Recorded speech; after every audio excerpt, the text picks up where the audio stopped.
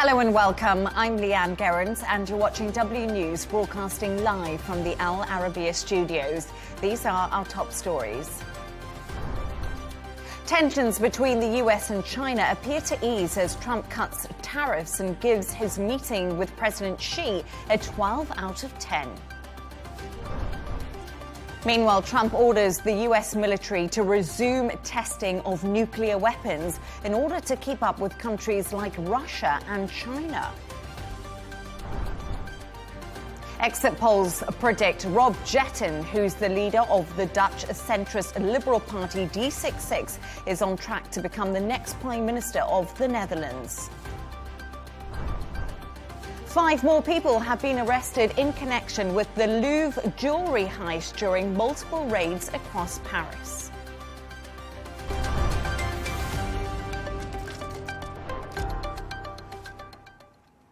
China and the US have agreed to a 1-year trade truce following talks between Donald Trump and Xi Jinping. The two leaders agreed to roll back export controls and ease other trade barriers. The meeting marked the end of a World War tour of Asia for the US president, where he negotiated trade breakthroughs with South Korea, Japan and Southeast Asian nations as well. Patrick Falk reports. The build-up to the talks in the South Korean port city of Busan had been massive. Ties between the world's 2 biggest superpowers were increasingly strained in recent months. But there was optimism. The fact that Trump and Xi agreed to this face-to-face meant there'd be at least some breakthrough. Thank you very much. When they finally got down to business, both leaders turned on the charm. Well, thank you very much. It's a great honor to be with a friend of mine, really for a long time now, if you think about it. President Trump, it is a great pleasure for me as well to meet you. And it feels very warm seeing you again because it's been many years. Under the agreement, the US will cut tariffs on Chinese goods linked to fentanyl to 10%, down from 20% previously. Beijing, meanwhile, agrees to crack down on the trade of the opioid. It also agrees to resume soybeans purchases and to keep rare earth exports flowing. The two sides also agreed to resolve issues around TikTok, which Washington wants to bring under US-controlled ownership. Vast differences remain, but easing tensions for now brings relief to countries entangled in the trade rivalry. Right now, things seem to be on a somewhat positive track. Whether that will change in the near future, that's anybody's guess, right? But this is the pattern that we've seen in US-China relations. Still, it was about as much as most could have hoped for, including President Trump himself. I thought it was an amazing meeting. He's a great leader of a very powerful, very strong country, China. And what can I say? It was an outstanding group of decisions, I think, that was made. A lot of decisions were made, too. There wasn't too much left out there. China's foreign ministry later confirmed Trump would visit Beijing next year. Experts say some of the details around the agreements remain unclear for now. Future meetings between the two leaders could prove to be an important anchor for US-China ties. Patrick Falk, Al Arabiya English. For more on this, I'm joined by Derek Grossman, Professor of International Relations at the University of Southern California. Derek, always great to have you on the show. Thank you for joining me today. So, talks between President Trump and Xi marked a breakthrough. Trump was pretty bullish, but there is still no ink on any paper. What do you make of the mood music following these talks? Well, thanks for having me again. It's great to see you again. So, yeah, I mean, I think it's very typical of this second Trump administration to not really have anything written out, as you say, to have no joint statement or, to have a statement just from one side and not the other. So we'll have to kind of stay tuned for that to see if anything is codified. But I think that it's fair to say both leaders can walk away with what they wanted, right? So Trump wanted a deal on soybeans. He wanted Chinese action, further action on fentanyl ingredients.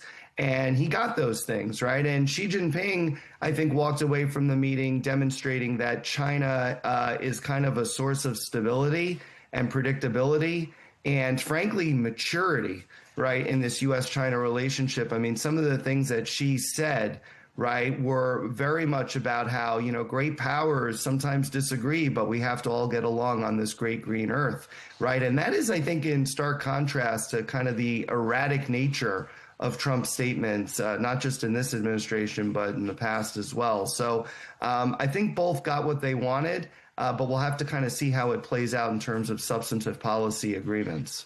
So let's talk about that. The US and China have agreed to a one-year trade truce. You saying they both got what they wanted. But is this just a temporary measure to plaster over the deeper fundamental economic and geopolitical issues that the countries face? Yeah, I mean, I think anytime you have a meeting between Xi and Trump, right, or frankly, Xi and any future American president, I mean, there's still structural issues involved in this great power relationship that are not going to be resolved with one meeting. And that's why I, along with many others, have advocated that the U.S. and China need to get back to having things like the strategic and economic dialogue, which actually existed back during the George W. Bush administration, right? So to have these constant senior level communications to ensure that any differences that may exist, and there are a lot, right, of course, are dealt with in a proper manner and do not escalate to the point where you have this tit-for-tat trade war on the economic side, or, you know, on the security side, have a major issue over Taiwan or in the South China Sea or something like that. So I think that more diplomacy, not less, is in order. That's not to say that all issues can be dealt with through diplomacy, but it certainly gives both sides a chance to resolve their differences peacefully. And Donald Trump has floated the idea that he could possibly visit China next year.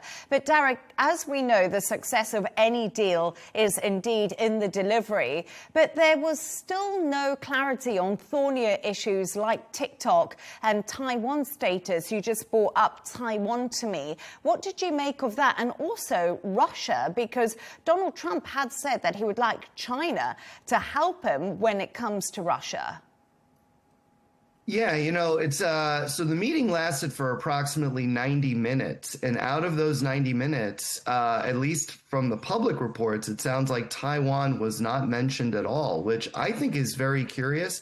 And I wonder if it's accurate. Again, 90-minute meetings, not that long, but it's also fairly long, right? So you would imagine at least a couple of minutes were devoted to Taiwan. Xi Jinping certainly wanted the U.S. to move away from its current policy of not supporting Taiwan independence to opposing Taiwan independence, and he's been pretty clear about that. So I'd imagine it did come up. It just hasn't been reported, but, you know, it's unclear how Trump responded to that. When he's been asked in the past, you know, how would you respond to such a demand or request from China? He said, I'm not going to answer that, right? And there's very few things that Trump does not talk about, right? So that's clearly a very sensitive issue in U.S. policy.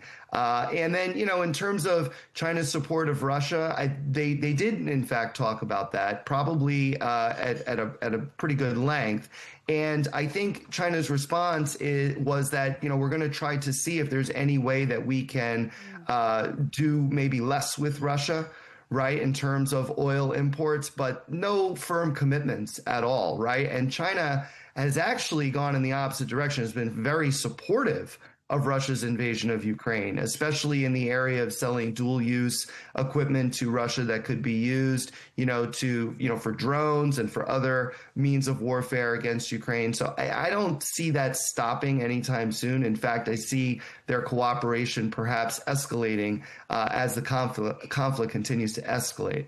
And I just want to talk to you a little bit about President Donald Trump, because he did do an impression of India's Prime Minister, Narendra Modi. How well is that going down? Well, I don't know how well his impression actually maps with how Modi is in private. Okay, but let's put that aside for a moment, right? Doing impressions of world leaders is probably not a good idea because it's tantamount to making fun of them. And I think in the case of U.S.-India relations, this comes at a particularly sensitive moment. Trump over the summer took a wrecking ball to the relationship, as we've discussed in the past. And the U.S. and India are only just now on the path toward recovering from that situation. I mean, this is kind of a longer story, right? But Trump on a near daily basis brings up the fact that he should win the Nobel Peace Prize because he ended the 4-day India-Pakistan war, which Modi and India staunchly disagree with that characterization of the events, right? And also Trump met with Pakistani Field Marshal Asim Munir at the White House for a 2-hour closed-door meeting, and the Indians accuse him as being the mastermind behind the Pahalgam terrorist attack back in April, which actually precipitated the war in May, right? And there are many other reasons why the U.S.-India relationship is in serious trouble. So, doing these kinds of things right now, an impression of Modi doesn't help the situation at all. Derek Grossman, always good to have your analysis. Thank you so much for your time with me this evening. Well, ahead of his meeting with President Xi today, Trump ordered the U.S. military to resume testing of nuclear weapons in order to keep up with countries like Russia and China. In a post on Truth Social, he said, "Because of other countries' testing programs, I have instructed the Department of War to start testing our nuclear weapons on an equal basis. That process will begin immediately." We're now joined by defense and security analyst Tobias Alwood. Tobias, thank you so much for joining me this evening. Let's start with President Donald Trump. Is he launching a new nuclear arms race with the first U.S. tests in 33 years? Yeah, that's a good place to start because we talk about our world getting more dangerous, not less, for this announcement to be made 30 years since the last testing took place on the anniversary, interestingly as well, of the Tsar bomb. This was the biggest nuclear test of a weapon ever done by the Soviets, far bigger than what we saw in Nagasaki or Hiroshima. And since then, there's been a test ban treaty agreed. So we're now seeing the unfolding of a new nuclear arms race with a third major player, that being China. But of course, other nations will now feel that they should join the club as well. I'm sure if you would ask Ukraine, they would have regretted relinquishing, their nuclear arsenal, because that's how you're made to feel safe nowadays. So what we're seeing is another element of a very disparate, very congested, very contested world get even more complicated as superpowers begin to rearm. And Donald Trump is claiming that China is rapidly building its nuclear stockpiles, Tobias, citing this as one of the reasons to justify his decision. But what more do we know about China's nuclear program? Because we do know China is very secretive. It is indeed, but it fits into a bigger picture that China's been pursuing indeed for years. It's always been China's vision for the last century to become stronger. They were humiliated, if you know the China's history of that century of humiliation of when countries, including America, Britain, Holland, France, and so on, took advantage of the weakness of China and actually saw the empire as it was collapse in the early 1900s, led to a civil war as well. Never again does China ever want to be open to be exploited in this way. And one of the ways they're preventing that is to build the largest army, air force, and navy in the world, to advance their capabilities in space, in cyber, and, as you say, to build a formidable nuclear arsenal. And they're actually on track to do exactly that, making, as I say, for a very, very dangerous world. The one good thing about the Cold War was the fact that there were these back channels. There were these conversations which said, listen, this is madness what we're doing. We can destroy the world not once, but many times over. And we haven't got back to that point. This generation has not got that Cold War statecraft an acumen and the back channel, the conversations to say, let's keep this in check. Let's consider what we're doing, because by accident, things could escalate so quickly and get out of control. Tobias, you're just talking about back-channel conversations there that we don't have, that they did have in the Cold War. But we did see President Donald Trump meeting with Xi Jinping. Do you think these conversations would be coming up about the likes of nuclear weapons, nuclear testing? Well, it's such an important question, because having the biggest superpowers in our world that don't get on talking to each other must be a good thing. So that absolutely should be welcomed. But when you saw the readouts from both sides, you actually realized an awful lot of the detail wasn't discussed, was actually parked. You know, Taiwan, what's going to happen over that, for example. So we hear another meeting is planned. This is, I think, good news for global order.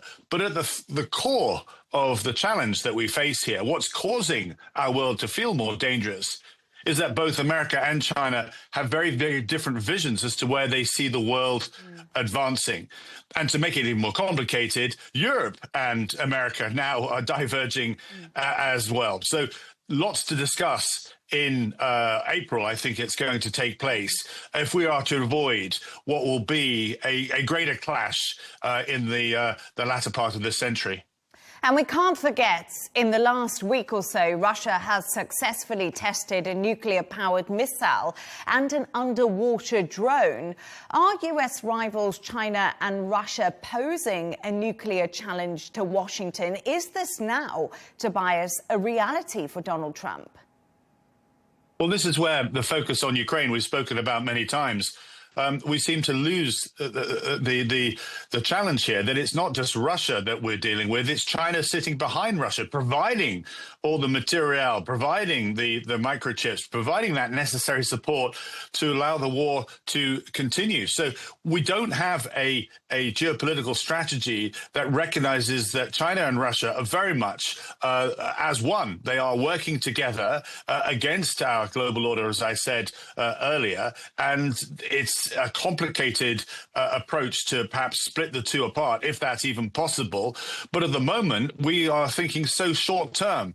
We don't have that long-term vision that both Russia and China tend to look at the world. That's why decades ago, it was China that determined that it was going to focus on rare earth minerals. They now process much of the world's rare earth capability, and they own the mines as well across Africa and elsewhere. We've been very slow to pick up the important aspects of what keeps our economy going, and China has taken full advantage of that. This is the heart of what needs to be discussed, because there is a symbiotic relationship that's required. America leans on China to some degree. China leans on America as well. But China is now realizing, as time goes on, perhaps, just perhaps, it can survive without China. And that then takes us to a very, very dangerous point in global affairs indeed. And just your personal perspective here, do you think Donald Trump's doing the right thing to protect the US by starting to test nuclear? If we look at it in the landscape that you're presenting, if we look further forward to China and domination? Well, it's that old adage, you know, you speak softly but carry a big stick, and this is, the big sticks don't get bigger than this. I'm not sure it's the only avenue you need to pursue. The way you stand up to strength and is certainly not appeasing the bully, and that's what we're seeing America do with Russia. And the way you stand up to China is by collectively working together. So the rest of the world working together. You add the GDP of all the EU and the G7 nations, it amounts to more than what China has. China's Achilles heel, if you like, compared with the Cold War, is that it needs to trade with the rest of the world. Now, if the rest of the world determine the terms in which fair trade can take place, which we've not done because China has rides roughshod over the World Trade Organization rules. If we start to enforce that with a bit of security, then we set the parameters as to how the 21st century should unfold. If we don't, China will pursue its vision as to where the world should go, collecting more and more countries in its One Belt, One Road program. And as I say, that takes us to a very dangerous place indeed. And According to the Stockholm International Peace Research Institute, we talked about this earlier, the global nuclear weapons stockpile is indeed growing across the world. You mentioned treaties, but what does this mean for nuclear and arms controls treaties that are in place? Are they almost void? They are indeed, and that's what makes the world so dangerous. And it isn't just major states that are developing nuclear missiles now. There's also non-state actors that are going to soon be able to harness this capability and develop very, very small bombs or dirty bombs as well. And then, of course, as I touched on earlier, any small nation, any nation in the Middle East, you can see why Iran wants the weapon itself, because it will be used as a deterrent. And unless you're in a big club like NATO, people will then look to procure a nuclear weapon to be able to fend off potential adversaries. And this does make our world much, much more dangerous. We've not had a nuclear weapon used in anger since the Second World War. And once even a small one is used, we then cross that threshold. Where does the world then go? And this is the back channels, the importance of getting those treaties sorted, getting Russia, China, and America as a starting point round the table. But boy, we're far off from ever that happening in the near future. Yes, indeed. Tobias Alwood, fascinating conversation. Thank you so much for talking to me this evening.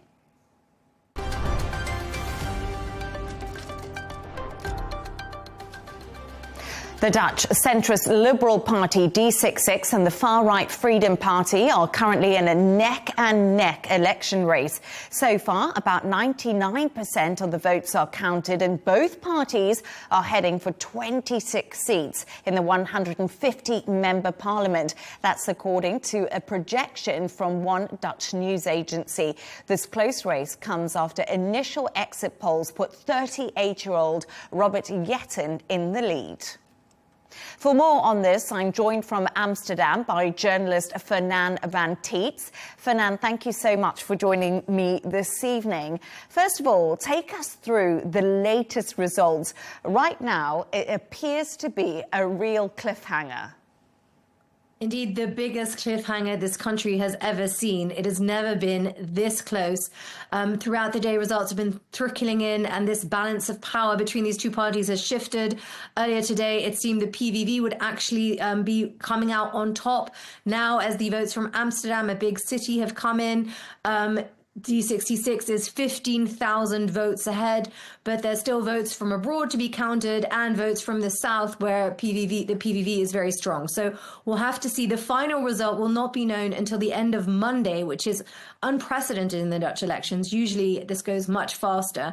And there's even talk about potentially a recount. Geert Wilders has said that he wants to be 100% sure who came out on top before moving forward to the next part of this process. Now, in Dutch politics, that usually means that the party that has become the biggest will get to appoint someone who will feel out other parties to see what kind of coalitions are possible. And of course, who that will be, who gets to appoint that person, will have a huge impact on the process going forward. A lot to wait for still, but Rob Jetten, who's the leader of the centrist Liberal Party, D66, has said other countries in Europe can learn from this, which I find really interesting because we have seen a rise of the right to politics across Europe. But what's the playbook? What's he getting at here? So for actually the last few weeks, it looked as if the PVV, with their strong anti-immigrant message, was going to win again, as they did in 2023. Asylum and immigration was at the top of the agenda. He was polling in first place.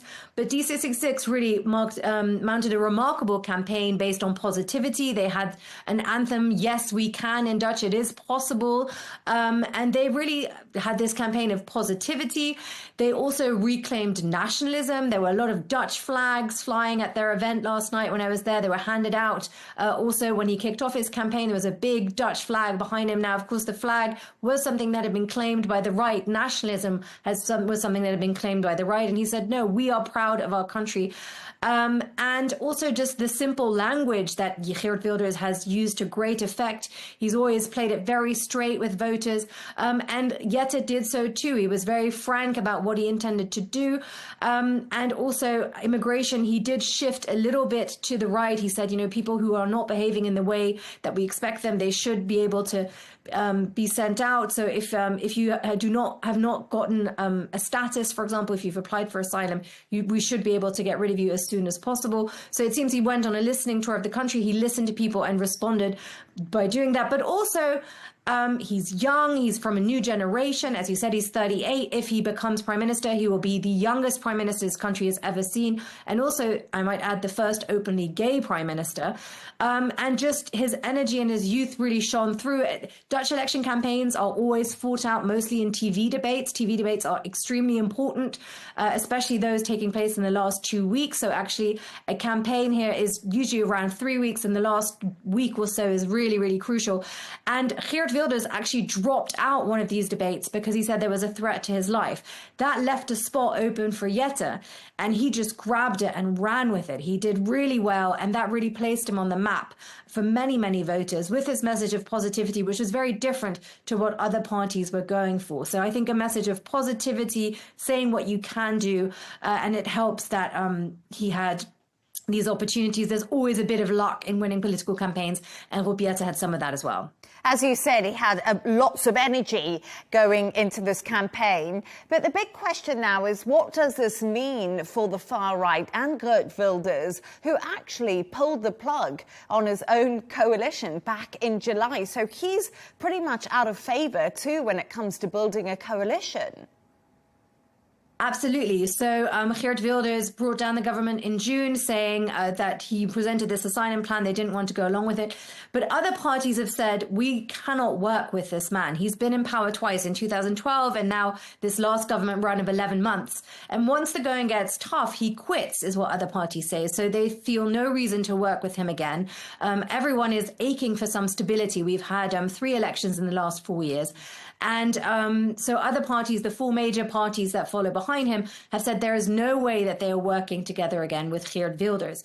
That said, I don't think we can discount the right. I mean, this is a neck-and-neck race between 2 very different blocs. The PVV, of course, very hard right. And he's not the only party that is hard right anymore in the Netherlands. If you look at other parties, actually the hard right bloc has around 42 seats in the 150-seat parliament, according to these latest results. Geert Wilders' major achievement over the past 20 years that he's been on the scene is that not only has he had other parties be created which also toe his line, but he has actually managed to move the migration debate very much over to the right in general. So, of course, we're now talking about this optimistic story of D66, and that is, I think, the biggest story of this election, the real game changer. But we cannot forget that the right still had a strong showing in the Netherlands. The only thing is that they just will not be able to form a coalition because Geert Wilders, who has the numbers, who could get together the numbers, is being excluded by other parties. So that means that the path to government for him is done. I mean, he had this opportunity, of course. He was the biggest last time round. He went into those negotiations and voters are saying, you didn't deliver. You had power. You had absolute power. And that also was a real shift in the campaign because Geert Wilders is someone who became big as an opposition leader. He's very good at that. He's very good at pointing out what other people are doing wrong. This time round, of course, he was in the position that he had been in power and people could say, what have you done about it? So when he was complaining about the lack of action on asylum, people could say, well, the asylum minister came from your party, but she didn't manage to get any legislation through the parliament. You had your chance and you wasted it. And that is a position that he was really uncomfortable in. You could see that in the debates. It's something he's not used to. He's not good at. He came across as a little bit grumpy sometimes, responding to snipes. And so he was really on the defensive rather than the offensive, which is not his role. But I think when looking at this result, we shouldn't forget that the Dutch scene also still has a very large segment of voters who did go for this far right vote. And they do have, as a bloc, 43 seats in parliament, but just not enough to actually govern. So what happens now? This is the question. Who's going to be the next leader? What kind of coalition could be formed? How long could it take? Fernand, there's so many questions that are still unanswered. Absolutely. So Dutch coalition building is a long-term process. I mean, everyone was saying we hope to have a new government by Christmas. I don't think anyone thinks that will happen. Also, we have elections for municipal elections in March. So if it's not done before then, again, things get a bit tricky. There's actually only one very clear majority to form of 4 parties. There's 15 different parties in parliament right now. If you want to form a coalition with 4 different parties, there's only one option, which is D66, and then the Christian Democrats, the VVD Liberals, and the Green Left Alliance. And that is the combination that Watson has said he would like to try for. They would have a majority of 86 seats, so a solid majority. However, the Liberals have campaigned throughout this process that they will never join a coalition with the left. They've excluded Geert Wilders, but they've also excluded the left. So they will have to come back on their word in order for that to work. They are hoping for a centrist right coalition, as they call it. However, that coalition of the Christian Democrats, D66, the Liberals, and a party called Ja 21, which is kind of similar to Geert Wilders, but packaged a bit more smoothly, they would only get to 75 seats right now, which is not a majority. So they would need another party, a 5th party, to join in order to work. And, you know, with the scene being so fragmented, the more parties you need, the harder it is to keep everyone together. So the more parties you add to the fray, the more complicated it gets, and the longer also the coalition building gets. So this is the beginning of a very long process. We will have to see next week, not tomorrow as would be usual, but because of this vote being so disputed, only next week there will be someone appointed who will start to feel out what coalitions will be possible. But yes, last time it took 7 months. The time before that, it took 11 months to form a government. So I think this is something that we will have to keep an eye on for many months to come. And I think the chances of there being a government before 2026 are extremely slim. Fernand Van Tetz, you've got your work cut out for you if it's going to take 7 months to form a coalition. But thank you so much for joining us.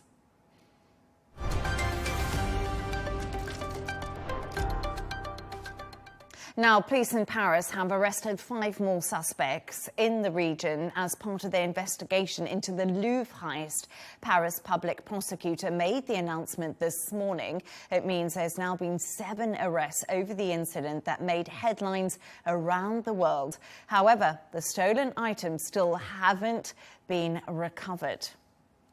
For more on this, I'm joined by our Paris correspondent, Ross Cullen. Ross, thank you so much for joining us. So I think you are, looks beautiful where you are. I was going to say, is that the Louvre? But it's clearly not. First of all, let's get on to more arrests have been made today.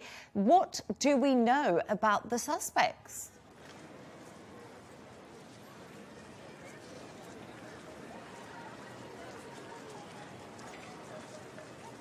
Well, good evening, Leigh Ann. It is a wonderful evening here in the centre of Paris. You might be able to see the moon as well. That's been rising over the last few minutes. The lights have just come on here at the Louvre Museum. You can see the famous pyramid here behind me. The Eiffel Tower is all lit up just over to my left. We have had an update from the Paris prosecutor about the heist that took place here 11 days ago. We know that 5 more people have been arrested at 9 p.m. last night, so Wednesday night local time, including one of the principal suspects. Paris prosecutors saying that they had him a target in their sights, so they're very satisfied to be able to have arrested one of the men they believe who was actually present at the heist when it took place on the 19th of October, and law enforcement will now have 96 hours to question those 5 people who've been arrested before they decide whether to release them or to charge them.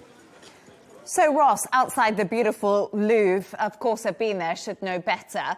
So, basically, we know that 4 men carried out this audacious heist. It appears 3 of the ringleaders have been arrested, but 1 is basically still at large. Are French authorities doing enough to track down these criminals?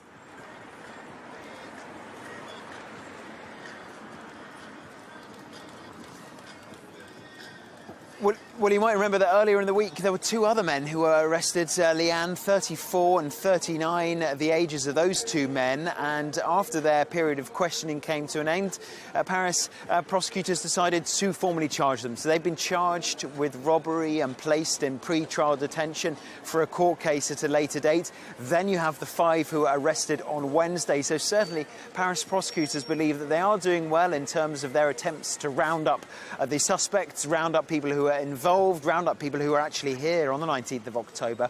But that, of course, is only one part of the investigation. So jewels worth $102 million were stolen from the Louvre in broad daylight nearly 2 weeks ago. But where are they, Ross? Is there any sign of them or any idea what possibly could have happened?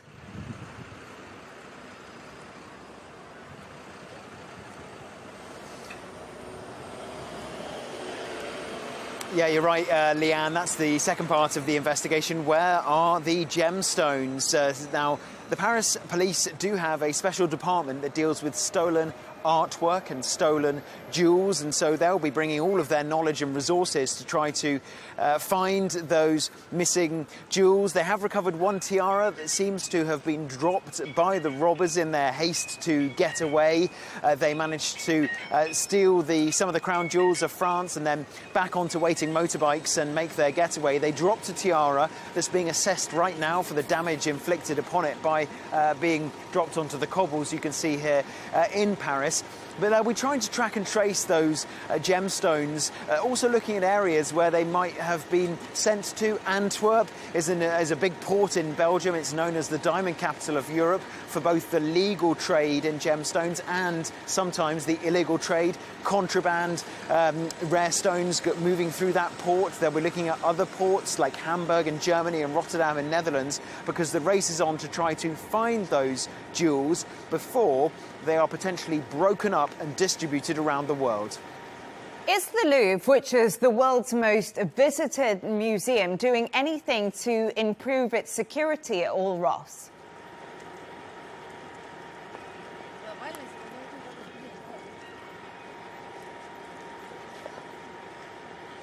Now, the Louvre is not just the world's most visited museum, it is the world's biggest museum, Leigh Ann, extending all the way around and down that way as well, a former royal palace here in the centre of the French capital. But the director of the museum, her name is Laurence Decars, and she's been in post since 2021 and has been warning for years that she feels the monitoring systems, the alarms, the CCTV infrastructure is not up to date, is not fit for purpose, and in fact the robbers did identify a blind spot where there was no CCTV to be able to carry out their heist in broad daylight, while there were thousands of visitors here inside the museum viewing the artworks on the 19th of October. And we know that some of the jewels have now been sent from the Louvre to the Bank of France, to its vault some 26 metres underground, because that is seen as a safer place to store gemstones than here at the biggest and most visited museum in the world, Leigh Ann.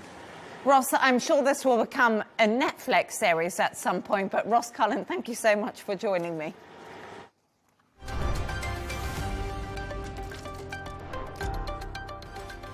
Let's take a look at some of the other stories making the headlines today. Israel's army says Hamas has handed over 2 coffins with remains of hostages to the Red Cross in Gaza. Hamas had previously returned the remains of 15 hostages since the start of the ceasefire. Earlier this week, Israel gave permission to an Egyptian technical team to go and work with the Red Cross in order to help locate the bodies. At least 34 people have been killed after Hurricane Melissa has devastated parts of the Caribbean. 8 of the deaths were recorded in Jamaica, 1 in the Dominican Republic and 25 in Haiti. The UK has pledged £2.5 million in emergency aid and will charter flights to help British nationals leave Jamaica, whilst President Donald Trump committed to supplying humanitarian aid.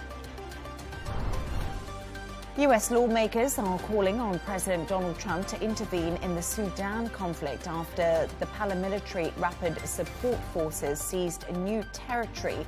The Republicans and Democrats want the US to designate the RSF as a foreign terrorist organization.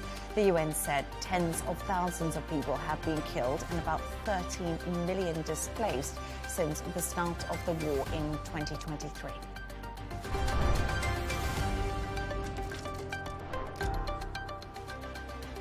A reminder of our top stories. Tensions between the US and China appear to ease as Trump cuts tariffs and gives his meeting with President Xi a 12 out of 10.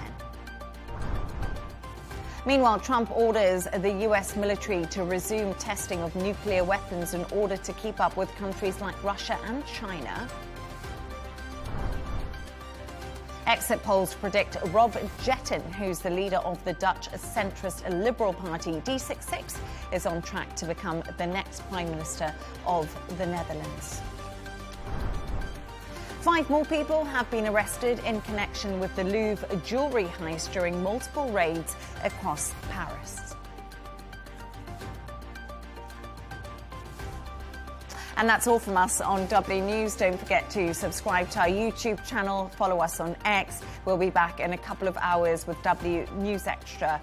Goodbye and thank you.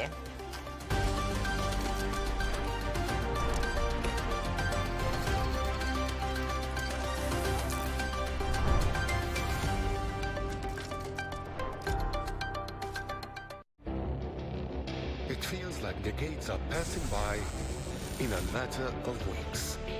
Seismic shifts in the world order. Never, ever will be part of America. With so much happening and so much noise. Whether it's political upheaval, Canada has been ripping us off for years. Economic shifts or social movements. And no one wins from tariffs. I think America can be more friendly to the rest of the world. The in-depth analysis and all the latest developments across the globe. To have an inclusive policy together. The meetings with Hamas gave me some hope. We're in another nuclear arms race. The most important development straight to your screen. Welcome to the dressing room. I'm on my own. I need backup. And an insightful look at the issues shaping our world today.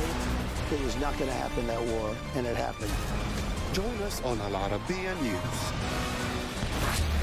where the world talks.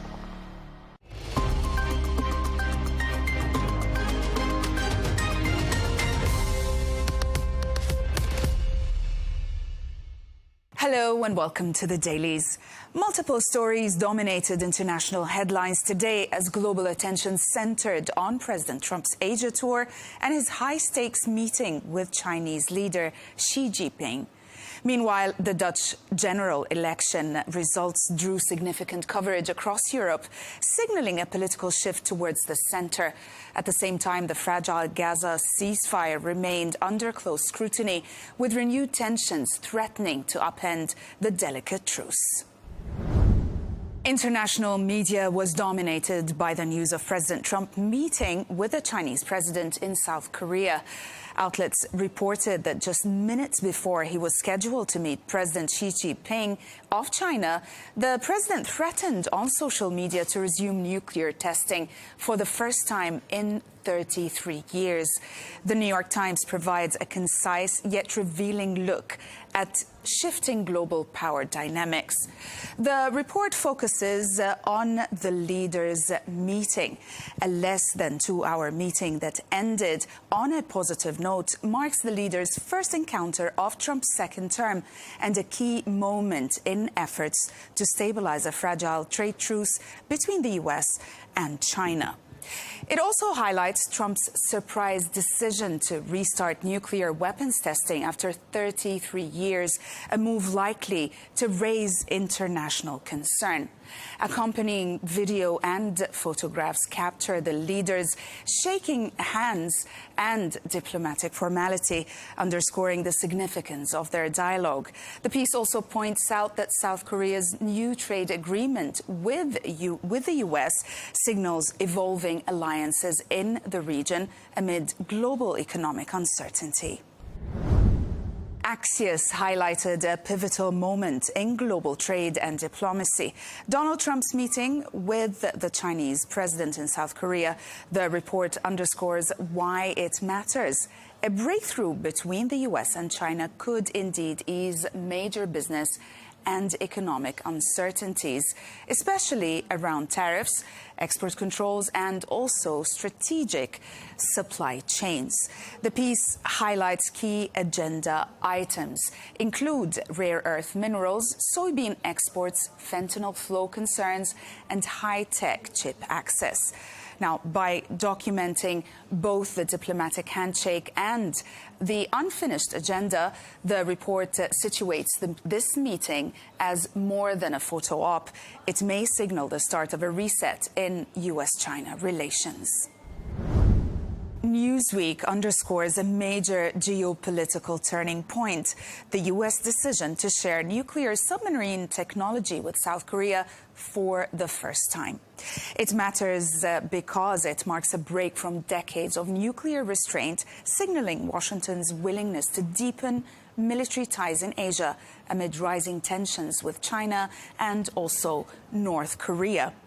The deal also reinforces U.S. industrial strength, channeling new contracts to Philadelphia shipyards while securing South Korea investments and also trade concessions. Now, beyond defense cooperation, the article also highlights how the agreement, as we're going to see, how this agreement redefines America's strategic posture, blurring lines between deterrence and escalation. By expanding nuclear partnership, Trump's move could indeed reshape regional power balances and test global norms on technology transfer and arms control. International media continue to cover Hurricane Melissa, emphasizing its catastrophic impact, highlighting Jamaica's landslides and mass power outages, Cuba's large-scale evacuations, and the broader humanitarian risks across the Caribbean. The Washington Post's interactive piece delivers a powerful visual and narrative account of the storm's impact on Jamaica and also Cuba.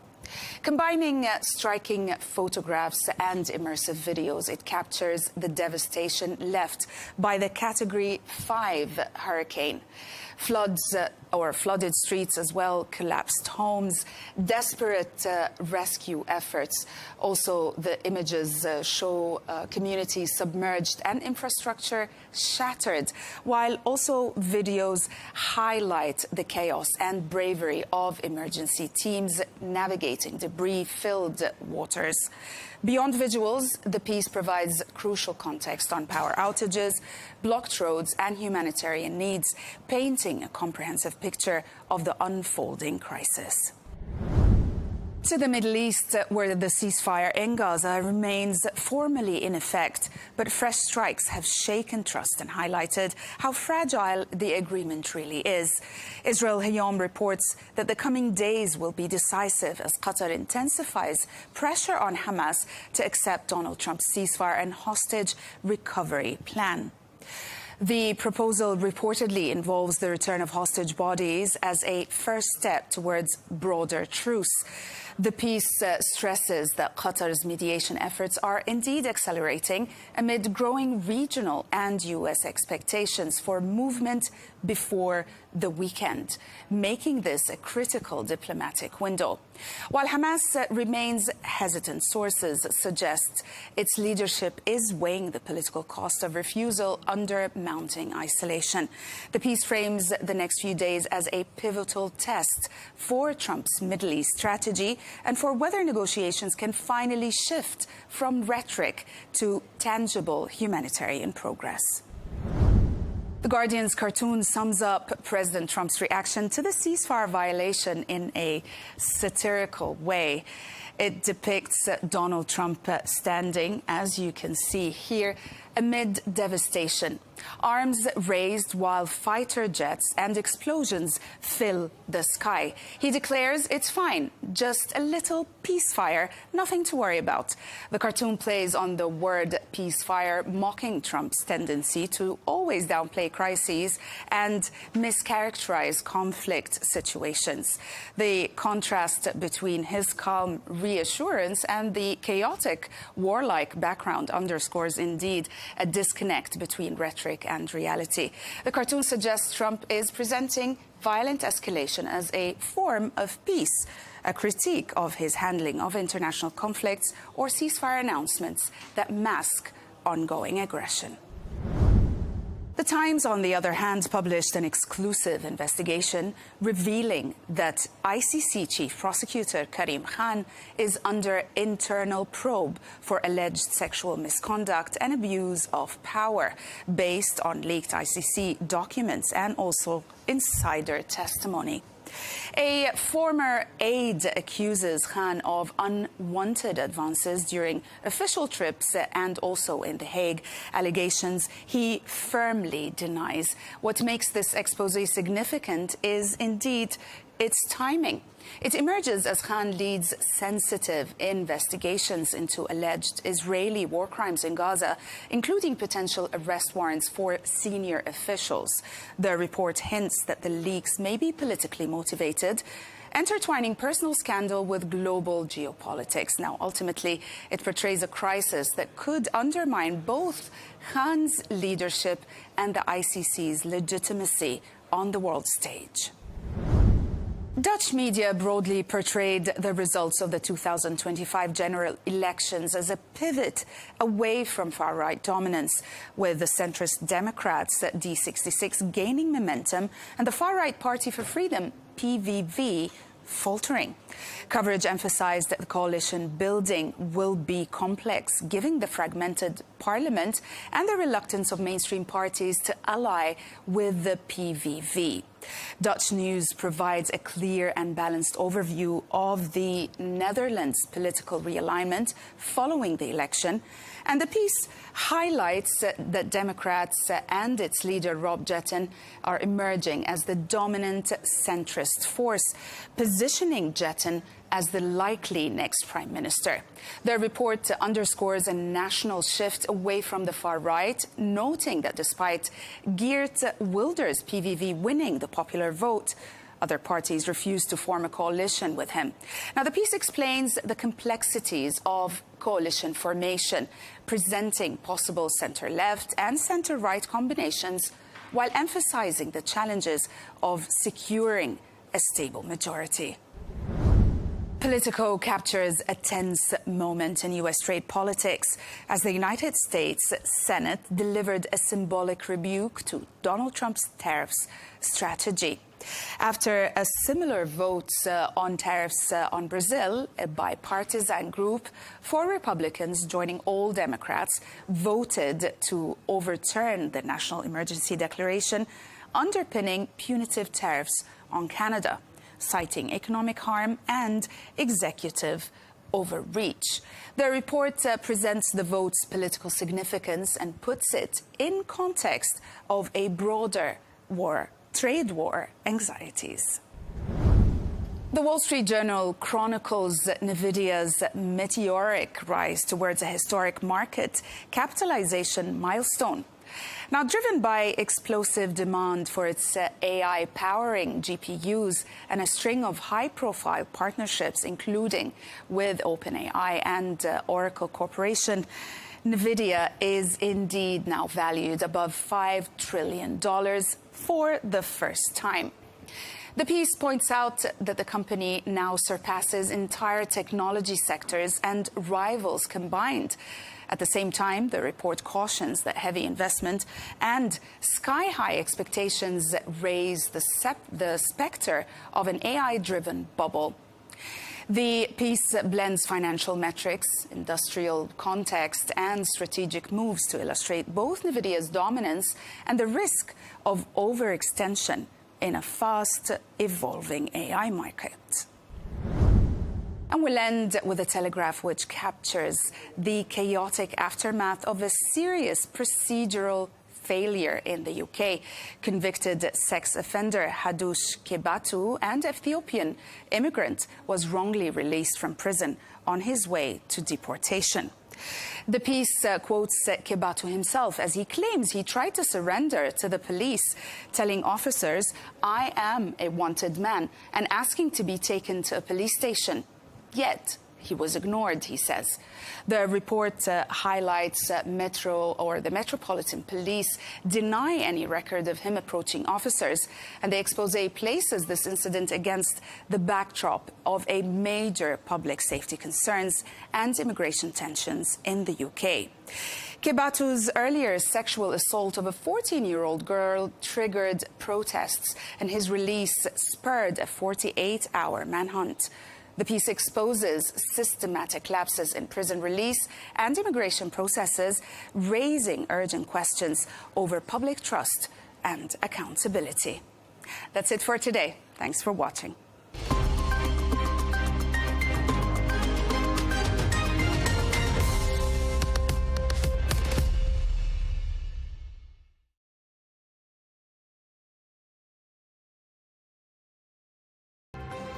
A regional war on drug cartels or an attempt at regime change.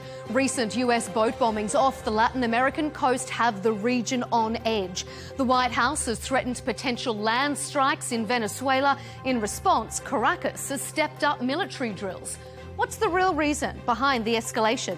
Stay with us. That debate is coming up on Counterpoints with me, Melinda Nucifora.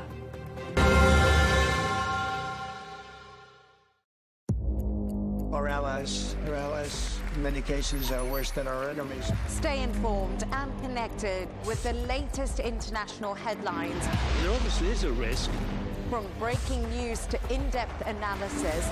It would appear that this war is coming to an end. Who buys this stuff? Investors, pension funds. We deliver the most important developments straight to your screen. Iran always wanted to deal with militia. Join us for compelling, expert-driven conversations. A curfew order has been established. And an insightful look at the issues shaping our world today. There are lots of proposals about European architecture for security. I'm Leigh Ann Gerrans, and this is W News. We dealt with this when I was Chief of Staff in the first term. Where you don't just hear the headlines, you get the full story. A regional war on drug cartels or an attempt at regime change. Recent US boat bombings off the Latin American coast have the region on edge. The White House has threatened potential land strikes in Venezuela. In response, Caracas has stepped up military drills. What's the real reason behind the escalation? Stay with us. That debate is coming up on Counterpoints with me, Melinda Nucifora.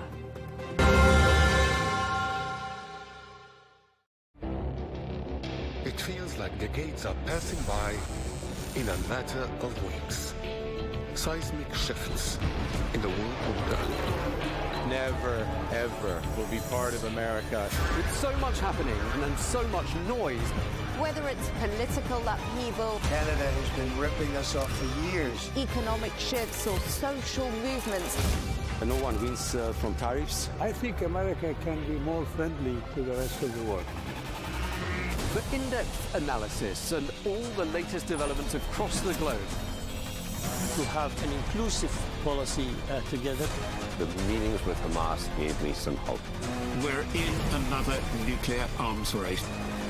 The most important developments straight to your screen. Welcome to the dressing room. I'm on my own. I need backup. And an insightful look at the issues shaping our world today. It was not going to happen, that war, and it happened. Join us on Arabiya News, where the world talks.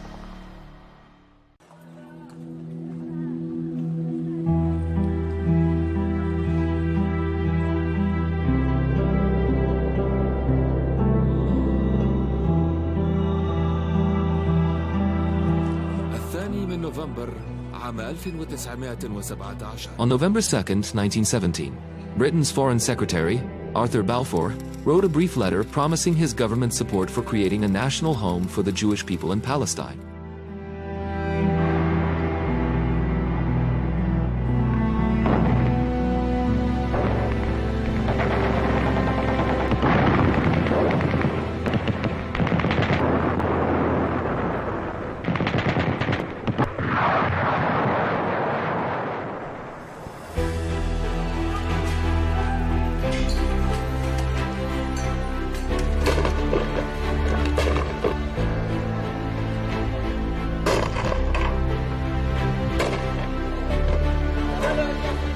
That marked the beginning of a century of conflicts and wars that would forever alter the fate of Palestine. and the entire region. 108 years later, Britain's Prime Minister Keir Starmer stood before the world. On September 20th, 2025, before the cameras, announcing his country's recognition of the State of Palestine. I state clearly, as Prime Minister of this great country, that the United Kingdom formally recognises the State of Palestine. As your chairman has reminded you, The British recognition carried special symbolism. No other nation has played a more decisive role in the modern history of Palestine than Britain itself. it is nearly 16 years since he recruited me to the Zionist movement.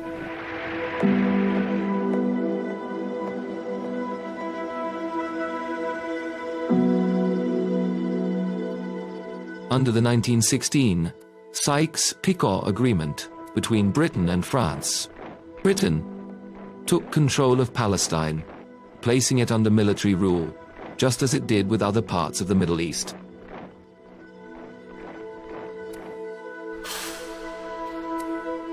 A year later, Balfour confirmed in his letter to Lord Rothschild, the wealthy British Jew, that his government viewed with favor the establishment of a national home for the Jewish people in Palestine.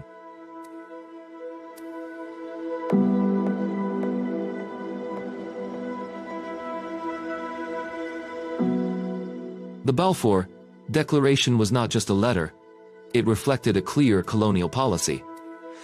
Britain had also promised independence to the Arabs, in return for their support against the Ottomans, a promise that was never kept.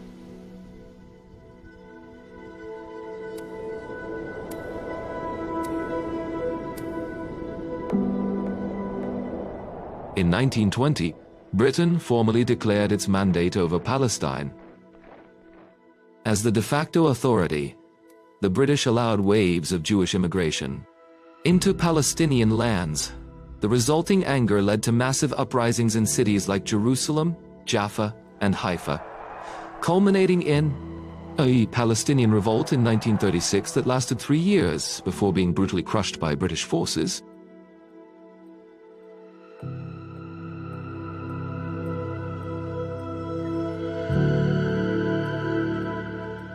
Following that, the British Peel Commission, after investigating the situation, recommended dividing Palestine into 2 states, one Jewish and one Arab, concluding that the mandate system was no longer sustainable due to the rising conflict. On the eve of World War II in 1939, a British white paper sought to calm both sides. It announced the support for establishing an independent Palestinian state where Arabs and Jews would live together within 10 years. But both sides rejected the plan. It satisfied neither their ambitions nor their fears. Keinen Mut, die mehr zu zwingen vermag, dann wird unser Wille und unser Heil. The outbreak of the World War made Palestine even more volatile. As the Nazis tightened their grip on Europe's Jews, migration quickened, until Jews made up nearly 1/3 of Palestine's population. In 1947, Foreign Secretary Ernest Bevin handed the matter to the United Nations, announcing Britain's withdrawal from the mandate. The resolution of the Dutch Committee for Palestine was adopted by 33 votes, 13 against, 10 abstentions.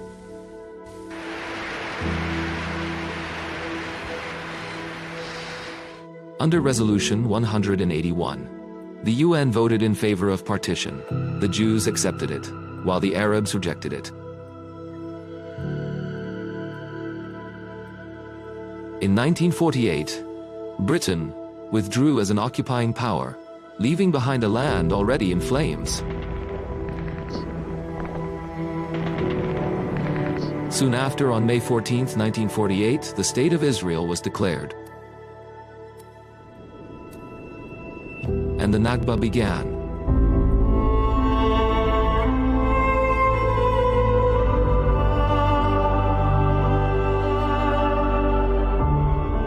Over 750,000 Palestinians were forced from their homes in the war that followed.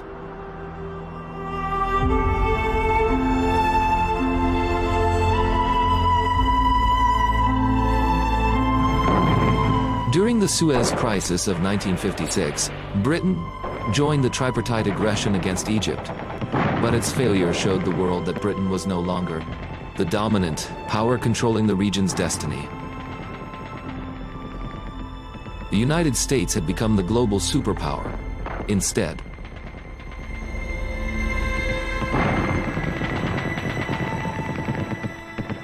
In June 1980, European nations, including Britain, met in Venice, Italy, and issued what became known as the Venice Declaration. The declaration was a pivotal moment. For the first time, the West collectively affirmed that the Palestinians were not merely refugees, but a people with legitimate political rights.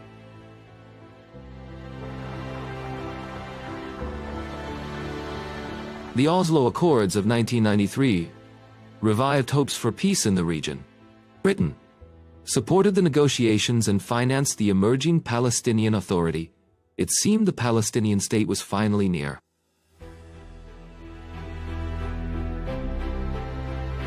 Yet, as settlement expansion and repressive Israeli policies continued, optimism quickly faded.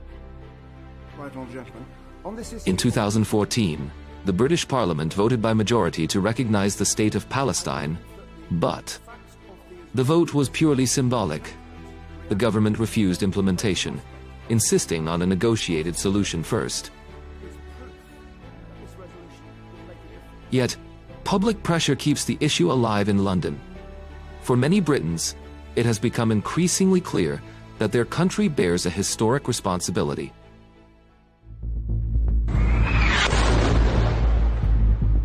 Ya Allah! Ya Allah! Ya Allah!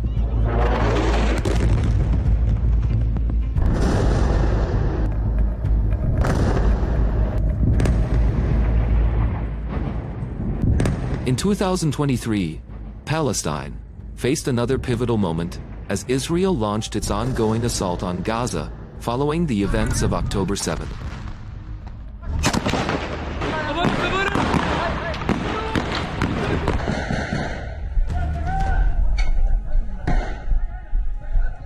Tens of thousands of Palestinians tragically lost their lives in Israeli strikes, and many, many more were injured in this ongoing conflict. More than 80% of the Gaza Strip was destroyed.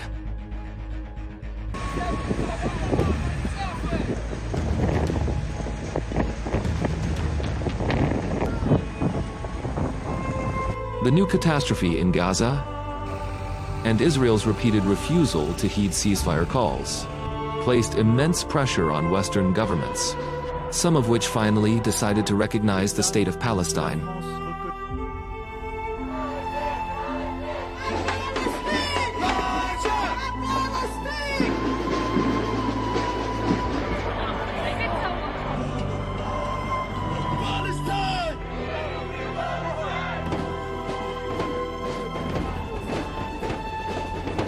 Britain was among the first, and its decision was seen as the most significant and symbolic. Keir Starmer's declaration came more than a century after the Balfour Declaration. Britain, once the source of Palestine's wound, had now recognized its statehood. But the question remains, will that truly be enough for a Palestinian state to rise?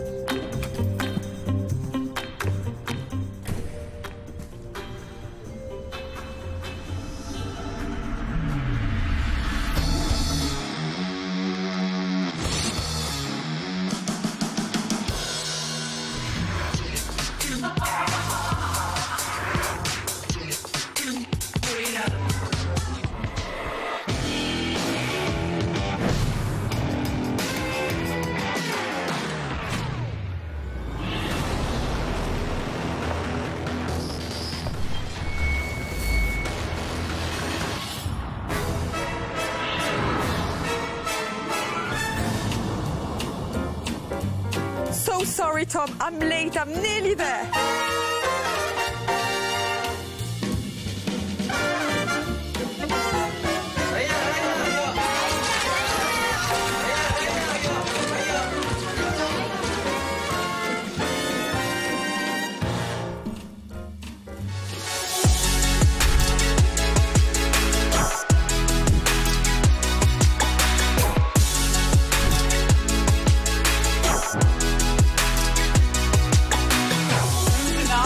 Meine Damen und Herren, herzlich willkommen.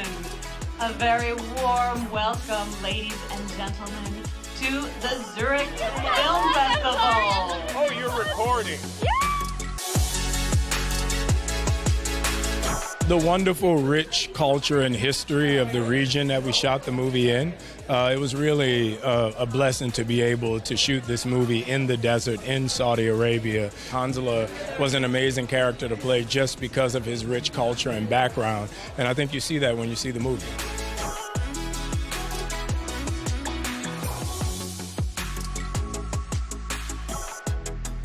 I think the fact that a woman in that time united all these Arab tribes and led them into battle with the biggest empire of the time. I think that, for me, was the most fascinating part about learning about this point in history. I've always been interested in the strange kind of tribal nature of humans, and this was an interesting exploration of that before Islam, before, it's really, really early days in that part of the world. And so it was kind of like a little bit of a history lesson in a way. It's unique. I've never done a film set in that time period. It explores a period that isn't really talked about that much as far as I'm aware. So that was exciting. For me, this was really nice experience because I've never been to any Arabic country. I come from Palestine, and for us, we're isolated because of the occupation that prevent us from traveling and going to Arabic countries. So it was for me a privilege to be there. I felt in home.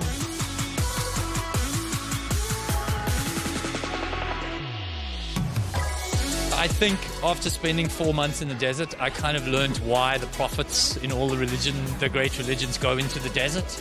All the stories are like Muhammad's in the desert, Jesus is in the desert, and it's a very spiritual place. It's not just physically beautiful, it's quite profound to be in the desert like that, in such a quiet beauty. You kind of have to see it. Even in the film, it's beautiful, but in real life, it's sort of overwhelming because it's so epic. They're epic. It's a place. It's called Wadi Rum. So it extends from Jordan all the way down into northwest Saudi Arabia. So it's very much the landscapes of Lawrence of Arabia, and it's this extraordinary, very elevated rock that just sort of rises up out of the desert.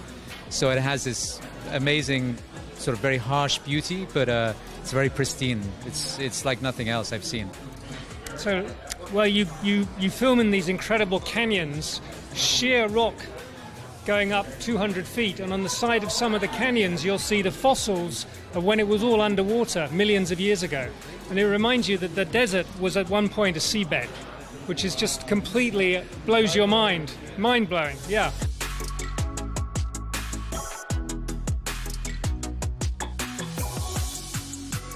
It was magical. I mean, to be able to shoot in a part of the world that a lot of people have never seen, just like, once a week we would go snorkeling in the Red Sea. We would go to Neom and be able to swim in the Red Sea. We were able to go and relax and take in the history of Alula. It was really amazing.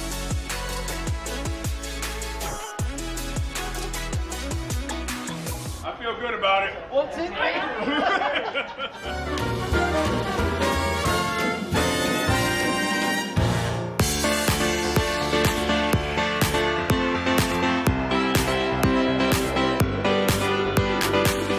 Pleasure to see you again, and what circumstances it is. This is a labor of love. It's been so long in the making. The feeling of having Desert Warrior finally be shown to an international audience in Zurich. It's very hard to kind of put it into words, but it's been such a long journey making this film. It goes back to 2020 in terms of when I first started. So the fact that we finally get to show it on the screen and have people see so many people from all around the world did in this beautiful, beautiful region in northwest Saudi Arabia. It feels good. I first myself started, traveling to Saudi with a cinematic eye because I knew of all those landscapes, but nothing prepared me for the beauty of Tabuk and Al Ula, and it felt really like Close Encounters of the Third Kind for me. Out of body experiences. It's so beautiful and raw. The wonders and challenges of filming there, what are they? Well, the wonders hopefully are there on the screen. They absolutely are, frame by frame. Yeah. But also the people. I mean, I feel like I was able to sort of immerse myself in a culture that I did not know. And I think as a filmmaker, I love the opportunity as a storyteller and a filmmaker to sort of come to places and have a kind of objective eye. And I did that obviously with so many people from within the region of Tabuk who, to varying degrees, had different sort of levels of experience making films. We had this one producer on the ground, Rasha, and we traveled the entire country. And we went to the east of the kingdom, up towards Al Ula and then Tabuk, and to the center, to Riyadh, obviously. And so I was able to sort of take in all different parts and all different influences that fed the story, even though we're set in the 7th century. So that in itself was an incredible kind of experience and understanding for me to then be able to try and put that up on the screen. You've got such a, interesting, eclectic career in film. So how do you choose what you want to do next in the sense of, what the director can bring you, what the part is for you, what the environment, what the location, what is important? Definitely my number one thing is just whether I think I could actually do the character, And then those other factors, like you say, where you're going to be shooting, who the director is. Who the director is obviously critical. I was very keen to work with Rupert. I was a big fan of his Planet of the Apes movie that I'd seen, and after a chat with him, so that was probably the most important. I knew the role would be relatively simple for me. And then I was just very interested to go to Saudi, and I think I have a kind of fascination for different environments like that. I just kind of jumped at the chance to go and see what it was like, because you hear everything about Saudi, but it's sort of urban legends of like what's actually going on, and it was quite different from what we had sort of thought we might have been expecting. Congratulations on the movie finally being shown to the world at the Zurich Film Festival. It's great to meet the cast because I feel that there's this sense of camaraderie between everyone. It was a nice big family, wasn't it? It was a pleasure for me, of course, to be in Saudi. It's the first Arabic production that I do. Yes. And for you, Nabil, how did it compare to what you've done before in sense of scale? This is a big, epic film. The biggest gift really were the relationships that we've made, the friendships that we made, really. It was very intense. You're stuck together for 3 months, isolated, but just with each other. And it was a tough shoot. It's an experience like words really can't quite sum it up, to be honest. But to see it on the big screen, I saw a screening of it in London, and I was speechless. It was really quite emotional because visually it's stunning. It is. Visually, for the big screen. Yeah, it's for the big screen. Yeah. The music, the kind of the spaces in between the noise. Incredible.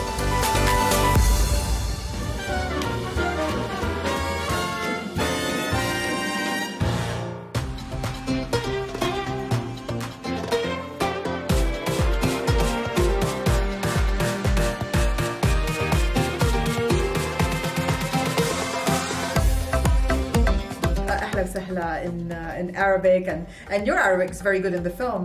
Was it daunting, first of all? I don't speak Arabic. Yes, well, you have very good pronunciation. As in the names. Of, I was like, oh my god, it's not easy. Is it the Trust me. Am I dubbed? even if you say I am Princess Hind in a certain way, you have the right pronunciation. Yeah, it's a Naaman. Yeah. So you do. Thank you. I appreciate that. That means a lot to me. Thank you. Well, let's talk about her and what you thought about her when you read the part, because she's such an empowered character in that historical context, and quite a relatable character to be able to portray. So what did you love most about it? I think I'll start by saying I actually didn't know about her story. Yes. So when I read the script, I wasn't aware that she was a real person and this was a real battle and it was really significant, a significant piece of history from the Arab world. And so when I read it, and I read that there was this woman from the 7th century who led these men, these tribes, she united them and led them into battle against the biggest empire of the time, and they won, that blew my mind. And it was really inspiring to read, and it just felt like, oh, that's so nice that it's a piece of my history that I didn't know and that I get to play this iconic character, and I hope that I can do her justice. How did you and Anthony Mackie discuss the dynamic of those two characters, of Bandit and Hind, and what motivated them to journey together? You know, Hind and Hanzala, the bandit, they're almost mirrors of one another. You know, they come from different circumstances, but they've also found themselves in the same place, and they're both outsiders. And so, you know, we shared that commonality, and they're also both in survival mode when they first meet, but they do see something in one another that is kindred. So it was really nice that their characters go on a journey and they meet and they realize that they're more similar than they expected, and they impart their own wisdoms on one another, and then they go their separate ways. Of course, you know, he's destined to wander the desert and be alone. He's a lone wolf, but she's married to her people and her city. And so they do go on this journey of two people on different paths that come together and then move apart. And that's really beautiful. Yeah, it is quite a great dynamic. My final question is, you know, you are of Saudi origin, you were filming this in Saudi, and the cast really felt like a family. So was there a home feel in this whole experience? Absolutely. The fact that so many of us are still in contact is a real testament to the journey that we went on. And it's one of those things in life that you go through with people and only they understand that. I mean, it just happened that there were 300 of us or something. But excluding extras, I assume. Yeah, of course. But those of us that sort of flew in to do this movie, and I think you don't spend 4.5 months in the desert and leave the same person. I think it changes you, and we all kind of went on that journey together. There is something really special that bonded us, and Saudi's an amazing, beautiful place, and we really had the best time. So we're also grateful for the journey because it was one of a kind. Thank really you so excited. much. No, thank you. Congratulations. Thank you.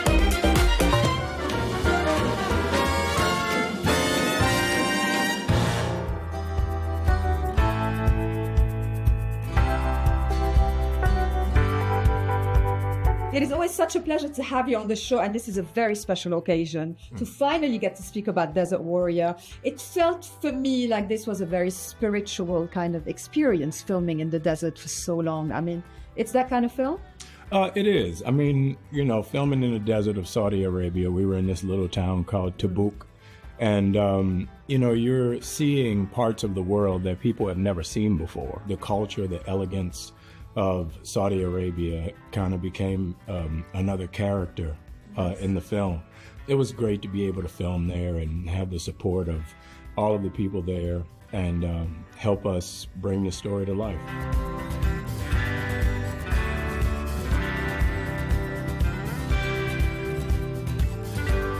And the infrastructure, this burgeoning infrastructure of cinema in Saudi must have been also quite inspiring to be around, because you have, you know, those young people in film, you know, from sound to lighting, etc., getting to experience a big Hollywood film. So Right. how did it feel, you know, seeing them in action? It was great. I mean, everybody involved in the film was so excited to be there and worked so hard. We had so many just hard, hot days. And the young people and the locals were very excited for us to be there and wanted us to experience Saudi Arabia in all of its glory. It was just exciting and a moment in time that I'll never forget. It was a mind-bending experience. I mean, it was wonderful because there were so many different elements to this character and so many different obstacles we had to face. Today is there's a large, you know, sense of gratification to be able to show it to an audience. You star as a so-called bandit. For me, he's not a the above. What did you love about this onion type of character? You know, you kind of, peel the layers of him throughout the film. Well, Han Solo was a very interesting character for me, just simply because of his origin, his background, and how he ended up to be a part of this story. It was very unique and very eye-opening to be able to play the character and learn so much about this history that we've never really talked about outside of the myths and legends that we've heard.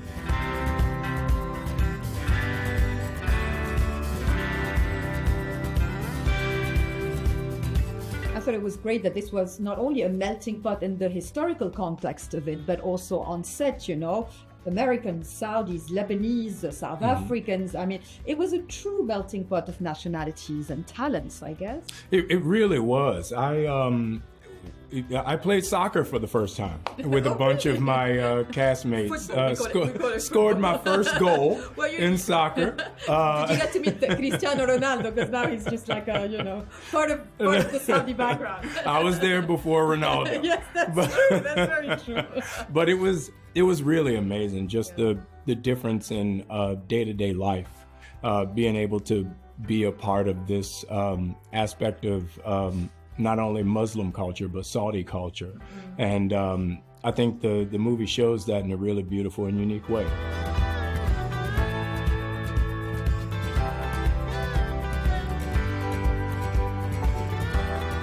Let's talk about Aisha. I just met her. I think she's got this, fascinating screen presence to her. How was it building the dynamic of those two leads? It was really easy. Aisha and I, when we first met and first started working together, we really just fell into a groove with each other that kind of helped these characters in a great way. We were able to take our relationship and put it into these two characters throughout the course of filming. And working with Rupert as well, was it also on your bucket list of things to do? Rupert was amazing, and I've been a fan of Rupert for a very long time, and knowing his work, and I was so excited when I heard about the film and heard he was directing the film, just because the scope and the way in which he works. You don't really get to see that, too often, or work with directors like that too often.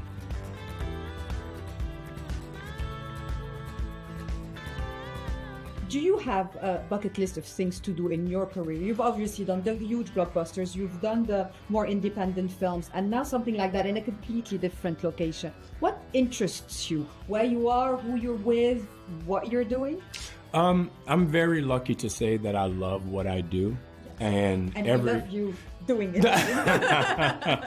But every day of work never feels like work.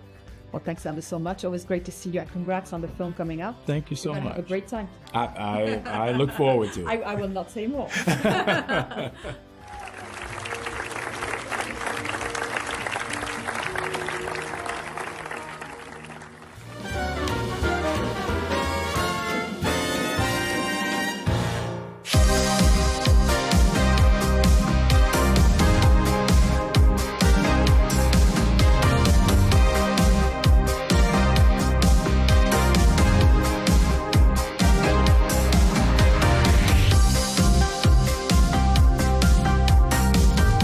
As a filmmaker, I think part of what you're trying to chart is letting the film become what it needs to be. So I think the whole film ended up being a surprise. I think the biggest challenge was just getting it made. This was a decade-long process for me. Dylan has been attached since 2020. It's an independent film. It was, many times the budget of my first film, but there's never enough time or never enough money. So there were a lot of logistical challenges. I'm also a producer on the project, so I think balancing that with the creative responsibility is probably the most challenging aspect for me. You just have to know your limits. I don't know my limits. I wish I could take it back. Rocky. Together or separate? Together. Separate. I'm somebody who I think obviously, I'm not sure how it works here, but in the States, it's not as accessible as I would want it to be. And I think obviously, in terms of generationally, we've just sort of really started becoming more aware of how beneficial therapy can be on your mental health and how important it is to take care of your mental health. So yeah, that's something I'm a huge proponent of for sure, and access to therapy I think is something certainly that we need more of.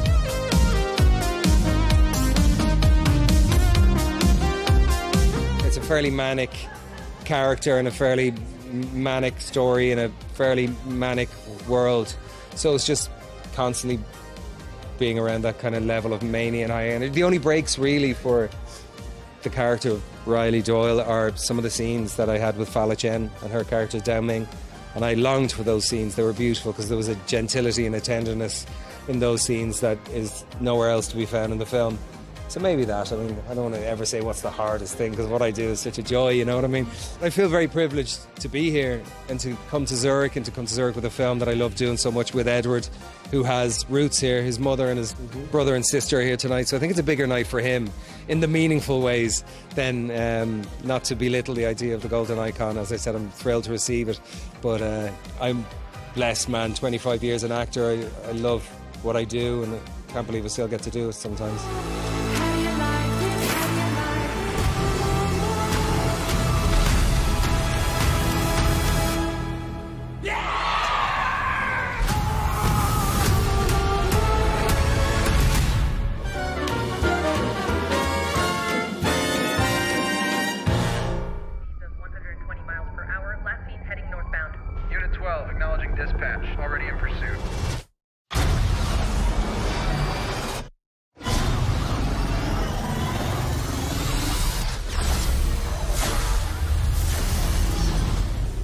Such a pleasure to speak to all of you. Where are you, Rhea?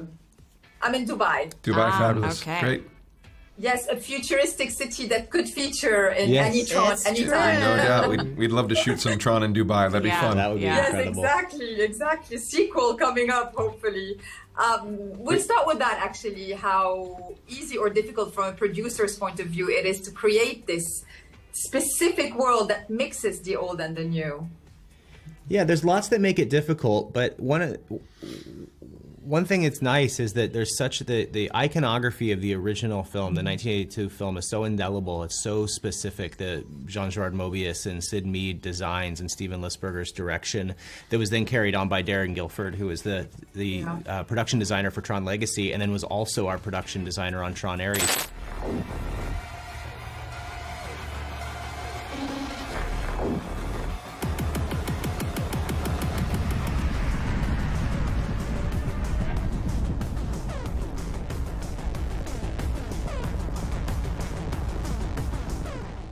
How exciting is it to do it today? Because obviously the subject of AI is so present in people's mind, whereas, you know, as you said, this is a Tron theme from the 80s.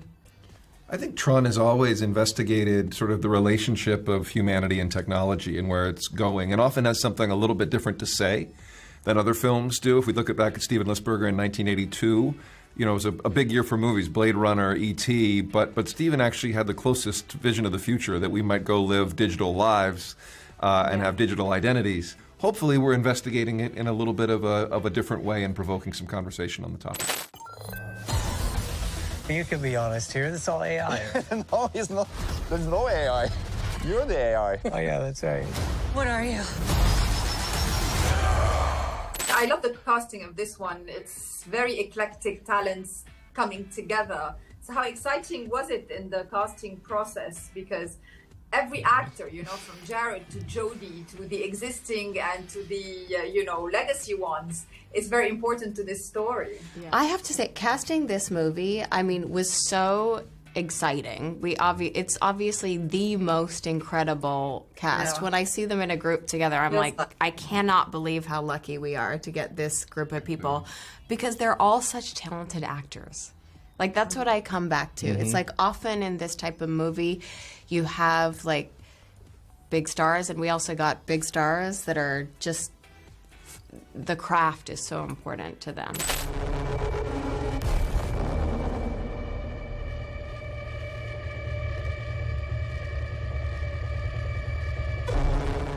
The final question is always on music. How much of a narrative do you feel it is of the story, basically? You feel like the music kind of accompanies everything. Yeah, it's hugely important with Tron. From Wendy Carlos to the 1982 film to Tron Legacy with Daft Punk. We knew one of the first questions we had to answer for ourselves was who will do the soundtrack and the score for this film. And Nine Inch Nails were, the only name on the list, really, and we were very excited that they were interested in the franchise and were fans of the franchises. But they're also incredible storytellers, and they really know how to approach a scene in a way that it's so exciting to get a piece of music and put it against picture when we're in the editorial process and see how that changes the feeling of a scene. Sometimes in very unexpected ways, it can take the scene in a different direction, and then maybe we lean back into that editorially. So it becomes this really interesting conversation between the story and the visuals and the music of the movie, and I think it's what makes Tron special. Oh, 100%. Well, thank you so much. My time is up, but congrats on the film. Thank you. You have the sound and then Nine Inch Nails. Suddenly I start feeling it in another way. I'm a Tron super fan. I love Tron. It's so iconic. And that's so important, especially making something like Tron. We're so lucky to play around in that sandbox.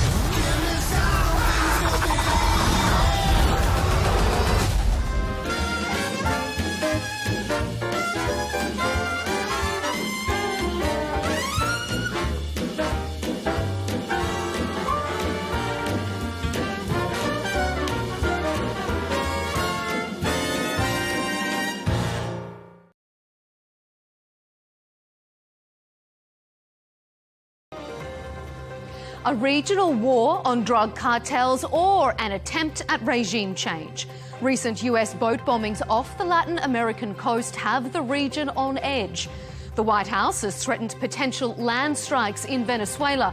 In response, Caracas has stepped up military drills. What's the real reason behind the escalation? It's up for debate on Counterpoints with me, Melinda Nucifora.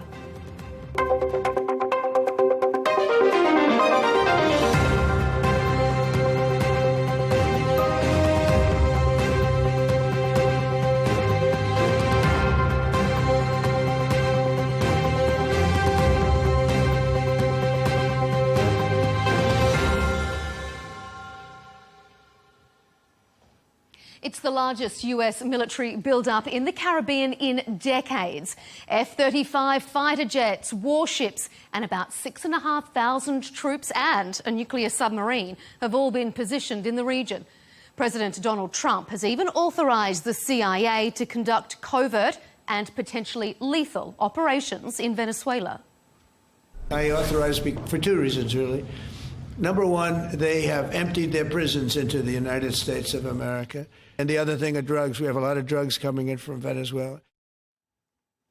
And according to the Trump administration, Venezuelan President Nicolas Maduro is behind it all. He denies US allegations that he stole last year's election or that he's involved in drug trafficking.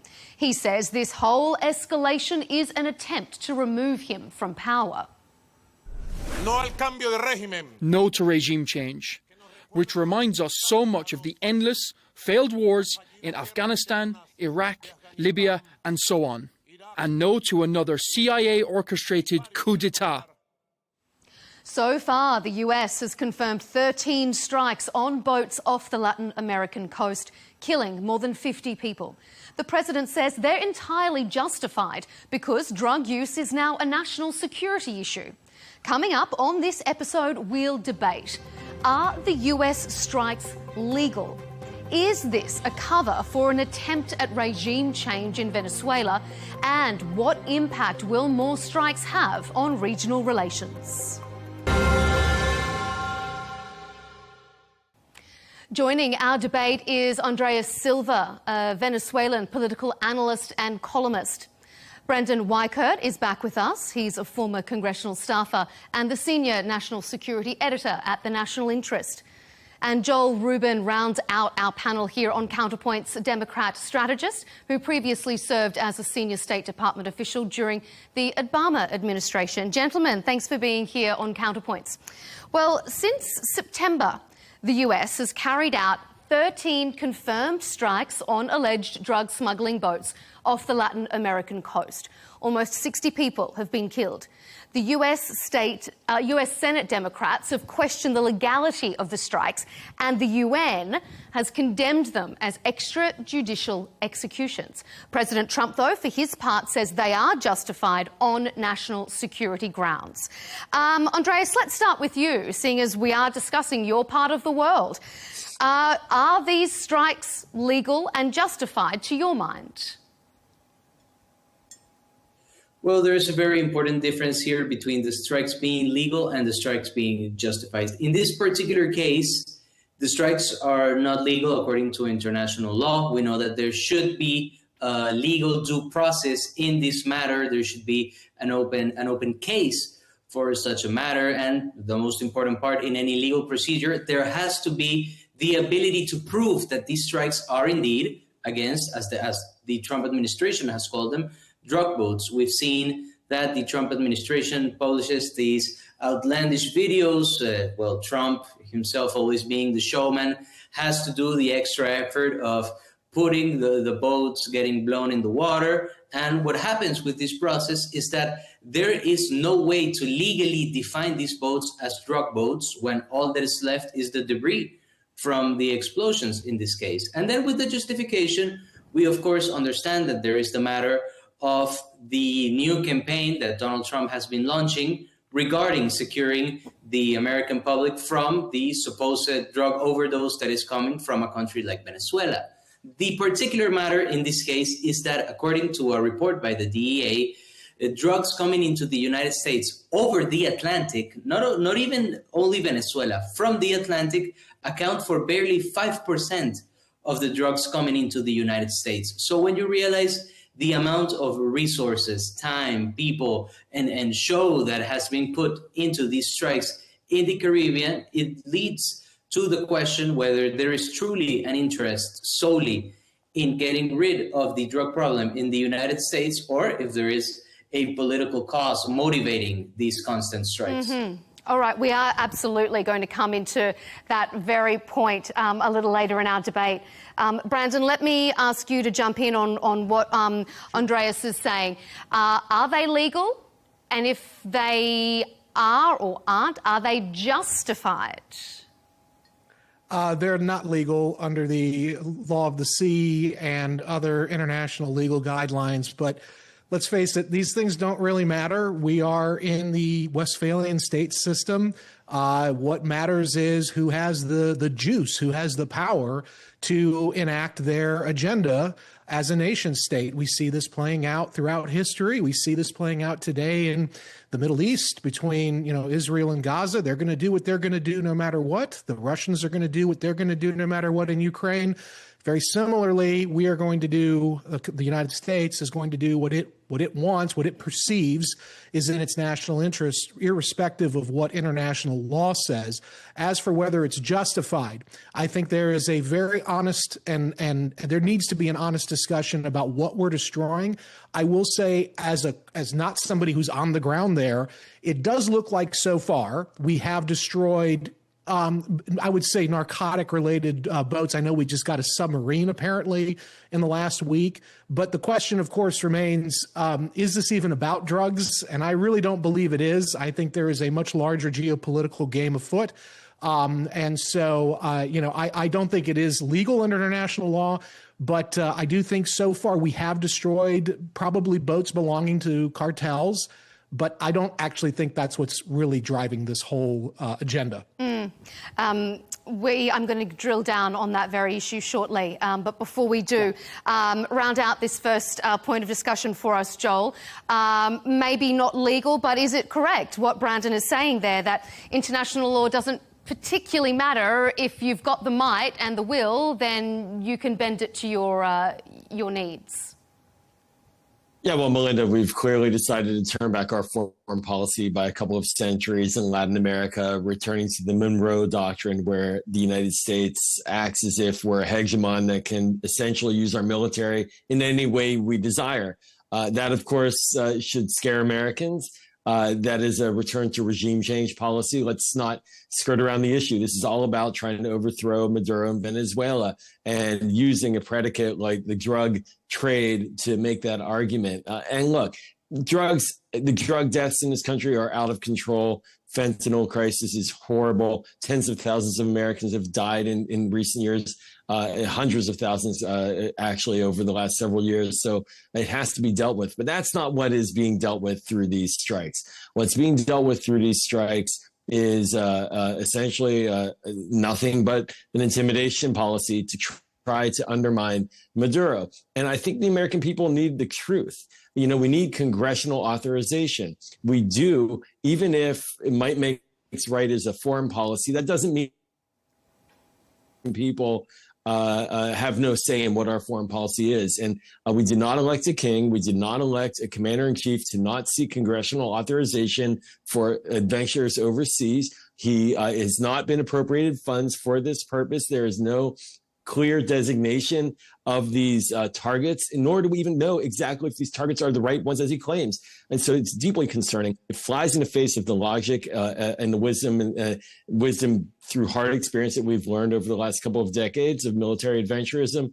And I really think that we have to be clear about why this is happening and not get trapped into the argument that it somehow prevents drug addiction in the United States. That it does not do. Andreas, I wonder, you raised this in your first point. Is Venezuela, though, the heart of the drug problem in the US? I mean, the war on drugs, if you want to call it that, is a very serious one in the US. So is this level of aggression justified if it is going to be taking out these alleged Venezuelan gangs? Well, when we take into account all the reports published in the past by the DEA, by the CIA, there is absolutely no evidence that Venezuela has as big and massive a participation in the drug trade as the current United States government has participated. There have been some evidences that perhaps Venezuela is an important part of routes towards that 5% of drugs that are being trafficked through the Atlantic to the United States, but that does not necessarily mean that either the Venezuelan government is involved or that Venezuelan nationals are involved. It only points to the fact that perhaps Venezuela, based on its geographical position, could be participating in such a trade. So when you analyze how much the Trump administration has been accentuating this point, trying to highlight how Venezuela is this international drug hub and how this justifies the massive movement of troops in the Caribbean, it begs once again to ask the question, what does the Trump administration plan to do? Because if your true goal is to reduce a big margin of the drug trafficking in the United States, then why would you target a nation that accounts for less than 5% at the moment? There have also been remarks by the Trump administration against, for example, the Colombian president, Gustavo Petro. Colombia is a country that does participate a bit more, of course, not Colombia as a government, but the territory of Colombia has been a hub for many decades for this international drug trade. But even though there have been some remarks against its president, it still begs the question, why has Venezuela taken such a spotlight in this matter, looking for this goal? Yeah. Okay. You know, Melinda, I have to jump on that. Like, I traveled to Colombia years ago when I was a State Department official alongside members of Congress on a delegation. We went into the jungle in Colombia, and we saw moves to try to reduce the cultivation of cocaine, essentially of cocos, by farmers there. And how was that executed? Through aid, through USAID, which the Trump team eliminated, but through providing assistance to farmers to shift their agricultural investments. And that's what we need to do. We need smart policy if we want to be counter narcotics. But what's happening, to Andreas's point, essentially means we should be bombing Mexico, right? Because that's where most fentanyl is produced and sent up to the United States. If it's not produced in the United States itself, maybe we should be bombing American cities and states, because that's where fentanyl production is. Certainly, they're ripe targets, and I just don't buy it. That's the point. That's not what this is about. What this is about is we're laying the foundation for an argument to create regime change in Venezuela, and we owe the American people a vote and a say in whether or not that's wise policy. And I would just like to tack on, while I do believe that it is not about drugs, the argument is the Venezuelan government through the Cartel of the Suns has an indirect but very important role that they play with regional drug and illicit human trafficking flows. For instance, Cartel of the Suns provides diplomatic cover and assistance to the Sinaloa cartel in Mexico, which is a huge issue in terms of fentanyl production. Sinaloa's got their hands all over that.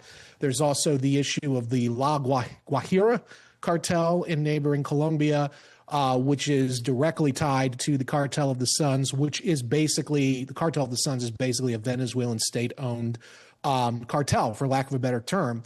And so this is the argument that the current administration in D.C. is making for why they're going after it. And I do think there is a legitimate argument there, but I do believe there is more to the story, and I know we're going to touch on it later, but I do believe there's more to this story than just we're going after drugs. And I do also, though, to Joel's comment about Mexico, I do believe we're getting ready to hit Mexico, the cartels there as well. Oh, boy. And so I think this is part of a larger regional push. I also think we're getting ready to go into Colombia and go after some of those cartels that are associated with Cartel of the Suns. There's also the issue of Tren de Aragua, which is a huge transnational issue, and they are partnered with the Maduro regime. I have expatriates down here in Florida from Venezuela. Take from this what you will. Obviously, they have an agenda to say this, but several people I've spoken to over the years are insistent that Tren de Aragua is actually a paramilitary arm of the Venezuelan regime. So that is also making its way to the administration, that claim. And so this is why some of this is happening the way it is. Okay. Andreas, I'll let you respond to those comments and then we'll move on. Oh, yes, absolutely. Well, also when we analyze what the Trump administration is doing, taking into consideration that if there's one thing you have to give Donald Trump, is that anything he does, he's always thinking about the at least medium-term repercussions. And in this case, he knows that a regime change in Venezuela or handling the Venezuelan situation is, of course, going to have massive implications into who succeeds him in 2028. If you ask me personally, I had the opportunity to talk to Juan Gonzalez, a former State Department advisor under the Biden administration. I commented that for me, this is a matter of framing. When we talk about the narco-terrorism and drug trafficking in the Caribbean coming from Venezuela, this is the Trump administration's way of framing this matter into strictly a narcotics operation.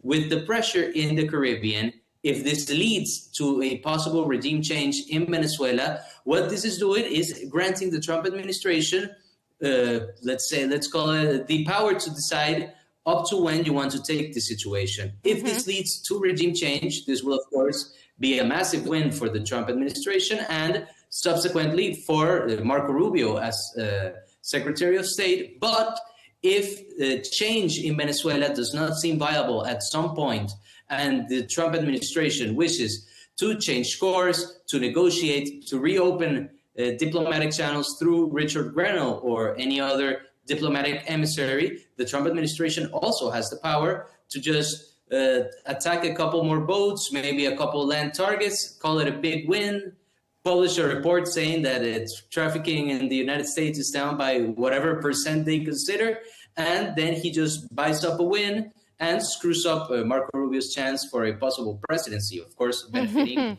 in that case, Jay. You know, Melinda, I got to tell you, if I could just add, this is like highly illegal activity. The United States military, under the War Powers Act, can, under the president's authority, engage in military activity for up to 2 months without providing a rationale to the Congress. But there is no imminent threat that's been cited. There was no attack on American military forces that had been cited. these aren't even terrorist organizations, although they're being redescribed as narco-terrorists. So therefore, the foreign terrorist organization designation is being used in a backwards way to justify the attacks. And so what Andres is laying out is a war on Latin America. And the American people didn't vote for that. The American people didn't vote for endless war. They didn't vote for regime change wars. And I think that the president owes the American people an explanation about what he's really trying to do in Latin America.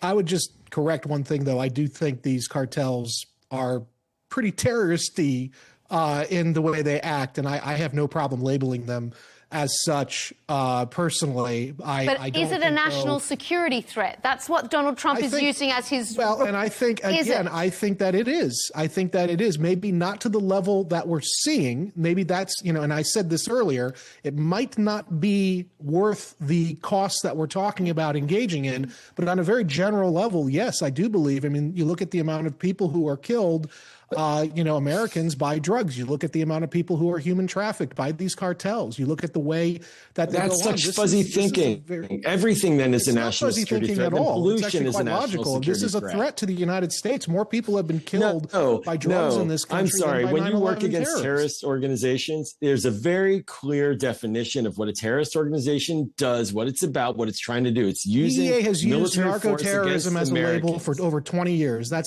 is a legitimate label. That's because now what they're trying to do is shoehorn a label for Al-Qaeda into this because they don't want to seek legal justification and approval from the Congress.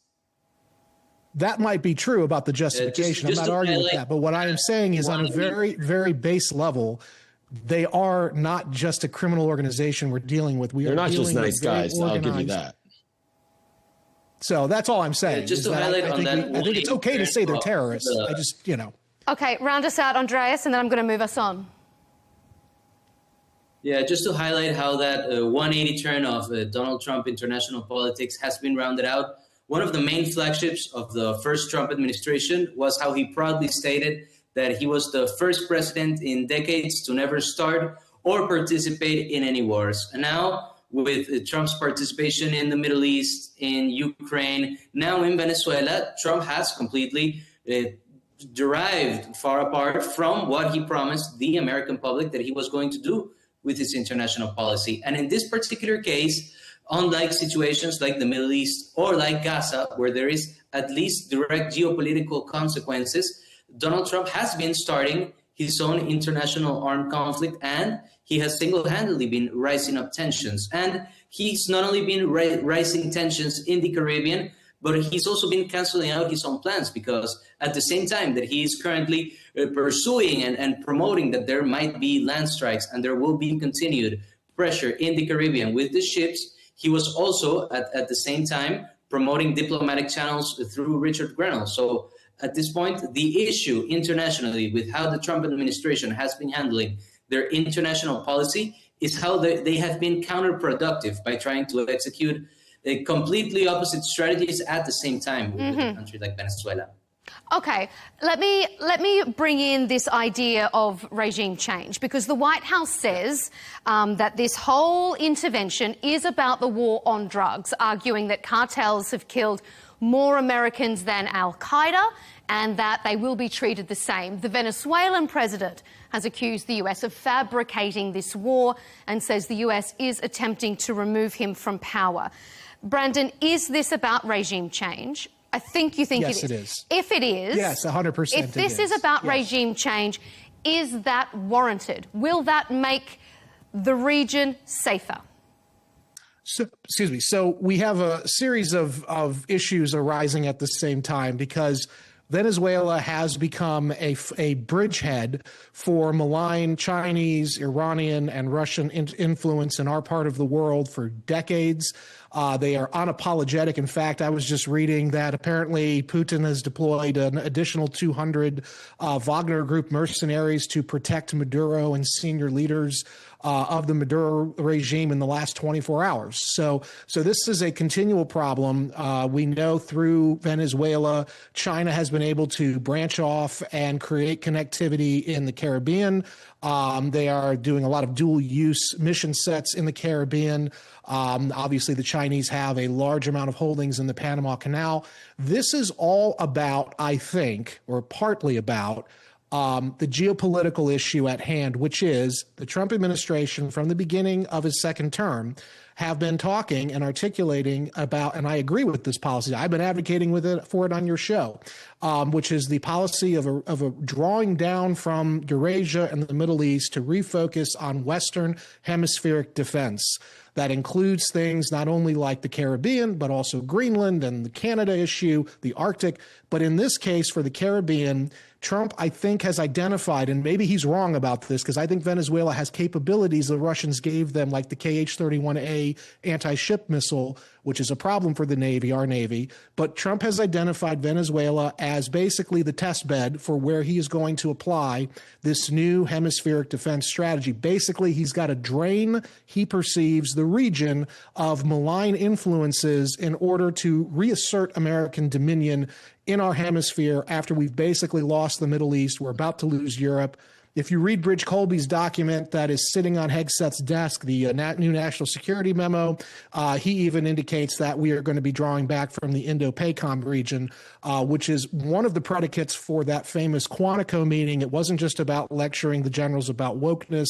There were a series of closed-door meetings in which basically Hegseth was checking the pulse of the various combatant commanders, because the combatant commanders are basically threatening to revolt over the plan to reassert American dominance in our hemisphere and deprioritize even CENTCOM. So this is part of a larger issue at play here. Joel? I totally agree with Brandon's description of what's going on and completely disagree with the actual direction of this. Look, this is probably why the admiral who ran Southcom, our Southern Command, quit not so long ago. Maybe he didn't want to end up in The Hague, or maybe he just disagreed with the policy overall. I'm not sure what. He ain't talking. So maybe we'll get into Congress if Congress comes back in session at some point to do its work. But look, the whole idea, and let's just step back for a second, the whole idea of repositioning American forces out of the Middle East, where we have had disastrous experiences for nearly 2 decades of using our military force to try to quell and dominate a region, to now pull them out, to then try to do the exact same fanciful, wishful thinking in Latin America is such a ridiculous concept, an unnecessary construct, and nothing that was voted for by the American people or that is authorized by the Congress. And so I really have to say this very firmly. We have been involved in wars for decades in Latin America, of course, in the earlier centuries, but even in recent decades, in an ongoing basis in Central America in particular. We have propped up dictators throughout. We have supported grave human rights violations throughout. There are a lot of bad guys. The Russians and the Chinese are there as well, and we should try to reject them. The best way to do that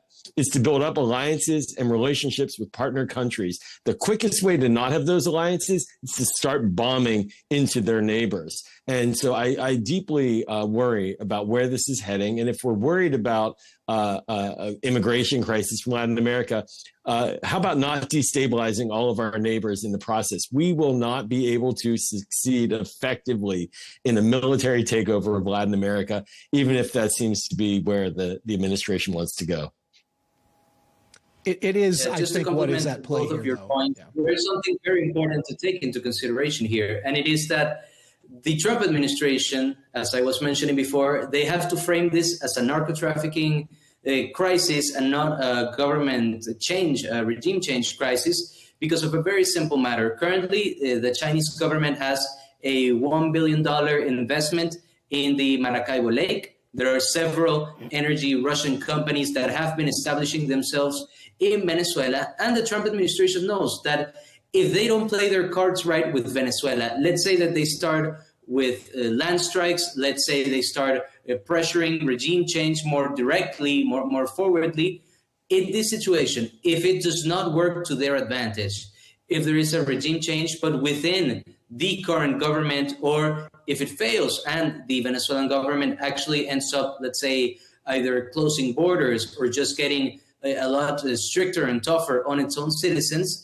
there will not only be major implications for American companies like Chevron that are currently operating in Venezuela, but that will definitely end up opening the door to not only BRICS countries, but for more Chinese and Russian influence inside Venezuelan territories with their military, with their energy companies, and with other important factors that would, of course, eradicate or significantly decrease American influence in the Latin American continent. It's an interesting point, Brandon. Is this risky? Could this backfire?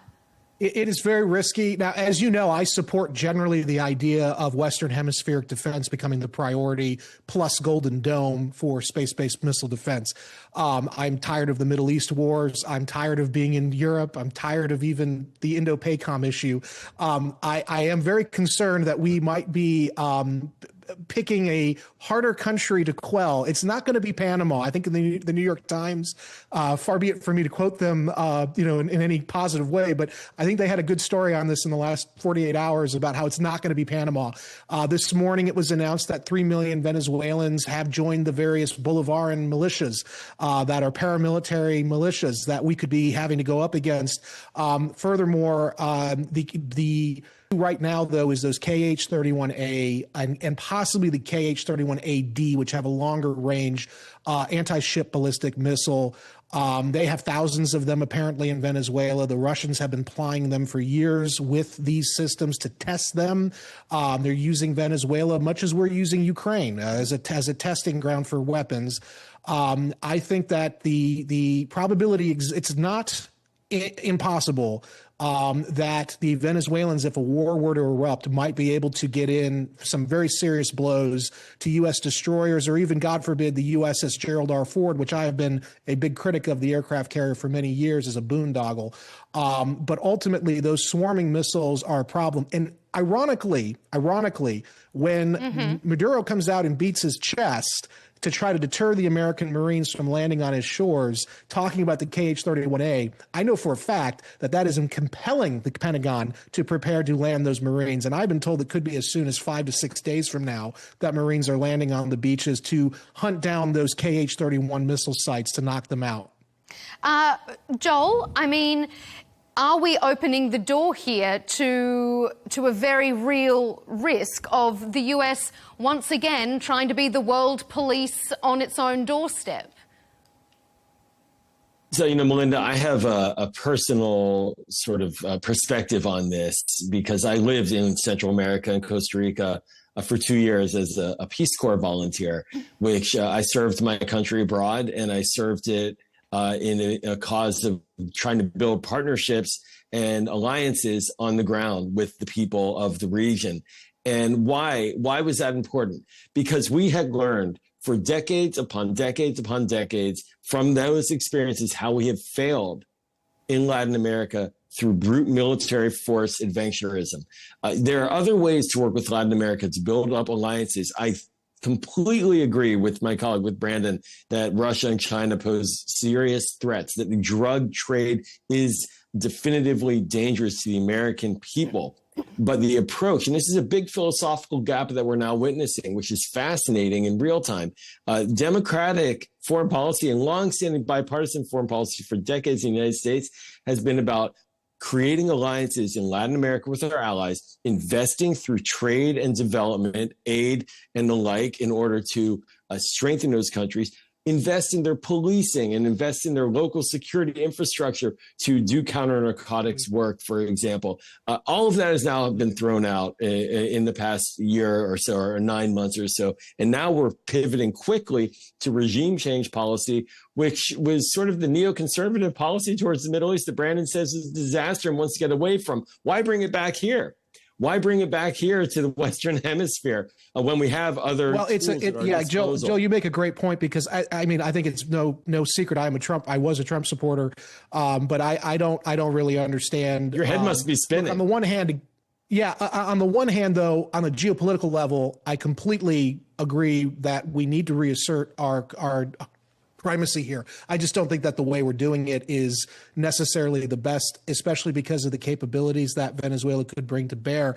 I would just say that there is, ultimately, Trump has made it clear he wants to reclaim the Panama Canal. I think there's a way he should be focusing on that.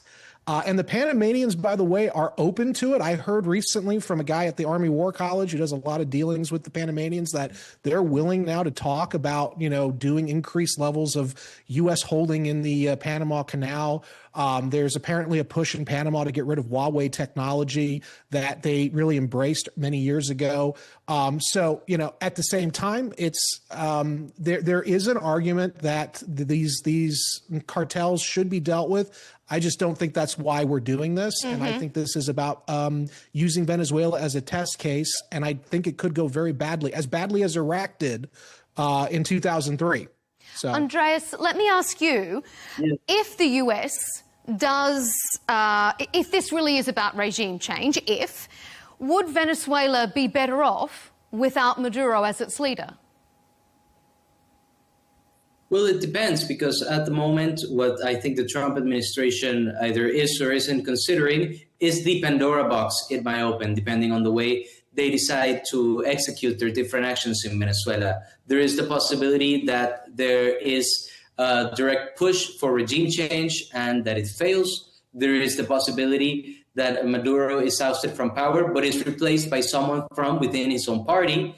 And within that possibility, there are the different factions of the current governing party that would mean very different outcomes for the Venezuelan situation. And there is, of course, the third possibility that there is a regime change and an opposition leader manages to get a hold of power in Venezuela. Within each and every one of those possibilities, there is no 100% possibility of a positive outcome. All of those options have very complicated implications. All of those options have very dangerous opportunities that may present themselves. So the important here is, and this is what worries many Venezuelans, this cannot be just a quick action looking for a regime change and then hoping for the best for Venezuelans. That is why many analysts and politicians are hoping that there is at least, perhaps it's not what leads to the solution, but there has to be different diplomatic and political channels between the government and the United States, between the government and opposition factions, because this is the only way that there will be at least the possibility to plan for any of these actions. And I just want to comment something very quickly over the United States as the police of the world philosophical idea. I think I've always been very fond of American culture. And I think that the way that the United States has always presented itself as the police of the world is because it's always been a hub for receiving immigrants and integrating their cultures and making them a big part of American life. And that, with all of the different cultures blending into the American lifestyle, that is what gave the American government a certain sense of responsibility over their immigrants' own places of origin. And at this moment, with how the Trump administration has been constantly closing more and more its borders, and the way they've been trying to kind of pressure other countries, not just their rivals, but also their own allies, into submitting to what the Trump administration is trying to implement in the world, this has slowly made the United States lose its place as the police of the world. Melinda, can I add one other fact? And also give me your perspective on that, Joel. I also want to know whether you think Venezuela would be better off without Maduro. But make your point first and then circle back to that for me. Well, I'll do the last one first. Of course, it'd be better off without Maduro. Without a doubt, I am not an advocate for Maduro as the leader. He's been destructive. Chavez before that, they've destroyed the country, the economy. We have a quarter of the population, 8 million people that have fled. That in of itself, we should look at the Venezuelan people and what they have done. They have, as we say in America, they voted with their feet. They left, right? So that's a horrible, horrible leader of that country. And the Venezuelan people deserve better. But one of the things I'm worried about is they're not going to get better. Let's just carry this out. Let's say that there's a regime change. It's effective. Machado goes in and leads. There's a factor under the ground there that we haven't talked about yet that we need to. It's called oil. And Venezuela has the largest oil fields in the hemisphere. I think the largest maybe in the world, or top 2 or 3. We're not going to exactly depart right away and just hand that back to the Venezuelans. I think that there's also a serious baggage of American policy in Latin America with that as sort of the rationale, quite frankly, for much of the regime change in the banana republics and overturning elected leaders in order to take control of resources, you name it. That is a key factor in all of this. It's not talked about a lot. You sound a little conspiratorial if you argue that, but I wouldn't. If I were a Venezuelan and I wanted to see Maduro pushed out, I wouldn't, if I were them, be very confident that they're going to have the oil resources the next day for themselves. Okay, Brandon, first of all, a couple of things. Will Venezuela be better off? Respond to Joel's points there about oil. Will the US just happily give that up? And also to what Andreas was saying, has the US lost its right to be the world police now because of the way it's been behaving domestically? Well, I too will happily start at the back end and say, no, I don't want America to be the world police ever. I'm sick of this neoconservative vision of America policing the streets of pick your third world country. It's not our problem. This is why I favor a grand strategy of hemispheric defense. I want to keep it in our part of the world, and I want to focus on space defense and defending against ballistic missiles and building hypersonic and building the next great economy. That's what America does. We are the business of America is business, as Coolidge said, and that's what I think and that's what I believe. And so I don't like any of this stuff about being the policeman. It was a great movie, though, very funny when it came out. Loved the movie World Policeman. But in all seriousness, I don't want to see us patrolling the streets of foreign countries. The issue of Maduro. Absolutely. I think Maduro needs to go. I mean, I think it would be better for everybody, the Venezuelans and us, if Maduro went. But I would just add that, and I know why, I've been told why Trump didn't take the deal. But I don't know if we want to get into that here because talk about conspiratorial. But the Trump administration was offered through intermediaries to, they were given a sweetheart deal in August by Maduro, which basically would have seen U.S. energy and rare earth mineral development companies getting exclusive access to most of the rare earth minerals and the oil and natural gas in Venezuela in exchange for giving basically Maduro a boatload of money and an exit visa to a country of his choice, kind of the Assad option at the end of the day. And now Donald Trump, who is the great deal maker, we are told, and that's been his sort of idea and his brand for 30 plus years, he didn't take the deal. And so instead now we're going to be locked into a potential regime change mission.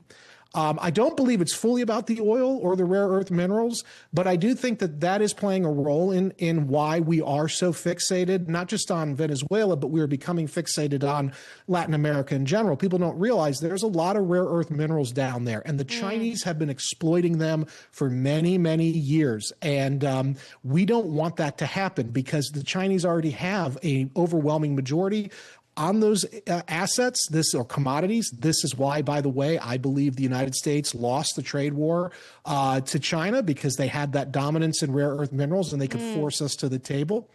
So ultimately, yes, oil, natural gas, rare earth minerals are playing into it. But Trump wants Maduro out. I don't know if it will be better because I don't know who would replace him. If we had gone with the deal, we would have probably just had one of his henchmen take over, but we would have at least been able to control him much more thoroughly than Maduro or even somebody else. But, this is where we're at now. You've all kind of raised a point that I want to come to now in our final section about, the international kind of implications. Who else is sort of influencing the situation on the ground there? Because whatever the justification is for why these strikes are taking place, there is no doubt that this troop build-up and these strikes are sending worrying ripples across the region. We've had Mexico's president ask the Navy and her Foreign Affairs Secretary to meet with the US ambassador to assess these situations. Both Cuba and Russia have vowed to support Caracas if the US decides to up the ante. And as Brandon was mentioning there, China has a big hand in natural resources there. So, Joel, as we round out, let me ask you, how dangerous is this current inflection point for the region? You know, Melinda, I think it's very dangerous because it's taking us right now on a path that heads us into very dark territory. We're not witnessing a path where we can achieve these goals, right? Push out Russia and China, isolate the autocrats, push back against the narco trade, deal with the immigration flows. We're not developing a path where we can use all assets of American power to achieve our objectives. Reposition, I should add to Brandon's point, reposition the American military into the region in a manner that really does give us greater confidence that the homeland is secured. I'm for that. But what we're doing now is we're deciding, well, hey, we have $1 trillion defense budget. We're getting out of the Middle East, we think. Where are we going to use our largesse now? And rather than building partnerships, which is crucial, we're pushing allies away.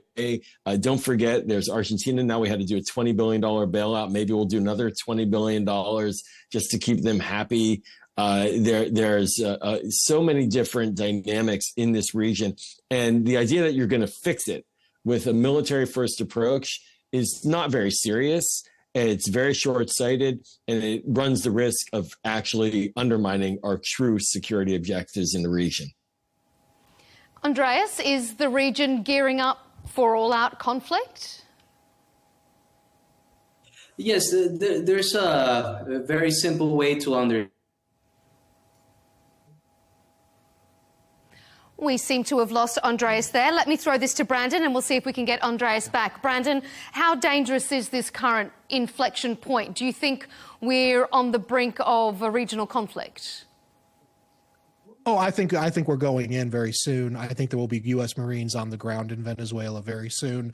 I think we will be doing a regime change mission, and I think it will be highly destabilizing. Now, just stepping back at it and looking at it objectively, I would say the upsides are we could potentially secure for ourselves the rare earth minerals, the oil, the natural gas, and we would probably be able to secure those and do some damage to the Chinese and Russian holdings in the region. We certainly could do damage to Iran's presence in the region, but again, it will be highly, highly destabilizing. And I can't even guarantee that the post-war stabilization phase would not end up being our problem. Because remember, Rumsfeld's vision for Iraq. That's right. Well, just remember, Rumsfeld's vision for Iraq was we were supposed to break Saddam, and then we were basically gonna get out by September 2003. And guess what happened? We didn't get out until 2011, and we got out. And their oil was going to pay for it. That's true. That's 100. No, you're completely correct. I'm not saying that's what's going to happen. No, I'm saying we're this is sort of yeah. So anyway, I think that we are getting ready to go in. Absolutely. Mm-hmm. That's right. We lost you there for a moment, Andreas, but round us out as we finish up this debate. Is Venezuela on the brink of a conflict itself? And more broadly, do you think the region is in a dangerous position? Oh, yes. As I was trying to say before, I think the main concern with Latin American presidents such as Lula da Silva or Gustavo Petro can be understood by what the media reported happened with the international licenses that companies like Shell or Morel and Brom were trying to get in Venezuela. The United States pressured them by not allowing them to be operating in Venezuela, yet to their own companies, they did renew their licenses and grant a new one. This, of course, shows a clear intention by the United States, just as you two were saying. The United States wants to get 100% of control of rare minerals, oil, and gas in Venezuela. And with the way the Trump administration, at the same time that they are pressuring Venezuela, they have been pressuring Panama, Mexico, Colombia with the recent remarks and the recent adding of Colombian President and Interior Ministry official to the OFAC list. What they are technically saying to the region is that the United States has no intention of getting into Venezuela without getting their big share of the pie. And this worries leaders like Lula da Silva because they know that if the United States ends up executing this plan, and they do end up with a major stake of Venezuelan resources, they know that the region would basically be controlled or at least heavily influenced by what the United States wants to do with these minerals. It's going to be... That part doesn't bother me, to be honest with you, but I just don't know if we can actually achieve what the... Yeah, exactly. I have our track record in taking over countries and exploiting their resources with all the best plans coming to fruition is not very good. Yeah, I agree. Well, yeah, that's why I think the major not concern as fiery of a for panel. at least Venezuelans inside Venezuela would, of course, be the way this is executed, and the biggest issue, at least for Venezuelan analysts that would be optimistic for a different way to lead, let's say, the future of Venezuela, is that the United States has to consider that any action they plan to take against the Venezuelan government is not 100% guaranteed to succeed. So it is very important that they consider all possibilities before deciding on a definitive course of action. It's going to be a very interesting few days, weeks, maybe not too long if Brandon's intel is correct. Gentlemen, that's all we have time for, but I really appreciate your time here on Counterparts. Andreas Silva, a Venezuelan political analyst and consultant, Brandon Weichert, Senior National Security Editor at The National Interest, and Joel Rubin, Democrat strategist. Thanks for being with us. And thank you to you at home for tuning in to this episode of Counterpoints. To keep up to date with all of our latest debates and special interviews, be sure to subscribe to Al Arabiya English on YouTube, and don't forget to follow us on X and TikTok. We'll see you next time.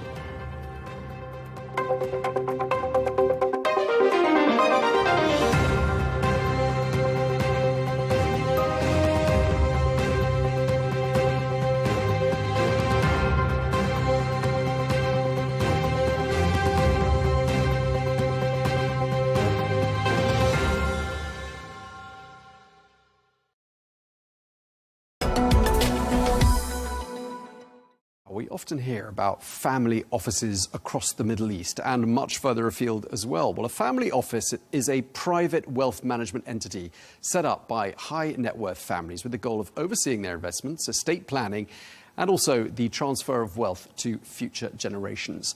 Well, in Saudi Arabia, they have particular prominence due to deep-rooted traditions and family-owned businesses. But in a rapidly evolving economy, many families are seeking external guidance for their asset management to help them align financial strategies with long-term goals.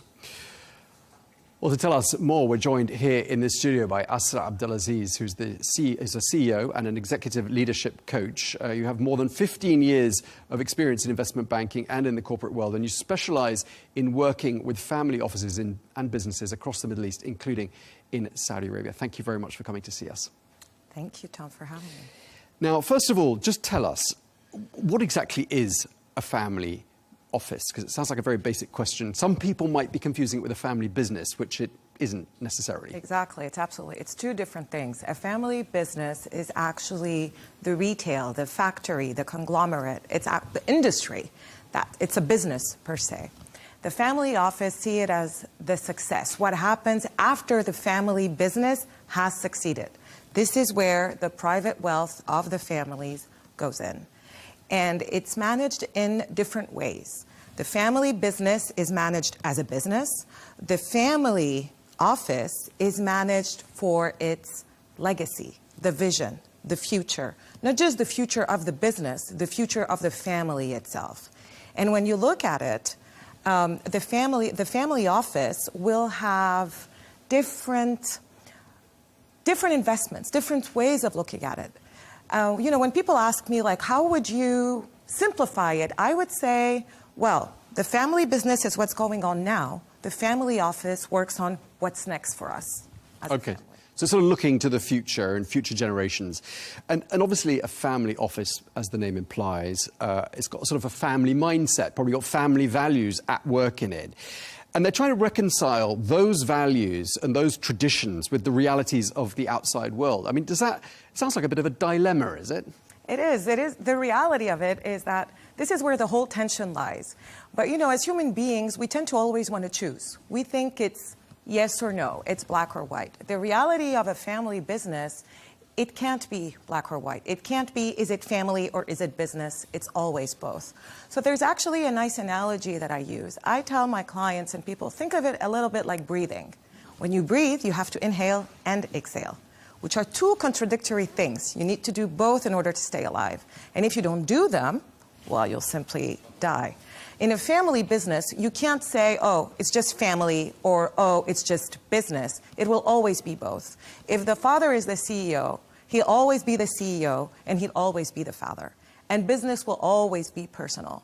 And that's where they actually start interacting with, well, people like me and others that help them manage this tension. So, you're the, sort of the fresh pair of eyes that they clearly, obviously need sometimes. What do you typically do for them? The reality is, when I come in, I listen. I listen a lot because what happens is there's too many things that are going on and there's too many things that are unsaid between let's say sometimes the founder, the children, the grandchildren. And the first thing that we try to do is, well, how structured are you? What do you want? And the reality is, again, in the same way that they structured their business with a vision, is what is the vision for the family? The reality is a family office could be one single person, and it could be dozens and dozens of people working in a massive building. So it all depends on what is it that you actually want? And then once we have this, how do we help you get there? Okay, so, I mean, I'm trying to imagine the dynamic. You know, you've got these different generations with presumably some very different ideas. And, you know, it's very personal, you know, going into someone's family office, I'd imagine, because you're not just advising on numbers, are you? No, you're not, actually. The number part is the easiest part and is often done by bankers. The reality is you're advising them on their legacy, on the way, actually, that the world will remember them. The reality is today in Saudi, in the kingdom, but also in the region, most family offices are first generation, second generation, maybe in some cases third, but it's very rare. When you compare it to the rest of the world, some families are at seventh, eighth generation. So we're talking about really very different dynamics, and things are much more sensitive. Once you've created something, every entrepreneur, every person that has launched a massive business will always tell you that for them it feels like their baby. So letting go of that baby is a little bit challenging, and then picking which baby or, you know, whom in the family will take over, and why would that person take over, and does that person want to take over? Like, these are all the challenges that all these families face and, well, work on. And do the same sorts of challenges replicate themselves from one family office to another? Do you see quite a lot of similar patterns? Overall, yes. I think that it all depends. The pattern is always, you know, I like to tell also my clients, think of it in the same way that you were scaling your business. When you start scaling a business, first you don't really know what you're doing, and then you start to learn and you grow and you get people, etc. In the same way in the family business, first you're not sure. It could be one person, like an accountant somewhere, and then you realize, oh no, we need more.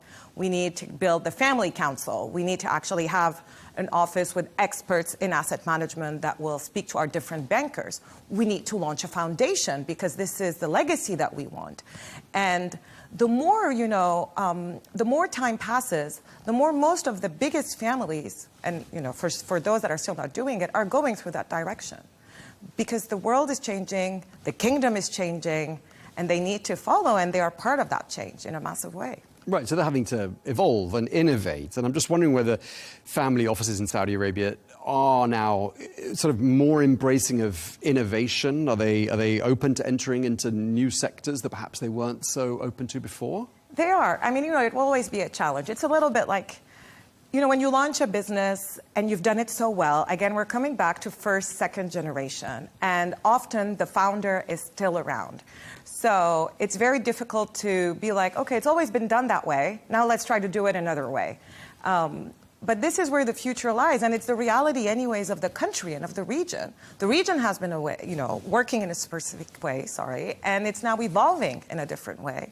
And all we do today throughout the Gulf and in the kingdom is talk about Vision 2030. Where is the future going? Let's build the future, and the future needs to be built with what's happening today, not about, you know, it's not about the things that were working necessarily in the past. And yeah, this is where the challenge lies for them. But they're going.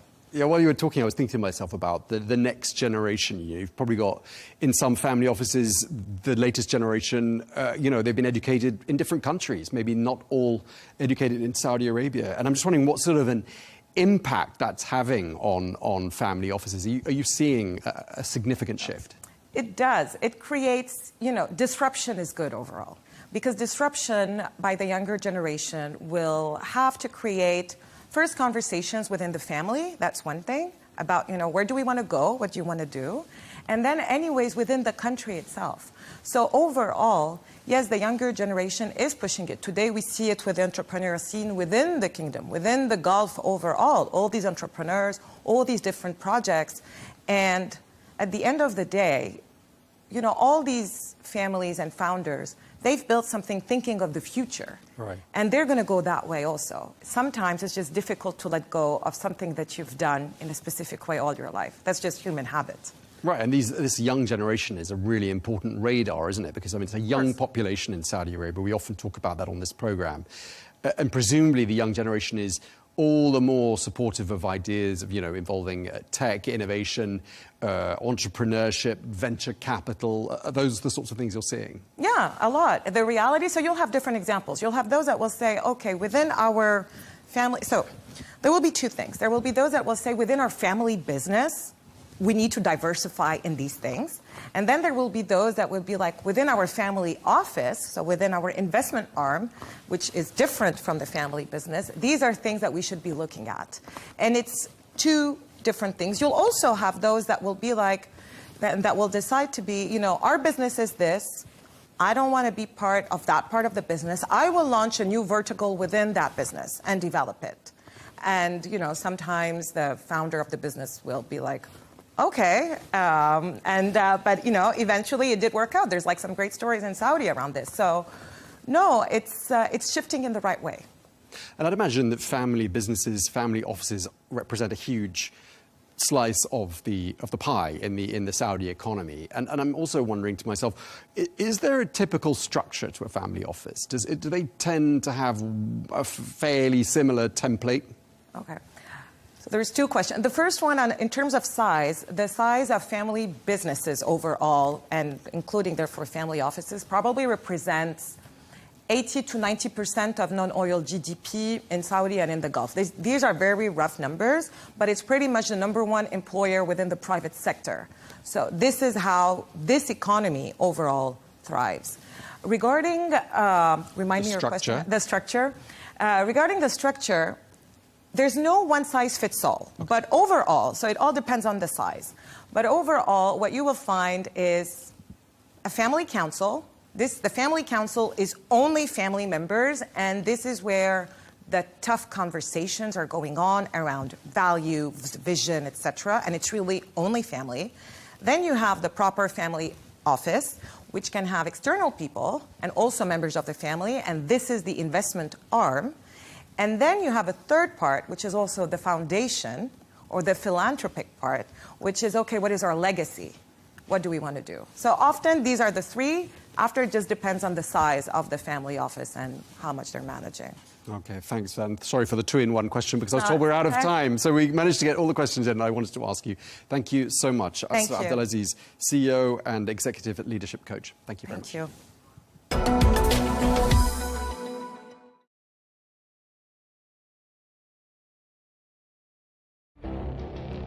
It feels like decades are passing by in a matter of weeks. Seismic shifts in the world order. Never, ever will be part of America. With so much happening and so much noise. Whether it's political upheaval, Canada has been ripping us off for years. economic shifts or social movements. And no one wins from tariffs. I think America can be more friendly to the rest of the world. The in-depth analysis and all the latest developments across the globe. To have an inclusive policy together. The meetings with Hamas gave me some hope. We're in another nuclear arms race. The most important development straight to your screen. Welcome to the dressing room. I'm on my own. I need backup. and an insightful look at the issues shaping our world today. It was not going to happen, that war, and it happened. Join us on Arabiya News, where the world talks.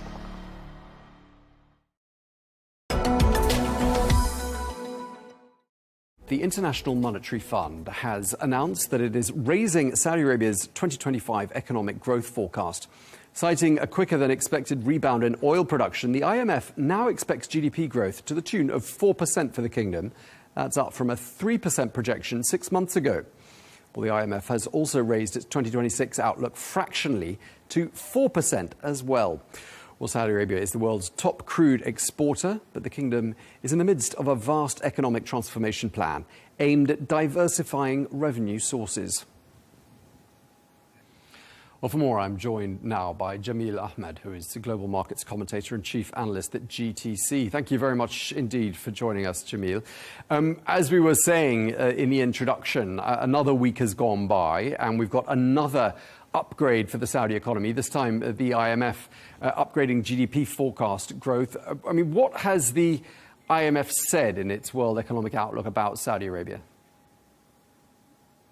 So essentially, if we compare what the IMF were looking for back in April, they were expecting growth somewhere around 3%. That got upgraded at that time to 3.4 and 3.6%, around that range. This week, they've come out in their World Economic Outlook to expect 4% growth GDP for 2025 and 4% growth in 2026 as well. So we've seen another upward revision. And actually, this is successive weeks that we're talking about further upgrades for the Saudi Arabian economy. And last week, we were speaking about the World Bank.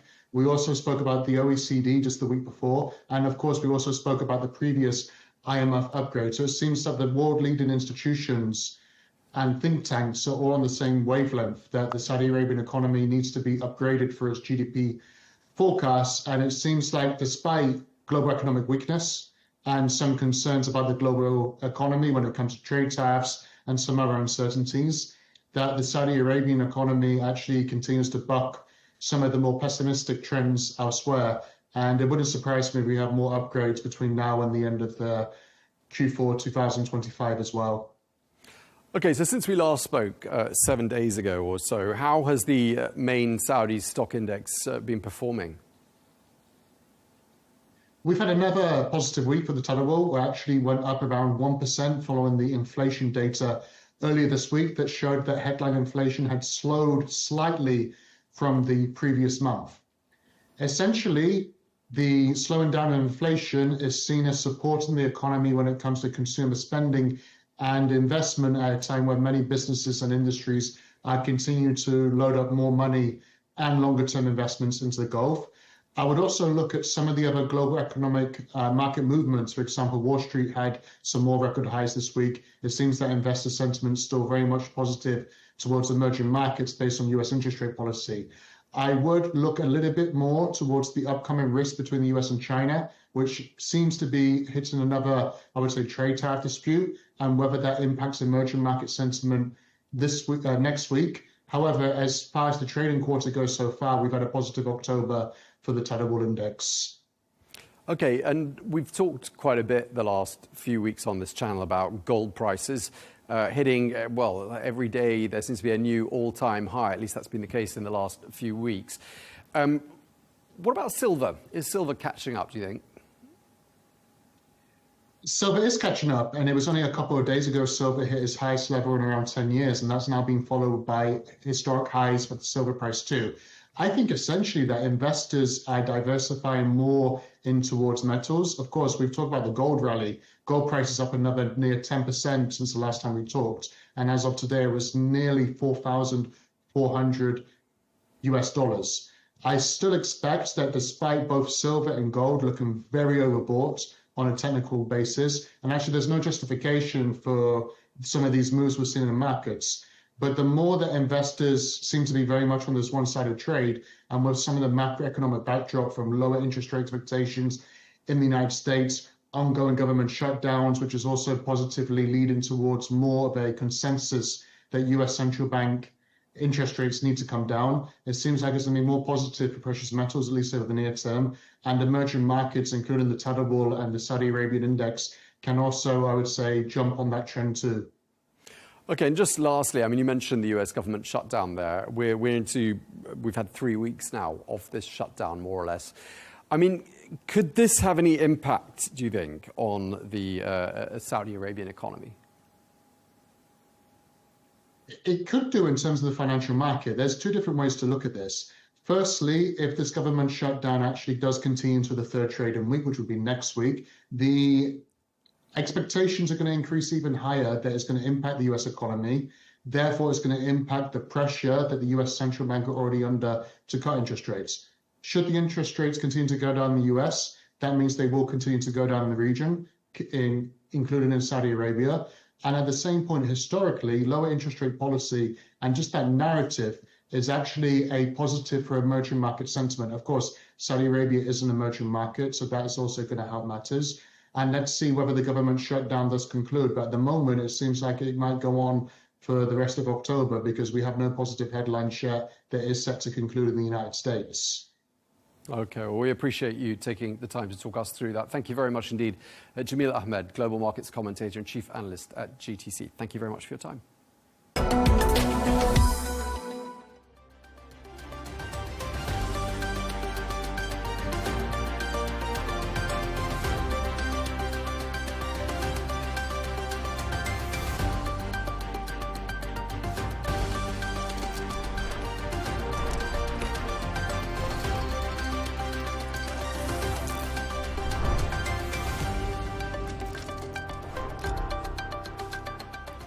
Hello and welcome. I'm Leigh Ann Gerrans and you're watching W News Extra, broadcasting live from the Al Arabiya studios. These are our top stories. Tensions between the US and China appear to ease as Trump cuts tariffs and gives his meeting with President Xi a 12 out of 10. Meanwhile, Trump orders the US military to resume testing of nuclear weapons in order to keep up with countries like Russia and China. Exit polls predict Rob Jetten, who's the leader of the Dutch centrist Liberal Party D66, is on track to become the next Prime Minister of the Netherlands. And 5 more people have been arrested in connection with the Louvre jewellery heist during multiple raids across Paris.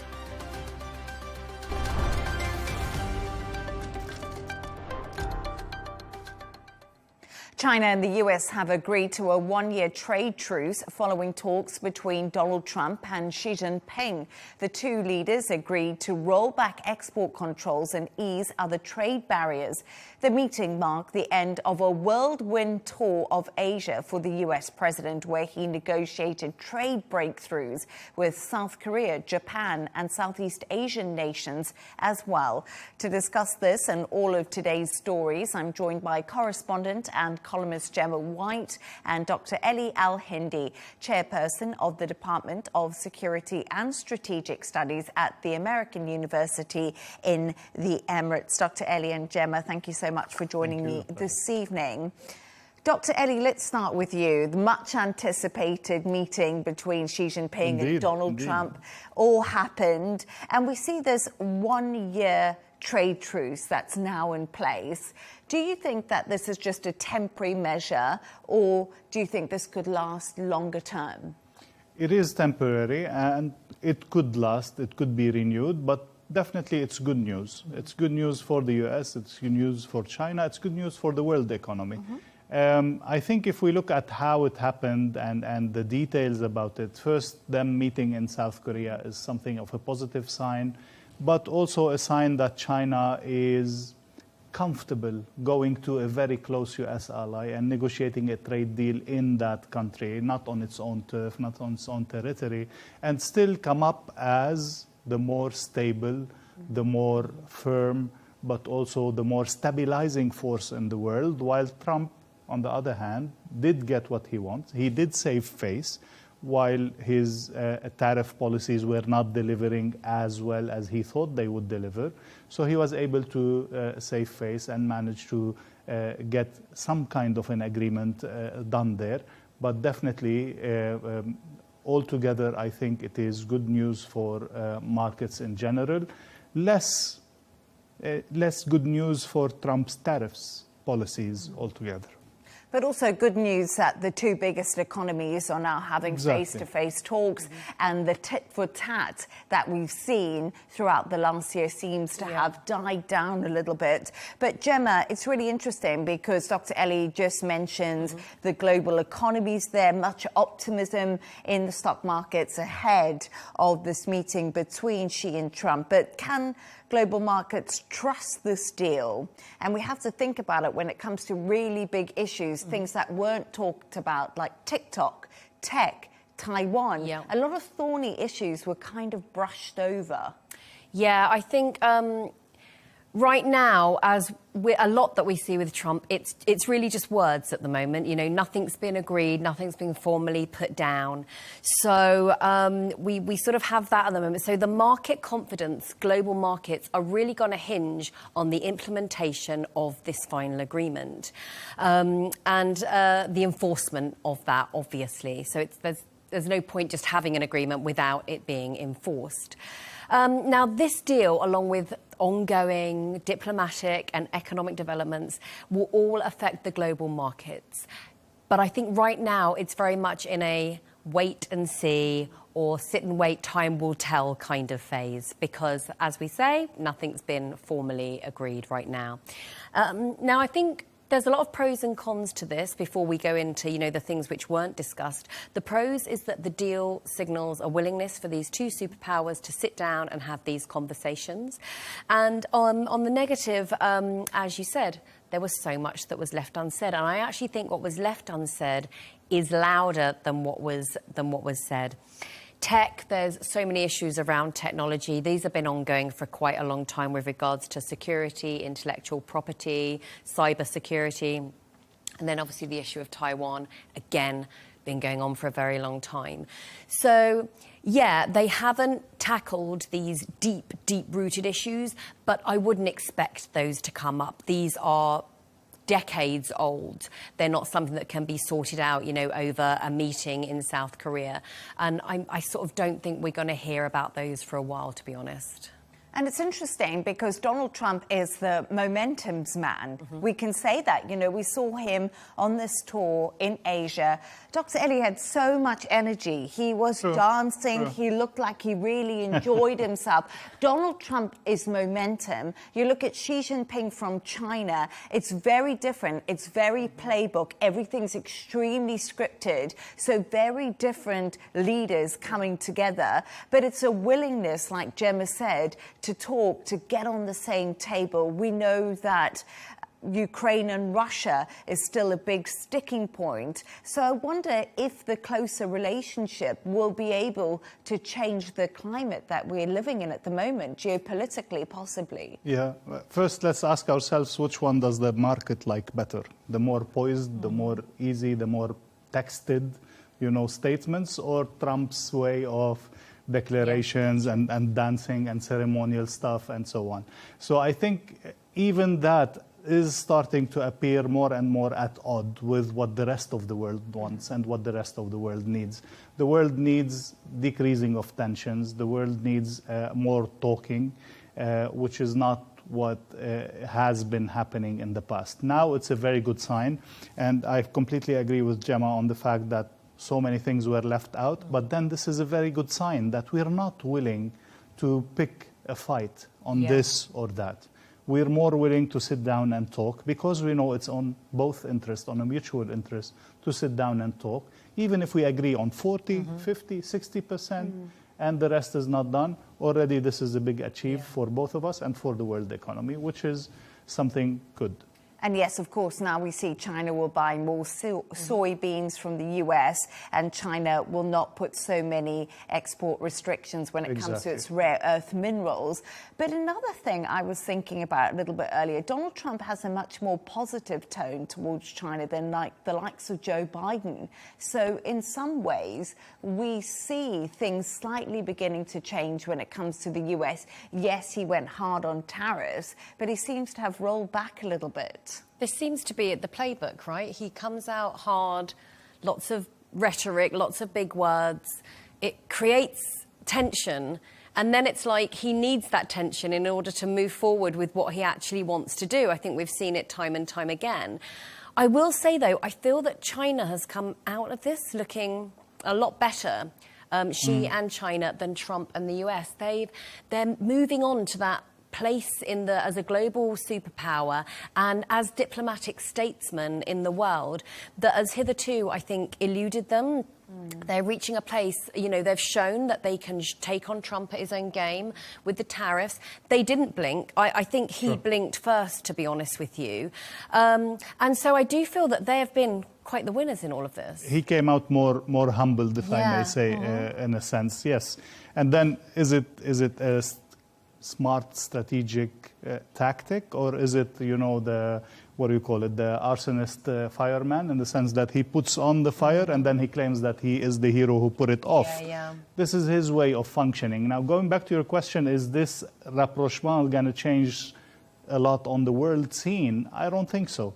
I think that a lot of tensions, and like what happened with Russia leading to the Ukraine war, a lot of tension that was potentially going to lead to a war in Taiwan, it's always good to decrease this tension and to speak about how to cooperate all together. Doesn't mean that any major shifts in strategy is going to happen. Doesn't mean that China and the US are going to become allies.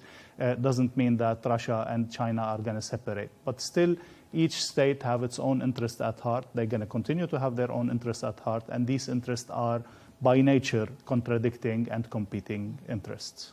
And I think what Gemma said is really interesting, because you remember in Donald Trump's first term, that's when we really heard a lot about China, and we heard a lot about tariffs. And when I look at China, and I think a lot of other people do, analysts, they think that China did a good job at diversifying and finding different markets to sell to. And China have worked very hard on that. And that's probably why they can play the long game in the situation they're in. Practically, they can play the long game, yes, but then we should not underestimate the American market. It's a 340, 360 million consumers that get a lot from China. That alone, closing that market, could have been a big hit to the Chinese economy. And even if they have other markets around the globe, nothing can really compete with that US market in terms of spending, in terms of all of that. And this is what Trump was betting on. Yet, for that economy to put tariffs like on Chinese products, eventually the Chinese product is going to cost the same. It's going to be exported at the same cost. Then it's going to be hit with tariffs, and then it's the US consumer who's going to pay that difference. So this is where I think Trump understood that his policy is not directly going to get the positive results he wants, and he needed to rethink that and to get to that kind of a truce, at least temporary, to see how things are going to evolve. And we need to remember that he's going back in April, as it was said, which is a good sign. He's going to China to continue discussing maybe all the other tension issues that you mentioned. And we know that his dancing's become a big hit on TikTok. So I'm sure Donald Trump is going to make sure that he keeps TikTok in the US. But stay right there as we move on to another story now. And ahead of his meeting with President Xi, Trump ordered the US military to resume testing of nuclear weapons in order to keep up with countries like Russia and China. In a post on Truth Social, he said, "Because of other countries' testing programs, I have instructed the Department of War to start testing our nuclear weapons on an equal basis. That process will begin immediately." Gemma, this is something that he was talking about ahead of his meeting with Xi Jinping. But what are the risks and implications if the US resumes nuclear testing? And this will be after more than 30 years. It's been a long time. It's been a really long time. I didn't think I would see something like this again. You know, I lived through the first kind of nuclear proliferation and the rise of CND, and I think the timing of his announcement is very telling. You know, it was before he met with Xi. It was when he'd said that in 5 years, China's nuclear program will be even with the US. So he's already sowing, you know, the seeds to come out and say this. And obviously this week, Russia tested a new nuclear-capable cruise missile. Again, we're just saying nuclear-capable. That's the language. No one's actually saying nuclear warheads here. So the timing is impeccable. Now, when it comes to the risks and implications, they cover so many aspects globally. We're talking security, legal, diplomatic, economic, environmental, health, technical. There is not an area of life that won't be touched by this across so many nations as well. Now, what I found very interesting and what most analysts are agreed on, that this is a high risk and a high cost decision. Because at the moment, the US uses a program called the Stockpile Stewardship, and they can run all their tests through that, which will give them outcomes. So it's not really necessary to be doing this kind of tests. I feel that it's a show. You know, he wants to show the world that the USA is still kind of number one in, you know, with nuclear weapons. But what I found most interesting as well, obviously the US last conducted a nuclear test in 1992. Now, the time from Trump saying, we are going to test a nuclear weapon, you know, the capability, yes, to it actually happening is between 24 and 36 months. This isn't something that's going to happen immediately. We're looking at a very long time frame here. And as we know, Trump's time frames, he doesn't kind of do well in very long time frames. In the next couple of weeks. Exactly. He loves a couple of weeks. Yes. So who knows what will happen. But I find this such a fascinating situation that we're in right now because, as we said, he went to meet President Xi Jinping. Gemma mentioned there Russia testing nuclear-capable missiles and also a nuclear-capable underwater drone, which we haven't heard about before. So the big question here is Donald Trump's announcement triggering a new race for nuclear arms? Is this kind of what's happening at the moment? Or is it a reaction to an arm race that is already happening? Since China is ongoing and Russia has tested new weapons. But maybe let's start with, when we say testing, again, there's nothing that to be tested in the nuclear bomb itself. So if you're testing, it's either testing new delivery mechanisms or nuclear-capable kinds of warfare, or you are developing a new kind of a bomb, which in all these senses is quite catastrophic. But is it not happening already? That's the question. And we have to remind ourselves that all these treaties of non-proliferation or attempts on non-testing, there was the partial non-testing treaty and then the comprehensive non-testing treaties, these were not able to actually stop things. We started with the 60s and then nothing happened throughout the Cold War, until after the Cold War, where nobody felt the rush and the tension to need to prove his power, where things started to fade away. And then France and the US were the last ones, 92, 93, to stop testing publicly, knowing that we have India, Pakistan, Israel, and North Korea that have not signed any kind of treaty of non-proliferation, and they kept testing nuclear weapons. And what I found really interesting is earlier I actually spoke to Tobias Alwood, a defense and security analyst, and he said to me back in the Cold War there was a lot of back-channel diplomacy happening during that time, and that's something we're not seeing right now, and that is the major concern. And it's really interesting because China's foreign ministry, in relation to what Donald Trump announced, called for the US to abide by its commitment to a moratorium of nuclear testing and uphold the global strategic balance and stability. So we are seeing this feeling right now that back-channel diplomacy is really important and people need to roll back a little bit because North Korea is also testing. You know, a lot of it is happening. But also there's China with that calming language again, isn't it? You know, them stepping up to become this calm voice in the world. And obviously Russia commented as well, saying they've never departed from the fact that Russia will act accordingly, you know, whatever happens. They always use these quite sort of vague terms, vaguely threatening as well.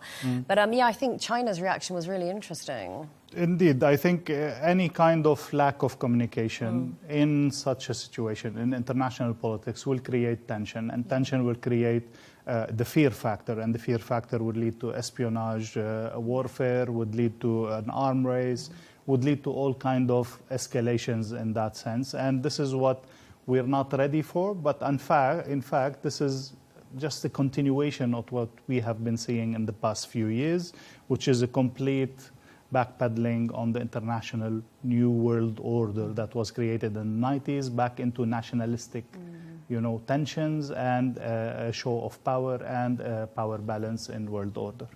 But just a quick thought on this. We're seeing this nuclear testing happening in various different countries. And I do wonder if the likes of Ukraine, who had never given up their nuclear weapons, would be in the situation they were right now with Russia. So our country's thinking, actually, we need to keep our nukes to a degree to keep ourselves safe. It has been the most effective deterrent, but it has never been used in a warfare. So it's something that you cannot easily use, but it is definitely a reassurance and a show of force. And we know for sure that this was an integral part of the strategic Saudi-Pakistani alliance to say that we are here and we have this deterring powers, be it in the face of Israel or any other power. It is definitely that, but it also has its restrictions and definitely the potential of launching us into an arm race. Thank you so much for your thoughts on that. Now let's move on. The Dutch centrist Liberal Party D66 and the far-right Freedom Party are currently in a neck-and-neck election race. So far, about 99% of the votes are counted, and both parties are heading for 26 seats in the 150-member parliament. That's according to a projection from one Dutch news agency. This close race comes after initial exit polls put 38-year-old Robert Jetton in the lead. Dr. Ellie, this is a super surprising result. It wasn't expected. A centrist Liberal Party gaining so much popularity, whilst it looks like a lot of Europe is turning to the right, which we've seen. What is the reason behind this result so far? Well, if we want to talk about the general trends, we can talk about the norm of a pendulum, where people would go to the extreme when they are unhappy, will test that extreme, then find out it's not suitable for them, and that they will rebalance to the center. Don't forget that we have seen a lot of resurgence of leftist parties, be it in the UK, in Denmark, in other countries around Europe. So it's not completely unpredicted or unexpected. Knowing that, again, extremes, be it extreme right or extreme left, have proven to be unable to deliver on their promises and unable to govern in a more stable and suitable way in that sense. So it's not a complete surprise, but definitely we are seeing a party that is going back 11 out of its 37 seats. So that's losing a lot significantly.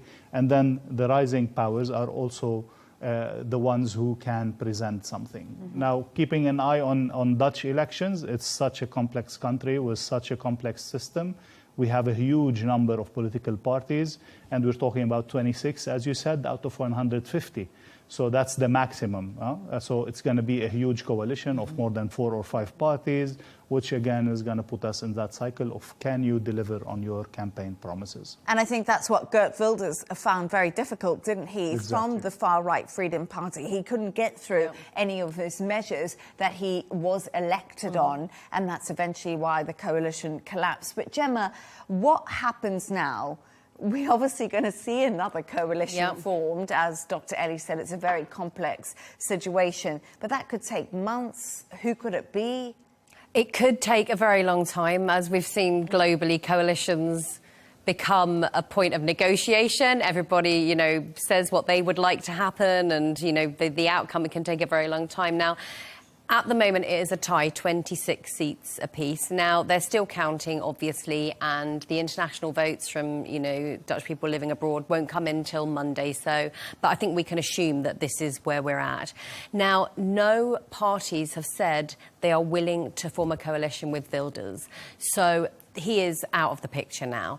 It's down to Jetton and the D66 party. For now. If they manage to get the coalition. Yes, if they manage to get the coalition. Now, the most likely coalition will be D66-led and will include... Now, there are the other night's big winners, as I like to call them, the Christian Democratic CDA. Now, they quadrupled their seats to 18.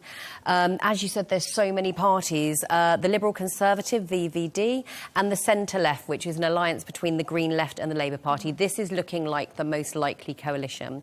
Now... Obviously, I said earlier, this is going to be about so many people now negotiating what they want in order to form this. But D66 are very much aligned with the CDA. Now, they ran a campaign on a return to, quote, decent, responsible, respectful and on-topic politics. Very balanced, you know, none of this crazy rhetoric we've seen from other parties. And also what I found interesting was during the campaign, so Jetton's party, traditionally, their themes are on climate change and education. Now, he also shifted during the campaign to talk about immigration and the housing crisis. And I think that shows his willingness to listen to what voters 100%. Are looking for, to what, other parties are bringing up. So that he's already showing, hey, I'm willing to negotiate, I'm willing to discuss other things. And I think that's going to be really important for the coalition. Again, the traditional right and left parties of Europe no longer answer the needs of the people. So they need to reinvent themselves. The more they do that and the more they create this new alternative speech, people will shift away from extremist party into the normal center. Again, where economic policies are not extremely varied. We know what works for the economy. We just need to deal with immigration, with housing, with environment, with these kinds of day-to-day issues that the people are suffering from, and actually be able to give them alternative discourse that they can resort to. But what I also find fascinating is Rob Jetton. He's young, he's 38. He brought so much positive energy to this campaign. A reporter was telling me about this earlier, who I was speaking to, and she was saying one thing that Jetton did was he did so well in the debates. Because, you know, Geert Wilders has been in the political sphere for 20 years in the Netherlands. But he just couldn't hack the debates because he was in power and they were failing. Normally he's the opposition. And, you know, we've seen this in so many countries. You know, could be leading in the polls. Trend of young leaders, you know, hitting the debates, but hitting also the campaigns with very fresh ideas. And being active on social media and posing for selfies with people, which old school politicians don't do. I don't think they truly understand the power of it. He is young, he is handsome. It really puts me in mind of when JFK and Nixon had their televised debates, and Nixon was shown up to just be not as charismatic and dynamic, and the visual is so important. And I think Jetton is of that generation who completely understands this. No, definitely. I know to have someone who possibly be leading a country that's younger than me is slightly scary. I passed that a long time ago. Well, you have to remember the Prime Minister of Finland. I think she's 24 years old. No, she... yes, I was looking up because she was the one who I thought about straight away, because remember, she was always photographed in a nightclub having a party. She was actually the same age as me, so she's a little bit older. Makes one wonder what one's been doing with our lives. Exactly. Stay right there as we move on to another story now. And police in Paris have arrested 5 more suspects in the region as part of their investigation into the Louvre heist. Paris public prosecutor made the announcement this morning. It means there's now been 7 arrests over the incident that made headlines around the world. However, the stolen items still haven't been found. Well, I mean, Gemma, that's the crux of the whole situation. We've got arrests happening, you know, left, right and centre, but the jewels, no crown jewels. No jewels. Yes, so 5 new arrests have been made, which brings the total to 7. And these were made, coordinated across Paris late last night. So what I like is, of the 5 new suspects, one of them is believed to have been part of the 4-man gang which actually carried out the heist. So they now have, the police say they have 3 out of the 4 men. Now, whether they start turning on each other or not, you know, is kind of a book waiting to be written, I think, a kind of thriller waiting to be written. But, it's the 2 of the suspects have partially, which I think is quite an interesting term that was used, partially, you know, admitted their part in the heist. Now, they can be held for up to 4 days, but I think we can presume that there was obviously DNA left at the scene, there's DNA from the bikes, that the police have enough evidence to continue here. But they are still no closer to finding these jewels. Now, the prosecutor, Laurie Beckow, she has said she has a small hope that they might be recovered, and she says she's optimistic that they will find the fourth man, but she hasn't expressed optimism about finding the jewels intact. It's absolutely fascinating because everyone wants to know where the jewels are. And this was such an audacious heist. It was basically broad daylight. They carried this out. They dropped one tiara, Dr. Ellie. I mean, it was all damaged it. And damaged it. You know, the execution was a bit of a shambles. But why can't they find the diamonds? And, I mean, what is going on here? Again, the heist was so much of a chaos that they left so much DNA, as Gemma was saying, and this is through the DNA that they started picking up the members of that gang, and then, of course, leading from one thing to the other. Finding the jewels is a completely different story. Most probably, if we know from historical events, from other incidences, they would have already been decomposed, that would have dismantled, and then distributed in ways that were most probably premeditated even before the crime actually happened. And it is very, very difficult to actually keep trace of where are the jewels now and who got them and who have they been sold to. Are they in France, out of France? There's so many ways of removing them and using them for their purposes. Another very important point is, will they turn on each other or not? And this is the historical that we teach at the university, the prisoner's dilemma. So when you put them in different rooms and you ask them the questions and tell them, oh, okay, the other is telling on you. If you manage to actually tell me, then you would get a decreased sentence and so on. And this is what the police technically, by the playbook, do it. And usually it works. If these guys are, strong enough to hold their story, if they are strong enough to stand their ground and not tell on each other, it's going to be a really difficult case to prove in court, but also even more difficult to actually find out where the jewels have been taken. I would be a terrible robber. Would you squeal straight away? Squeal straight away for a shorter term. We can't do a robbery with Leigh Ann because she would absolutely give us up straight away. Our next because as soon as someone was like, Dr. Ellie said this, I'll be like, agree with Dr. Ellie, agree with Dr. Ellie, give me a shorter sentence. But thank you so much for your thoughts on that. But I just want to give you some breaking news that's coming out of Buckingham Palace tonight. Prince Andrew, brother of King Charles III, will officially lose his title of Prince and will now be known as Andrew Mountbatten Windsor. He will also have to move out of Royal Lodge in the grounds of Windsor Castle, and this comes as more allegations regarding his relationship with the sex offender Jeffrey Epstein have become public. I don't know if you've got any thoughts on this, Gemma and Dr. Ellie. No regrets whatsoever. I think it took too long to reach this stage. I think the palace looked like they were dithering, and I actually think Charles has looked like he's dithering. I think this has been driven by William, like 100%. But yes, they have been. It's been far too slow. They were reacting to the book coming out. Yes, it's all looked reactionary as opposed to getting ahead of it. And I also think oftentimes the British royal family think they can just wait out public opinion, but the building of public opinion and the strength of feeling in the UK, they have not been able to ignore. And so many people, so many victims will say, is this enough? Yeah. We want a conviction. If he is a sex offender, we want a conviction. It's not enough to move out of the light and then live your life into another lovely big house as well. Yeah. So there is the punishment because we know that Andrew loves being a prince, and everything that comes with it. But he's still being moved into a lovely big house, even though it has the title cottage in it, because I think he's moving to Frogmore Cottage. Yes. And obviously his wife, Sarah Ferguson, she's been given a house as part of the deal as well. So you're right, there are some people who are going to say, well, this is not really much of a punishment.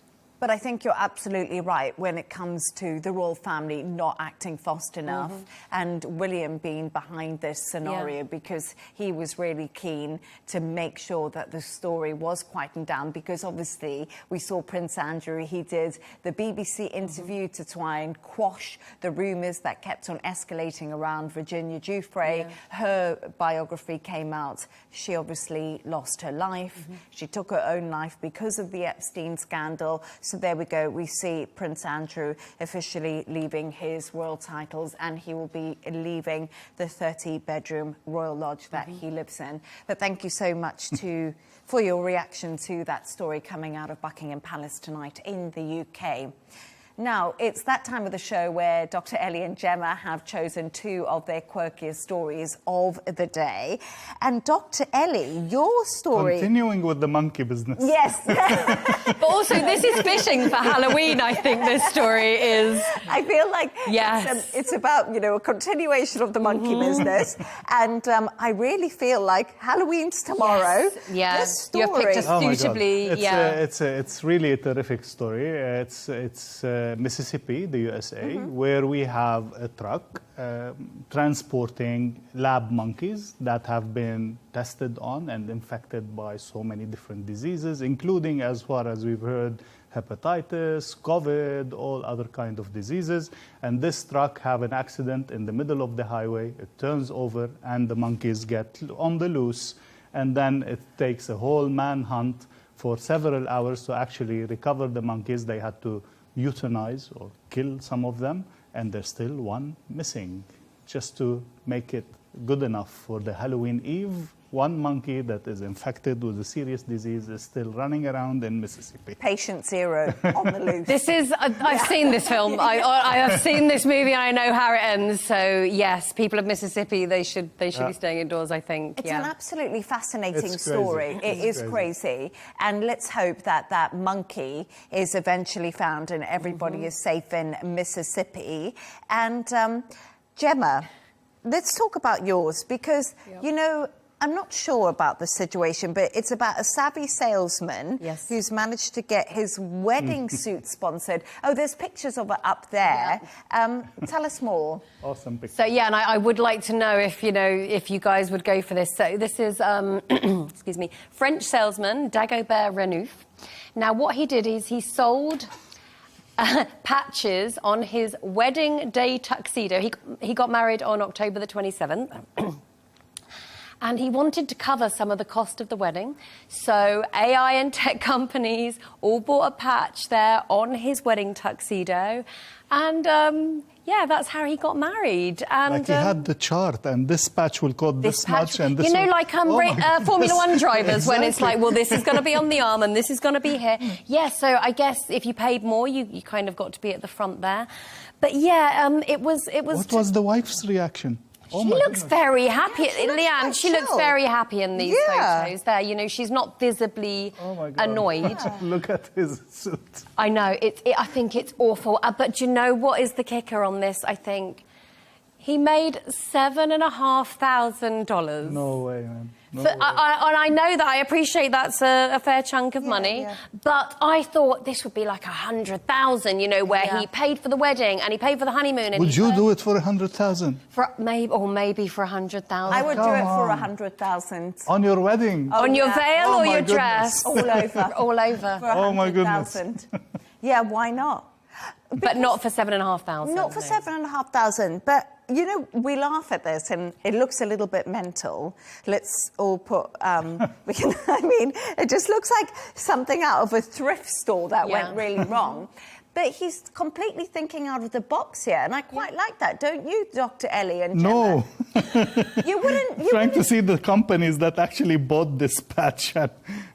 What did they get? It was a lot of AI, like AI and tech companies. Yeah, because he's in sort of AI. He's done a few startups and things like this. Now, what he said is he called it as much as an experiment as a statement. And I thought, how lovely for your wife that you chose your wedding day to do this experiment. You know, you couldn't have chosen. One wonders what they might do when their first child comes along. Maybe they'll have an auction, you know, name your child, you know, after your brand, and we'll do it. Who knows, you know, or what the next step will be. Tattoo the child with the name of your company. Yes. We've seen tattoos as advertising, Yes, right? exactly. For companies. Yes. I've never seen Yeah, that. some people, have done it, yeah. Wow. I think there was a period of time when fast food companies were going on social media and offering, you know, free chicken or whatever for a lifetime if you got, you know, their brand tattooed on you. But yeah, I think the baby's going to be given a brand name.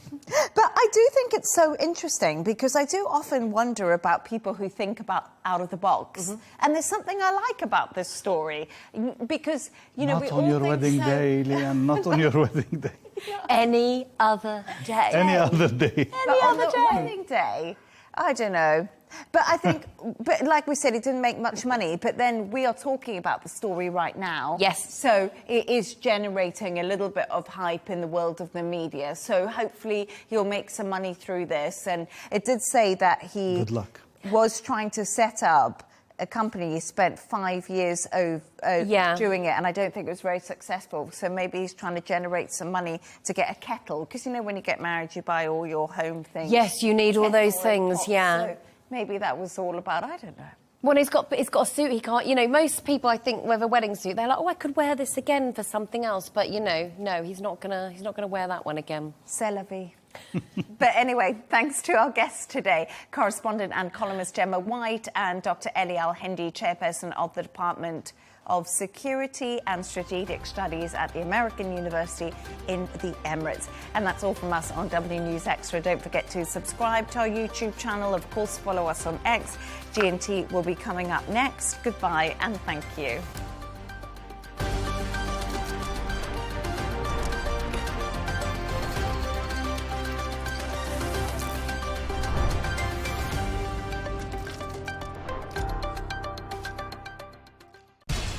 We have to take care of our people, and we're going to take care of our people first. For in-depth analysis and all the latest developments across the globe, make sure you join us every weekday. President Trump is trying to negotiate a ceasefire. With so much happening, so much information, and so much noise, International law will have no part in his administration. it can be hard to keep track. Tariffs will just fuel inflation. We're going to fight these tariffs. But you can count on us to tell you what you need to know. We stand by your side. Join me, Tom Burges Watson, for Global News Today, right here on Al Arabiya News. We're joined now by Arseniy Yatsenyuk, who's the former Prime Minister of Ukraine. He joins us now. Thank you very much indeed for taking the time to speak to us. I was just looking at your Twitter account, or your X account, and you said today that we have reached what you said was, quote, an important and long-awaited turning point in this conflict. Why did you say that? Well, you remember, well, first of all, thanks for having me. My pleasure to address your audience. That's for the first time. The second issue is that you remember that President Trump made a verbal U-turn when he posted on his Truth social media that Ukraine could regain its territorial independence completely with the support of the European Union and NATO. And let me remind you that the United States is a dominant player in NATO. So it was a kind of verbal U-turn. This time, President Trump made an action U-turn. So he clearly decided, and he has realized, that Putin played President Trump in Anchorage during that doomed meeting with the red carpet and limo sharing in Alaska in Anchorage. So President of the United States acted in a good faith. He expected to get real concessions out of the designated war criminal Putin. So he was very generous. That's what I know for sure, because a few days ago I came back from DC. He was very generous in offering quite comprehensive menu to Russians how to cut the deal. But what happened in the end, Putin just rejected his deal, and Putin wanted to humiliate the President of the United States. So his decision to turn the screw on Russia clearly shows that the US administration realized that Russia is dragging its feet, that Russia is not eager to cut any kind of real peace deal, that Russia hasn't changed its ultimate goal. It is to take over Ukraine, to fragment and to undermine the European Union and NATO, and that Russia, together with China, and I want to be very clear, together with China, because China is a crucial player in this war too, because China is an accomplice to Russia, want to reshape the global order and the global world.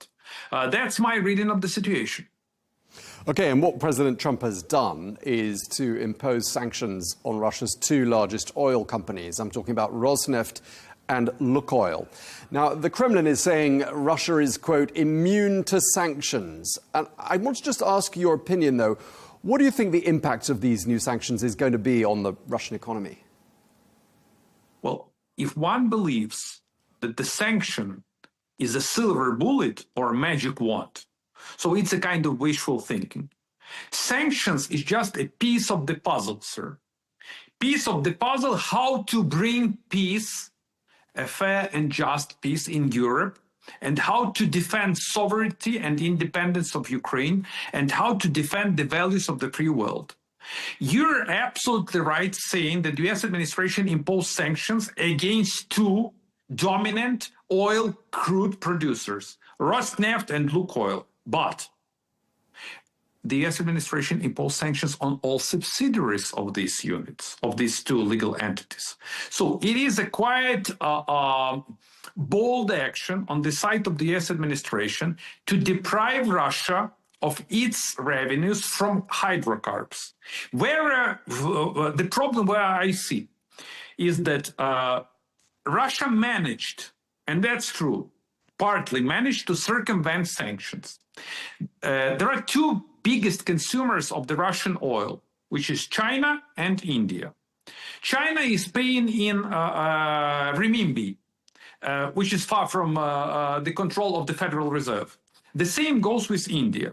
It means that the US administration has to undertake the next step, which is to impose secondary sanctions on those who try to circumvent sanctions and to pay for the Russian oil and gas in different currency rather than the US dollar or euro, because I expect that Europeans will follow suit, and Europeans will definitely impose similar types of sanctions on the Russian energy sector.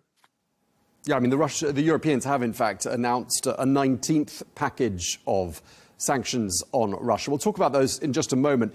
But I wanted to ask you before that whether you think the effect of these sanctions on those two large oil providers is going to be to get Moscow to come to the negotiating table and in good faith. Do you think that will be the outcome? Well, with all due respect, sir, I never believed in any kind of good faith in Russia because they don't have this faith. And they never had it. The idea is just to deprive Russia of its financing of the war chest. The idea is to exhaust Russia. The idea is to drain its resources. The idea is to limit Russians' ability to kill Ukrainians because they are literally just killing us, okay? 2 days ago, they launched a barrage of missiles and drones, more than 400 missiles and drones. They hit the kindergarten. They killed 2 kids of 6 months and 12 years old. And this is a never-ending, horrible drama and tragedy. So the US administration decided to laser focus these sanctions on the hydrocarbons. Look at the Russian so-called stock market. These two companies, I mean Rosneft and Lukoil, they lost about 12 billion in capitalization in just 1 day. So Russian stocks are in nosediving. So I do understand that they will try to mitigate this effort. But the thing is that if these sanctions are combined with the similar steps against the new so-called Russian Black Sea Fleet, because the Russian Black Sea Fleet right now rests on the seabed, because we actually sank practically the half of the Russian Black Sea Fleet. But there is a new shadow fleet of Russian that illegally transports crude oil oil all over the world. These sanctions will be effective.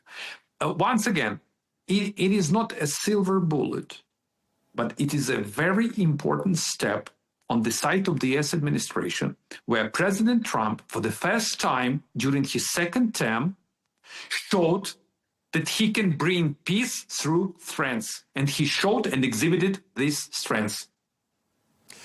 Before we address that question, I was alluding to the latest package of EU sanctions, their 19th package. I mean, that's an extraordinary number of rafts of sanctions against Russia. I mean, we do hear from President Zelensky sometimes words to the effect that he thinks certain countries need to do more in order to pressure Russia. Which countries do you think he has in mind? Which countries would you like to see ramping up the pressure on Russia? Well, definitely you should ask President Zelensky. But we are on the same page with the president because, look, I mean, Ukrainians, we are fighting for ourselves. But we are defending an entire world. Because it's not just unacceptable, it is an egregious crime. What Russia did against Ukraine. This is the biggest military conflict. This is the biggest war after the World War II. So the beacon of democracy is, I still believe, is still the United States. The most prominent and the strongest and staunch supporters of Ukraine are in the European Union. The United Kingdom is just amazing. So they are straight to the point. There is no hot air on the side of the United Kingdom, but just clear-cut deliverables. I wish everyone to realize that they are not just donating to Ukraine. They are investing in their own security, because we as Ukrainians are paying the highest price. This is the price of the human beings, of the lives of the human beings. And there is no way to offset this price, just no way. And in terms of financial support to Ukraine, this is the best ever investment into the national security of NATO member states, and not only NATO member states, those who doesn't want to have wars and conflict all over the world. And if Ukraine wins, and I hope Ukraine will win, this would be the best lesson to those who want to conquer another countries, for those who want to invade and kill independent states and sovereign nations.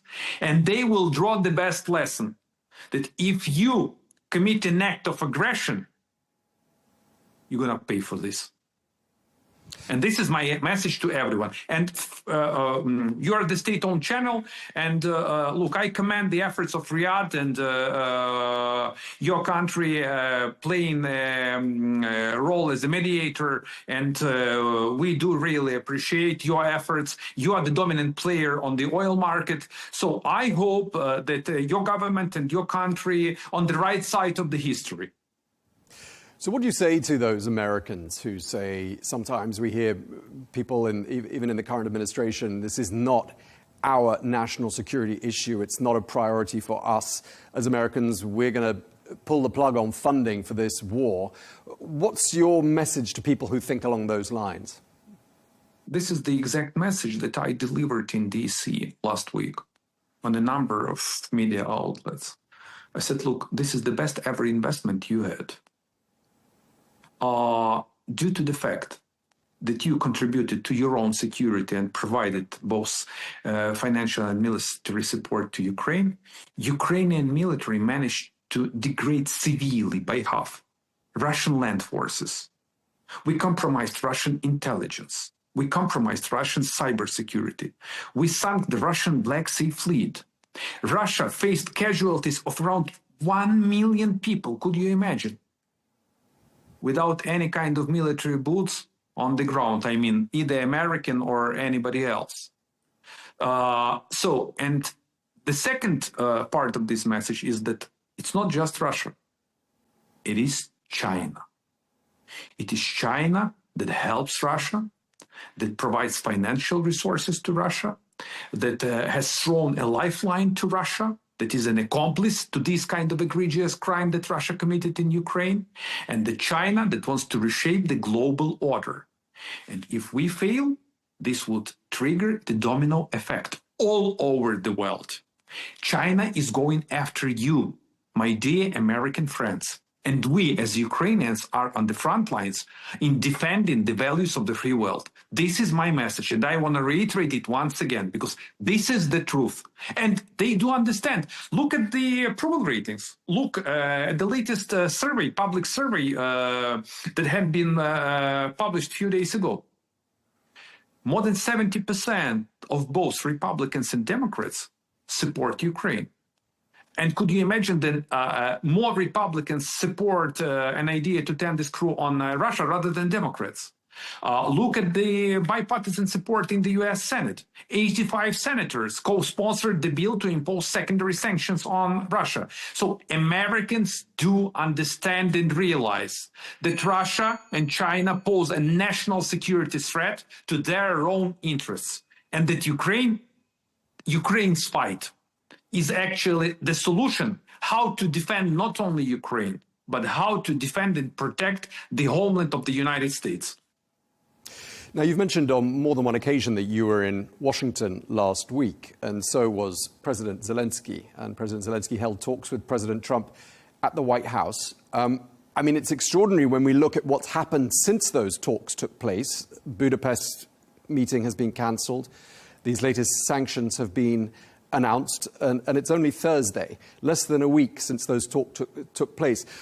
What can you tell us about what happened in those talks? Do you have any insights as to what the nature of the conversation was and how it went? You know, Putin applied the same case scenario, the same pattern that he did before the Anchorage. You remember that he reached out to President Trump. They agreed on this summit in Alaska. President Trump expected to cut the deal. In the end, he played President Trump. The state dinner was canceled, and it went in a kind of debacle. So as designated war criminal, Putin realized that the US administration practically passed the decision to provide Ukraine with the long-range capabilities, I mean Tomahawk missiles. He urgently picked up the phone, so-called red line, and tried to reach out to President Trump, which he did. And he actually managed to convince President Trump to have another Anchorage, but only in Budapest. Just to tell your viewers, Budapest has a very notorious history for Ukrainians. In 1994, Ukraine relinquished its third biggest nuclear arsenal in the world under the Budapest Memorandum, and Russia, the United States, and the United Kingdom provided the security guarantees or security assurances to Ukraine that nobody under any circumstances would invade Ukraine. So in the end, Russia, that actually co-sponsored the Budapest Memorandum, invaded Ukraine, that voluntarily relinquished its third biggest arsenal. The idea that Putin had, that he wanted to have another Anchorage. But President Trump realized that there is no way, just no way. If Putin accepts his peace proposal, and his peace proposal was very clear, is an unconditional ceasefire, so he can get the Budapest. Otherwise, it's going to be another round of humiliation of the President of the United States. So the President assigned a Secretary of State, who is a seasoned politician, to hold talks with contemporary Ribbentrop. This is the Foreign Minister of Russia, Lavrov. In the end, Americans realized that it's another sham. It is another a kind of pretension. It is another way how to drag their feet and how to play the US administration, that there will be no deliverables. So they are just playing for time. And that's the reason why the meeting in Budapest was cancelled. And the US administration realized that they have to pass the decision to impose a new round of sanctions. Okay, so it sounds like you found the whole idea of Budapest insulting for reasons that you gave, historical reasons. And I want to just ask you whether you think, I mean, there has been talk in the recent months of President Zelensky having to sit down at a table opposite President Putin. Do you think that is something that is inevitable? Do you think that will happen at some stage? Look, it's a kind of, wishful thinking. I never believed in this. And you remember that after Alaska meeting, there was even an announcement that they're going to hold either trilateral or bilateral talks, trilateral between my president, President Trump, and suspected or criminal, or bilateral between my president and Russia. Look, it's no way. It's no starter. Look what's happening on the ground. I don't believe in any kind of hot air. I believe only in facts and what's happening on the ground. Russia is not eager to cut any kind of deal. So that's the reason why we need to pressure like hell on Russia, period. Just tell us a bit more about what's happening on the ground. You've painted a picture for us of what the situation is like right now. I mean, obviously the fighting's continuing, winter is approaching, and that's usually a time when not much happens on the battlefield in the cold winter months. There have obviously been airstrikes on Kyiv in the last 24 hours. Just tell us, what is the current situation on the battlefield as you understand it? Sir, it is a war. And that's the description what's happening. With the atrocities committed by the Russian military, with the killing, rape, abduction of Ukrainian children, with the hitting of Ukrainian energy facilities, with the war crimes. It is a war. This war has been going on for 11 years. Because maybe not every viewer of your distinguished channel really knows that this is going on for 11 years. Russia illegally annexed Crimea in 2014, the day I was sworn in as the Prime Minister of Ukraine. And at that particular period of time, we had no army, no cash, no military, no police, nothing, because the pro-Russian president fled the country. And under that circumstances, we managed to survive 11 years ago. In my treasury, in the state treasury of Ukraine, I had 10,000 euros. Could you imagine? For the entire country. The reason why I'm telling you this is that we managed to withstand armed to the teeth Russia for 11 years. An all-out war has been waged by Russia 3.5 years ago. So he wanted to freeze us. He imposed blackouts during the first winter, and he's going to repeat the same case scenario that winter. We will survive. We will survive, not without losses. And look, it's a hard toil. It is a hard toil, just trust me. You can't even imagine what's being practically every single day, either in the parking lot or in the underground cellar or just nowhere, listening to the noise of drones or missiles. But Ukrainian people showed a very strong resilience. We really have stamina. We will survive and we will win this fight. What is needed? Help. Help us to win the war in order to defend you. Thank you, sir. Just lastly, before we wrap up, I just want to ask you, obviously, some key events in the last few days, the ones that we discussed at the beginning of this conversation that you yourself described as being a turning point in this conflict. What impact has that had, do you think, on morale in Ukraine? You mean this U-turn of the U.S. administration? Yes. And the sanctions? It is a good move. We strongly welcome this kind of decision. We need real allies. And these allies have a back of Ukraine. So we need real deliverables. So it definitely will help Ukraine to win the war. Whether it's enough, look, sir, it is the war. Everything is needed in order to win the war. But it is a good leverage, and this is the first step of the US administration under President Trump in his second term that clearly shows that Americans are serious about defending Ukraine and helping Ukraine to get a fair and durable peace. At least I believe in this. Okay, well, we really appreciate you taking the time to speak to Arabiya English. Arseniy Yatsenyuk, former Prime Minister of Ukraine, thank you very much indeed for your time, sir. Thank you, sir.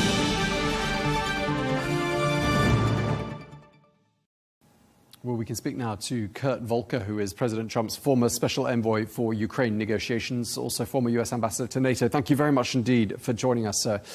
We are now day 1,343 of the war in Ukraine. I'd just like to start by asking you, I know you were there quite recently.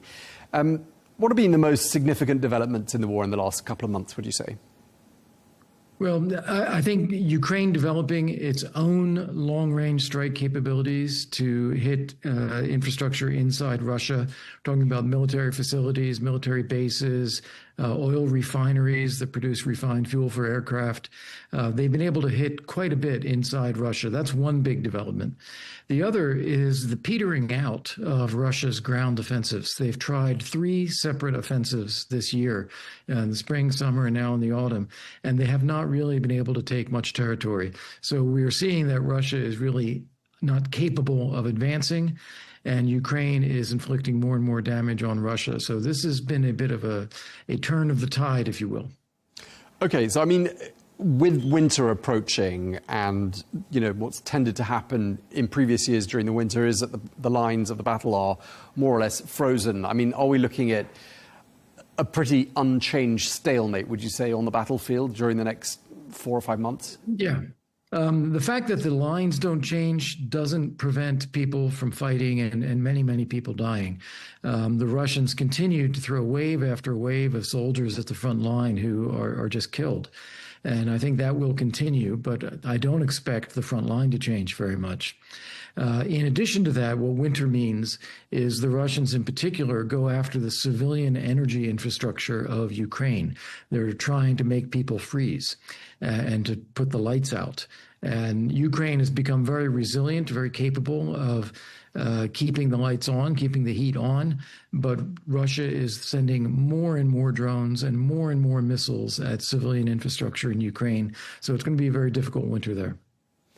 Okay, and in terms of what President Trump is doing on the diplomatic front, he said he will not be meeting with President Putin until he thinks there will be a peace deal. And notably, he has called off the idea of these talks in Budapest. So does that mean he thinks peace talks, at least constructive peace talks, are still a very long way off?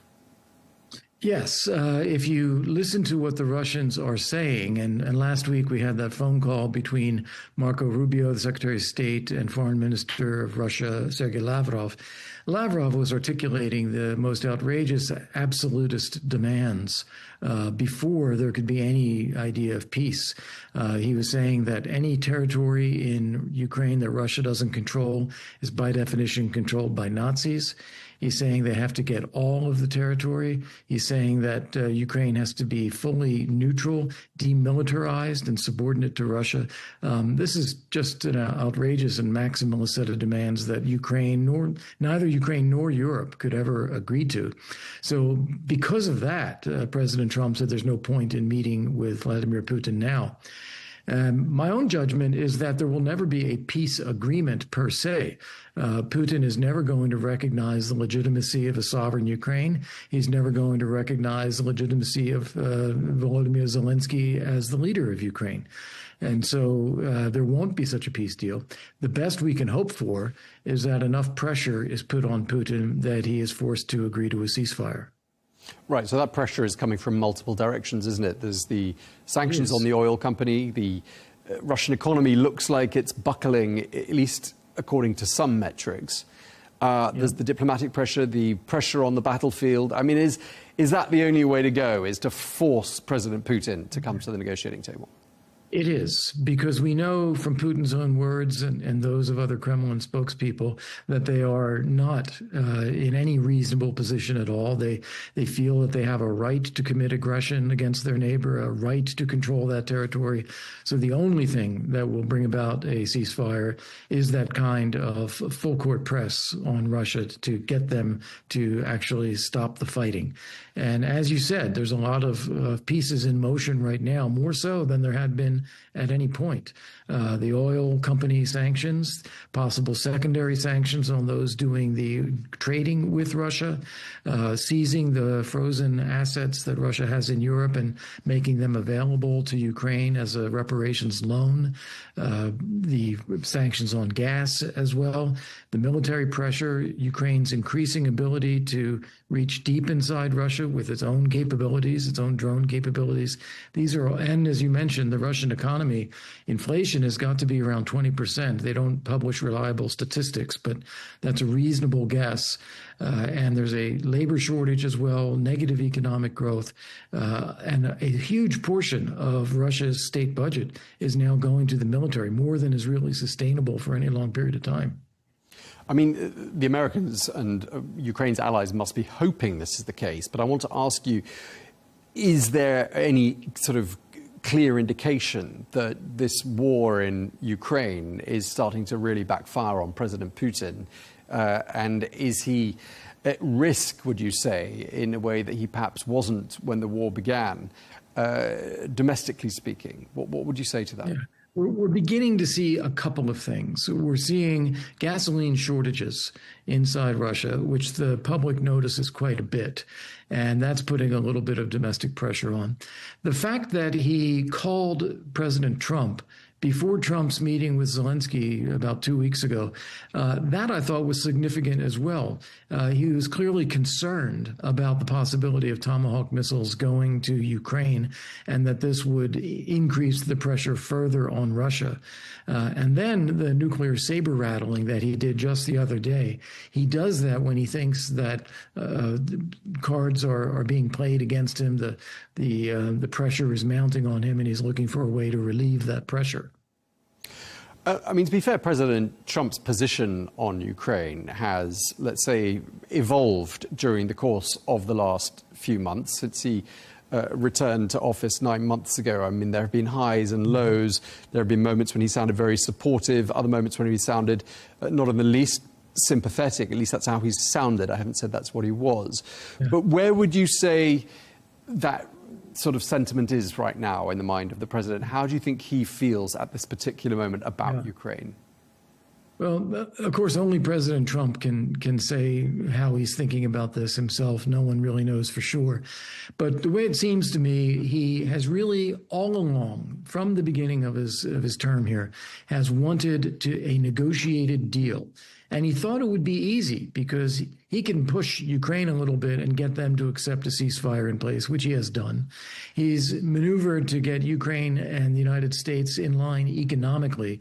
So we're no longer spending taxpayer money to prop up Ukraine. People are buying weapons.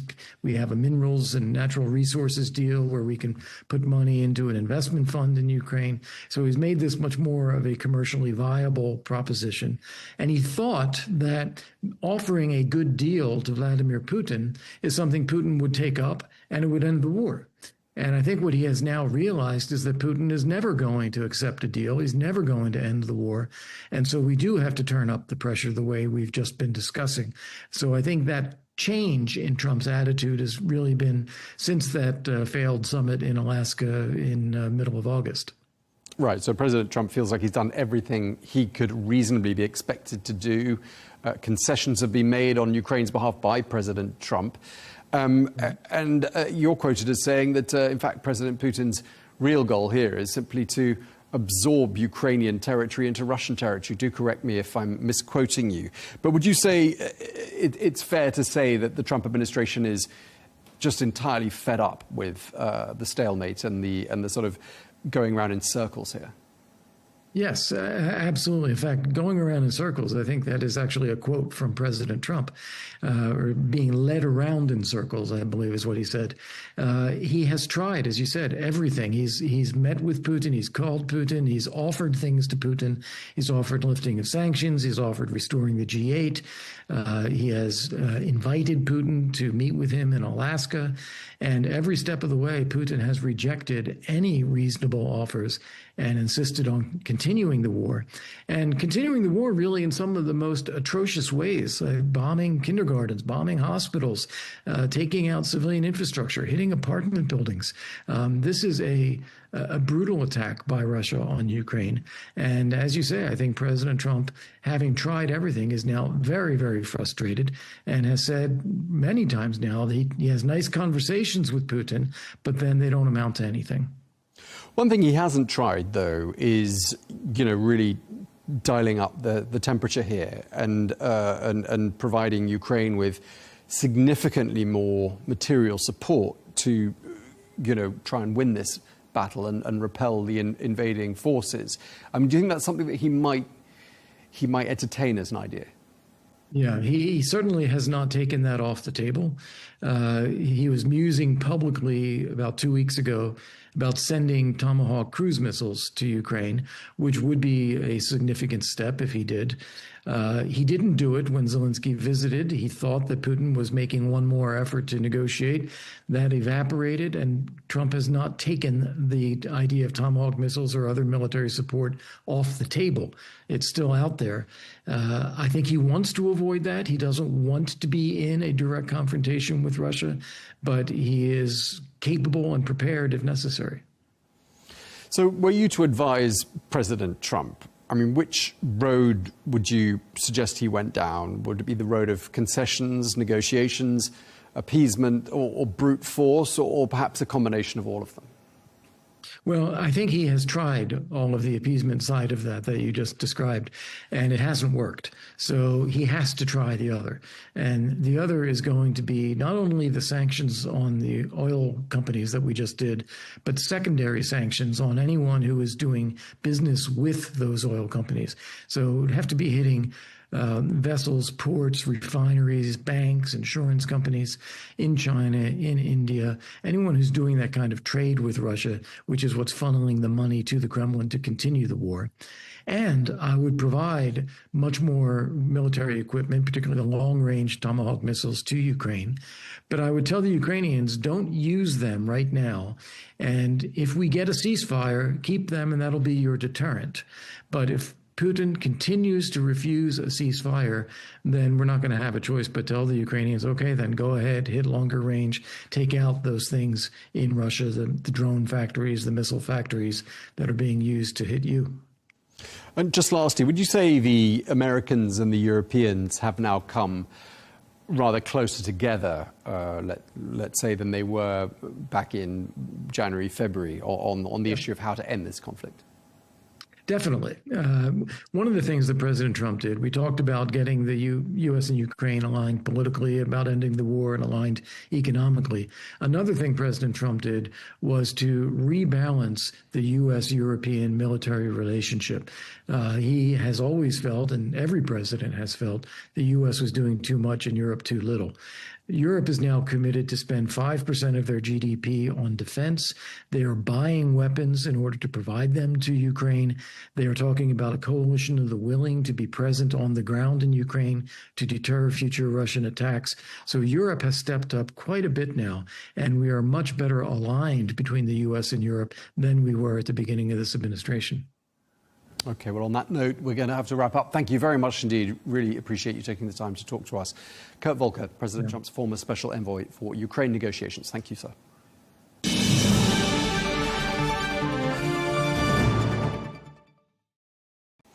We're joined now by Mike Pompeo, the former U.S. Secretary of State and former director of the CIA under President Trump. But thank you very much indeed for speaking to us. Always a pleasure talking to you. Israel and Hamas have now signed off on the first phase of President Trump's peace plan. What was your initial reaction to this news? Well, it's remarkable. It's historic. It's still 72 hours away. Still things that can jump in the middle of this and cause problems. But the fact that we're going to get 20 hostages out of Gaza, we're going to get the remains of another 24 or so back to their families is a joyous thing. The fact that they've had to release a bunch of folks who committed crimes, hundreds of folks who are being held by the Israelis today who have been convicted through due process, doesn't make this an equal trade. But my first reaction was it is time for these hostages to return to their families. Right now, 2 years and a day and a half from when they were taken on October 7th, 2 years ago, a great and glorious outcome. Sure, and obviously, and you sort of allude to it there, sticking points remain and a lot could happen. I mean, there's this sticking point of Hamas saying it will only lay down its weapons once a Palestinian state is established. I mean, how do you see negotiators addressing that and getting around that key stumbling block? Well, this isn't a new problem, right? This is Hamas handing over these hostages, not because they've become citizens of the world, but because they've had enormous pressure applied against them, and because the Israelis and President Trump and the Americans put enormous pressure on Iran with what they did this past summer, taking out a significant piece of the Iranian nuclear weapons program, the near dismantlement of Hezbollah in Lebanon, the pressure on the Houthis. All of that brought us to this moment. It doesn't mean for a moment that the resistance in Hamas won't remain. Right? It's a resistance movement. Their objective is the destruction of the nation of Israel. And so lots of work left to be done in the aftermath of these hostages being returned. Lots of work to be done to disarm Hamas, to create a civil government. And those two elements are most important to the civilians living in Gaza. The most important people who benefit most from the Israelis' ability to withdraw safely and continue to protect their own sovereign territory, and to get Hamas out of governance, get the armed resistance eliminated, are the people who are living in Gaza who have suffered so much over these past months as a direct result of what the terrorists did there. I think there's a lot of celebration around the world that this bloody chapter in modern history could be over. And I think a lot of people are getting ahead of themselves, perhaps talking already about a two-state solution. But does it feel like today we are a step closer to a two-state solution than perhaps we were 24 hours ago? Yeah, I think the answer to that is yes, but it's a small step. And the trail is littered with history. We know this from when Arafat was in charge. Right? We all know the history. That this gets complicated as soon as you get into the details. In the end, you have to change the nature of the leadership. The leadership has to ultimately come to recognize Israel's right to exist. And we saw that with the Abraham Accords. We saw the Emiratis agree to it. We saw the Sudanese. We saw the Bahrainis. Right? Those nations they said, we are no longer going to have as a central principle the destruction of the nation of Israel. And to the extent Lebanon can do that, Syria can do that under their new leadership, to the extent we can find a political solution in Gaza, then you can begin to build out a model that looks like a just and stable and near permanent peace in the region, which would be a fantastic outcome. But there's a lot of work left to do. And you can see from the statements coming out from various parties who assert they represent Hamas, it's not at all clear exactly who Hamas's leadership will be 2 months or 2 years from now. You can see those leaders already beginning to hedge their bets, because they know too that the resistance is the reason for their existence. Their entire enterprise revolves around continuing armed conflict against Israel. So your point is well taken. A lot of work remains to be done to get what we hope is a step towards a sustainable outcome. In terms of President Trump's approach to this 8 or 9 decades old problem, what we've seen the last couple of weeks is markedly different from what President Trump was talking about earlier in the year when he talked about a Gaza Riviera, which would require 2 million people being sent into exile. What do you make of the evolution of President Trump's approach to this issue? And do you think the Gaza Riviera plan was part of a broader negotiating tactic? I always watch President Trump's actions closely, right? He has been remarkably consistent on this file in the Middle East since I was his Secretary of State in his first term. We have a great, reliable partner in Israel. We want good things for the Palestinian people that are living both in Gaza and in Judea and Samaria. We want good things for them, but we're not going to allow them to stand in the way of a broader peace. And so we, in the first term, the Gulf Arab states were great partners for America. They continue to be. Mohammed bin Salman, Mohammed bin Zayed in the Emirates, the leadership, the Crown Prince in Bahrain are all great partners of the United States. And so, you know, in Gaza, President Trump has made clear he was going to allow Israel to do the work necessary to get these hostages home and to give Israel all the capability they needed to go take down Hamas so that it no longer threatened the nation of Israel. Those pillars have been incredibly consistent. And then you can see, as part of this plan, this 20-point plan, you can see a plan towards political governance not connected to Hamas.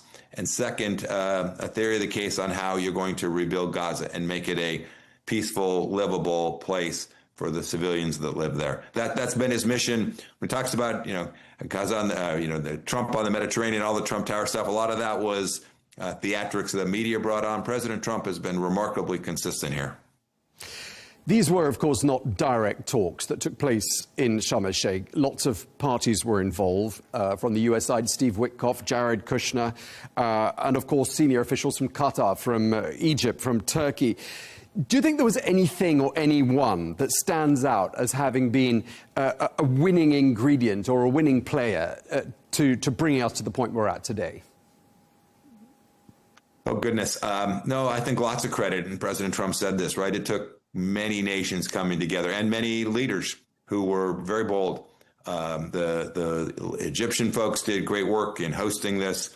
Mr. Witkoff and Mr. Kushner obviously lent America's authority and power and certainty to the transaction as well, but brought together the Gulf Arab states, the Emiratis, the Saudis. Everyone signed off on this, the Qataris, the Turks.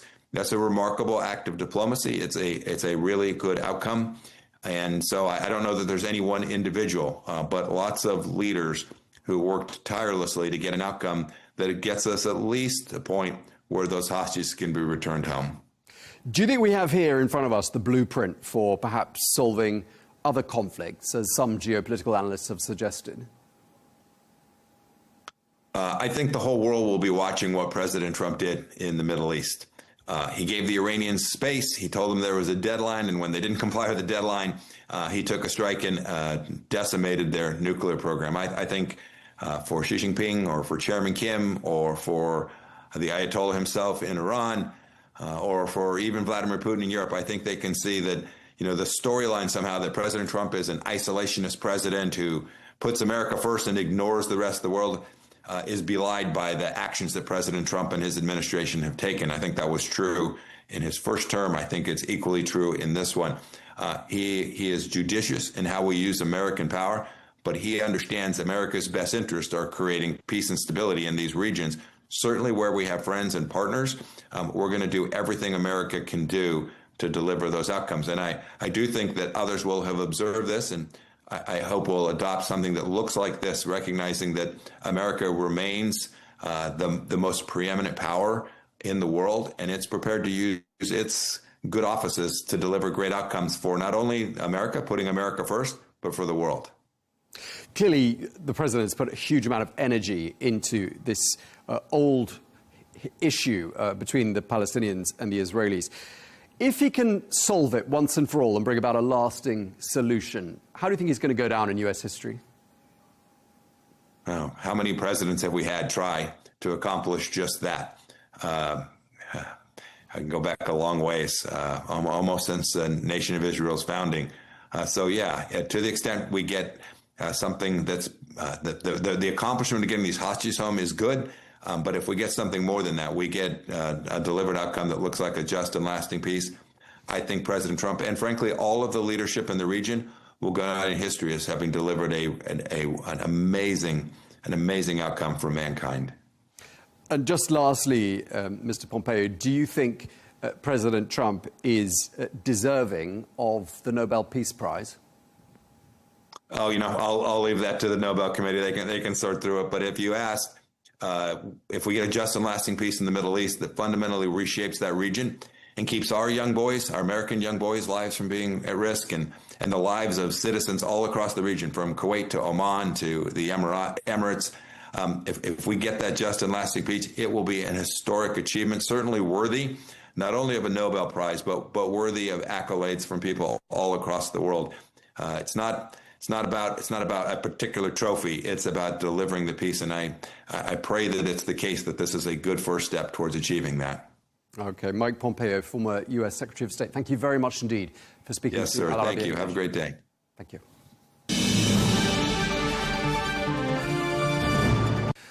Well, we're joined now by Ehud Olmert, the former Prime Minister of Israel, who joins us from Tel Aviv. Thank you very much indeed for speaking to us.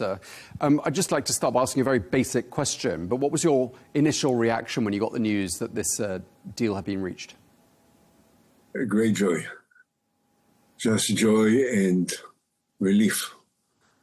Something that I haven't felt for the last 2 years. I mean, it's a ceasefire, isn't it? It's not a peace deal. But are you confident that this will pave the way to an end to the war? Well, that's the deal is not a peace treaty. We are far from it.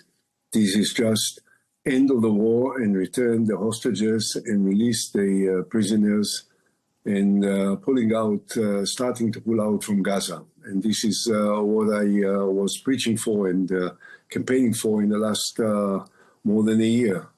So I'm very happy that we are at the beginning of something that can be of great development towards perhaps a new era in our region. But it's the very beginning.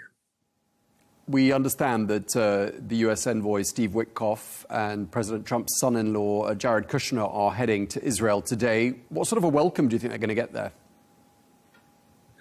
Well, I guess that we will be very grateful. We are very grateful.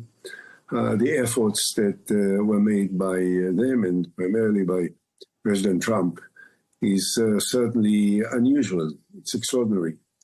I don't remember President of the United States being so deeply involved almost day and night for such a long time to try and bring some relief, some change into the very painful lives of so many people.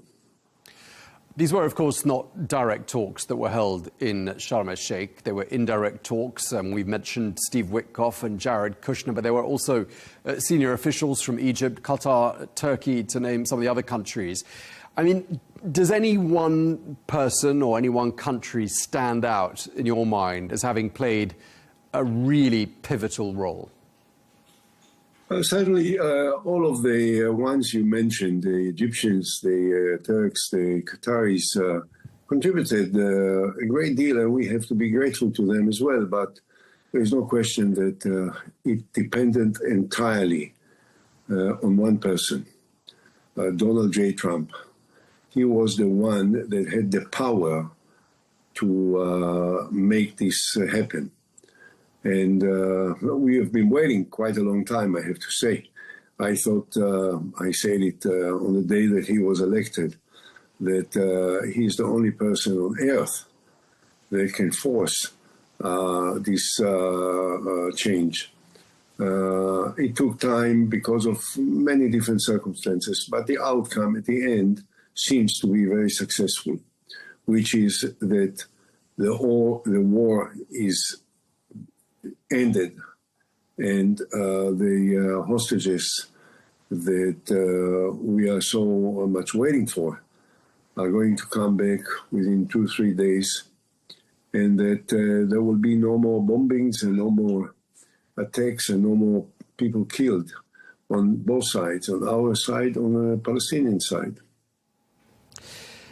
We've had about 10 days to get used to the 20-point deal that President Trump put forward. And when we first saw it and we analysed it with experts, people said it's very simple and there's a lot of detail missing.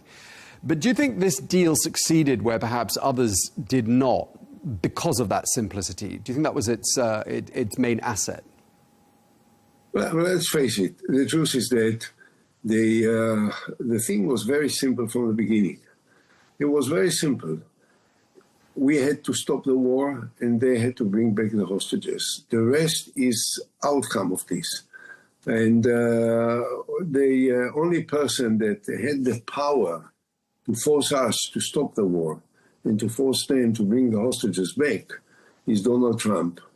And in order to achieve it, he had to use all the power that he possesses as President of the United States of America, and as someone that the Israeli Prime Minister completely depends on, as we know, to just say, as I advised him on many different occasions, perhaps including in some of the interviews in your channel, when I said what Trump needs to do is to summon Netanyahu into the Oval Office and to say to him, Bibi, enough is enough. That's the end of it. And to say, of course, to the Palestinians what he had to say. And finally, he did it. And, while we can always ask why he didn't do it a year ago or half a year ago, it doesn't matter now that he has done it, and it seems to actually take place. And therefore, when Witkoff, who dedicated so much of his time and energies and the ability and leadership to bring the two sides to this point, is admirable, and so is Jared Kushner, and so all the others that participated. But at the end of the day, this is one person.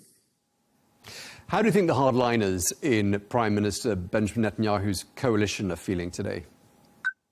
Well, I hope that they feel bad, and I hope that they will resign from the cabinet as soon as possible. Could they bring the cabinet down, do you think? I don't know. The cabinet has been postponed now. The session of the cabinet has been postponed. I mean, it was already had to take place some time ago, and I now understand that it will take place at 8 o'clock. I think it's done. It's irreversible in this respect. I mean, they have to decide whether they want to stay in the cabinet or resign. I hope they will resign. Do you think, I mean, looking at these last few months, I mean, so much has happened with regards to the situation between the Palestinians and the Israelis. And one of the things that's happened in the last few weeks really is that long list of countries that recognized a Palestinian state. Do you think that changed something? Do you think that was, a deal breaker in some respects with regards to getting us to the point we're at today? I'm sure you know that I've been supporting and campaigning and working in order to share my conviction that the only possible comprehensive permanent solution for the historic conflict between us and the Palestinians is a two-state solution. The Palestinian state alongside the state of Israel on the basis of the 67 borders with all the other parts which I've outlined and repeatedly said time and again. And I think that this is the first step towards it. Of course, what we need is the next step. But first of all, we have to make sure that this is accomplished, that the army has stopped the fighting, the Israeli military units are starting to withdraw into the new line, and that the hostages are returned safely, live and dead, back to Israel. Then, of course, it will not be able to remain where it will be. We have to carry on. Otherwise, after a certain period of time, the skirmishes and the confrontations and the occasional shooting from one side to the other side can break everything. So what is done today is the beginning of what may turn out to be an historic point in the history of the Middle East. Now, the positions of the European countries, France and Germany and Great Britain and Canada and others, was helpful in a sense that they keep reminding us that end of the war is just the beginning, is not the end. It's the beginning of something that has to develop. However, without the efforts that were made by President Trump, it may have not changed anything. So we have to recognize and respect the efforts of the European countries, President Macron and Prime Minister Sturmer and Prime Minister Carney and Meloni and Chancellor Marz and all the others. But without the involvement, the assistance, the efforts, the pressure, the leadership of President Trump, it may have not happened. Prime Minister Netanyahu's looked quite vulnerable at numerous stages in the last few years. And of course, this situation in Gaza has meant he's been under an enormous amount of pressure domestically from within his own coalition and internationally. Do you think the release of the hostages and perhaps where we're about to arrive at now, this next stage, and perhaps moving towards a longer-term solution, does this give him a boost? Do you think he looks like he's in a stronger position now? Well, I'm not certain about that because I'm not certain that he is particularly interested in a long-range solution of the kind that I'm talking about. He kept saying all the time that he will never support the creation of a Palestinian state. Without a Palestinian state, there will not be a solution. It must be clear. No, I think that he is not necessarily going to be stronger. He perhaps is losing the faith of his supporters on the Messianic groups in his cabinet. And I don't think that a large part of the Israeli population will be seduced now to trust Netanyahu or after what we have been going through in the last 2 years. I think that he would be very reluctant to enter into an election process soon. But at the end, it's inevitable. We will have elections I believe, in a short while. And at the end of this, we'll have another government. We were talking a moment about a two-state solution and how that's your hope and your wish as an outcome from these diplomatic efforts. How far off do you think that will be now? This is a great question because normally wherever I go across the world, I've been through in so many different places, everyone says to me, but how can you imagine that after what happened, after the terrible, terrible, horrific, atrocious killing of innocent Israelis by the Palestinians on the one hand, and then the very aggressive reaction of Israel with so many Palestinians being killed, how can you imagine the two sides coming to some kind of terms, some kind of reconciliation?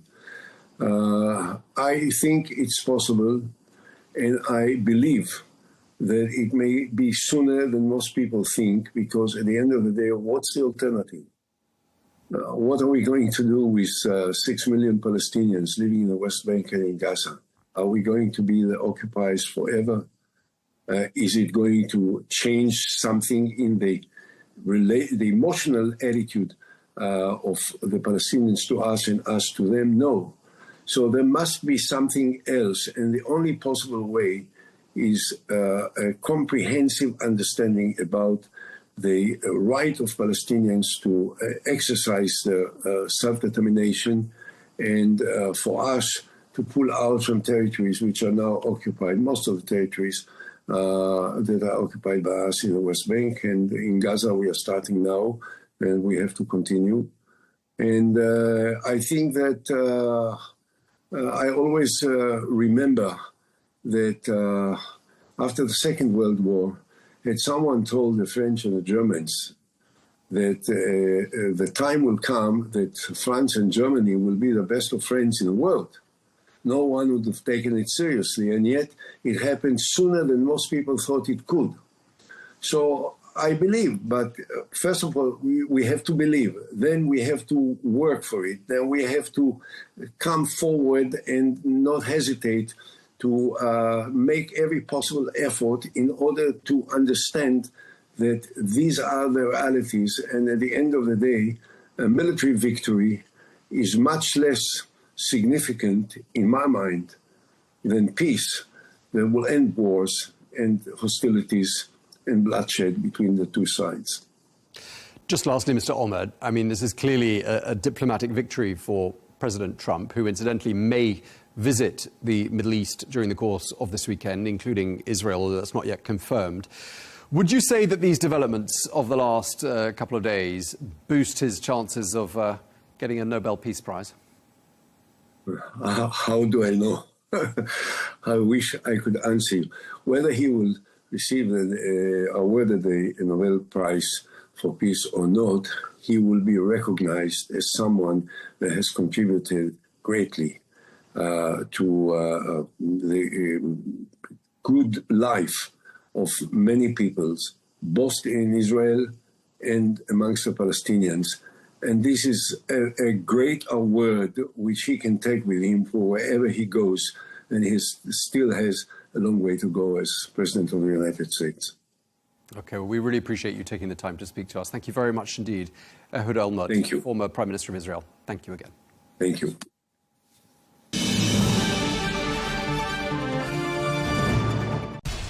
We have to take care of our people, and we're going to take care of our people first. For in-depth analysis and all the latest developments across the globe, make sure you join us every weekday. President Trump is trying to negotiate a ceasefire.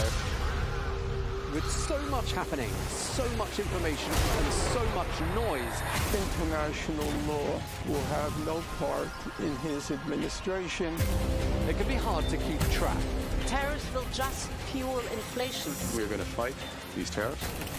But you can count on us to tell you what you need to know. We stand by your side. Join me, Tom Burges Watson, for Global News Today, right here on Al Arabiya News. Our allies, in many cases, are worse than our enemies. Stay informed and connected with the latest international headlines. There obviously is a risk. From breaking news to in-depth analysis, it would appear that this war is coming to an end. Who buys this stuff? Investors, pension funds. We deliver the most important developments straight to your screen. Iran always wanted to deal with militia. Join us for compelling, expert-driven conversations. A curfew order has been established. And an insightful look at the issues shaping our world today. There are a lot of proposals about European architecture for security. I'm Leigh Ann Gerrans, and this is W News. We dealt with this when I was Chief of Staff in the first term. Where you don't just hear the headlines, you get the full story.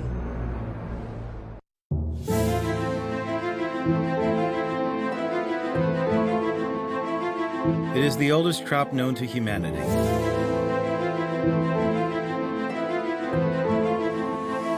It was cultivated by ancient civilizations about 12,000 years ago and used as food and medicine for at least 2,500 years.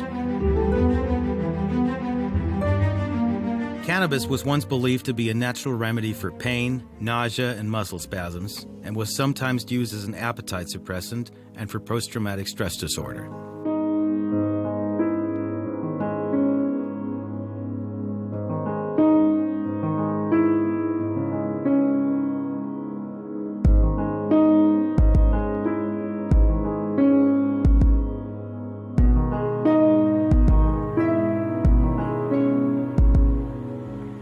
However, countless studies have shown that cannabis may cause serious health risks, worse than cocaine in the case of repeated addiction, especially if it begins at an early age. This was confirmed by a psychiatrist at the University of Ottawa, Marcus Salmi.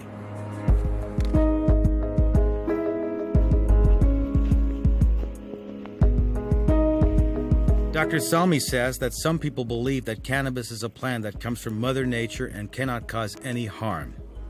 but this is refuted by studies published in the British Medical Journal. People don't die from cannabis overdose, but it can have other serious consequences for physical and mental health, says epidemiologist Deborah Hazen of Columbia University. According to a study published in the Journal of the American Heart Association, people who regularly use cannabis are more likely to suffer heart attacks and strokes. Some of the risks of regular cannabis use include drug use psychosis, where a person experiences delusions or paranoia, severe depression, dry mouth, fatigue, and a temporary loss of touch with reality.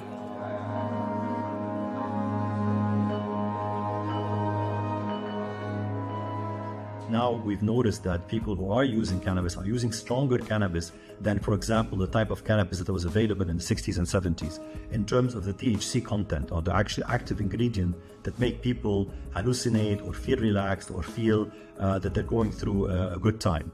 And at the same time, also people who use cannabis have been noticed to have overall poorer health and being admitted to hospital more often.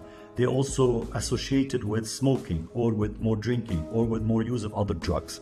So overall, with the legalization happening in many countries, we're learning more and more about how cannabis use is developing and growing, whether among young people or older people. And I believe it will continue to be a drug that's available, and most likely a society will accept it just like we accepted alcohol. But to say it is a harmless drug that everybody should be using without worry is definitely not something that I advocate or that the medical profession in general supports. Did you know that alcohol consumption is prohibited in most public places in Amsterdam?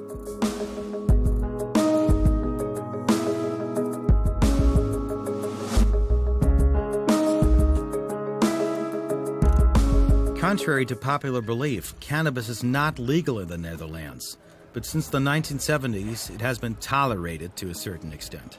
Coffee shops may not store more than 500 grams of cannabis, and they may not sell more than 5 grams per day to the same customer. The cultivation and supply of cannabis are also illegal, meaning coffee shops are technically operating outside the law when they receive stock.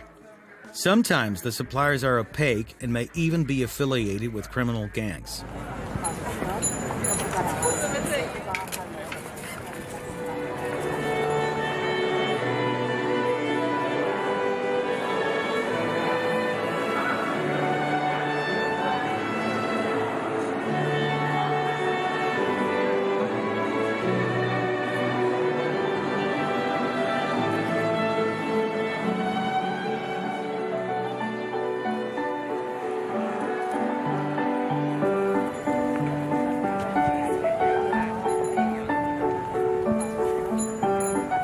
The homeland of Vincent van Gogh, Tiesto, and Rem Koolhaas. Here, tourists visit the Rijksmuseum, which is described as the Dutch Louvre. This is the cosmopolitan city of Amsterdam.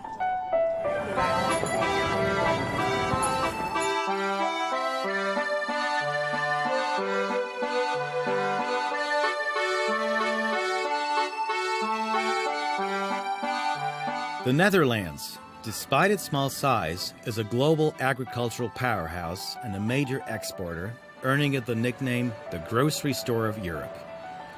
The country serves as a major gateway to Europe, with the port of Rotterdam being the largest port in Europe and a key logistics hub.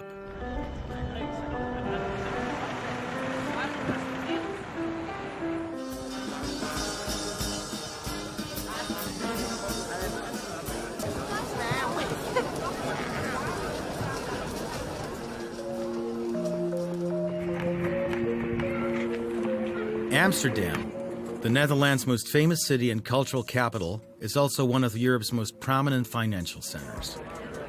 The city of canals, museums, and theaters is visited by millions of people every year. But what percentage of these tourists visit for the smoking freedom in its coffee shops? While the Netherlands was the first country in the world to allow the free use of cannabis in public since the late 1970s, with conditions and restrictions, this policy was intended by the government to limit the risks of hard drug addiction. However, in recent years, the Netherlands has been plagued by the growing influence of powerful drug gangs and the violence of organized crime.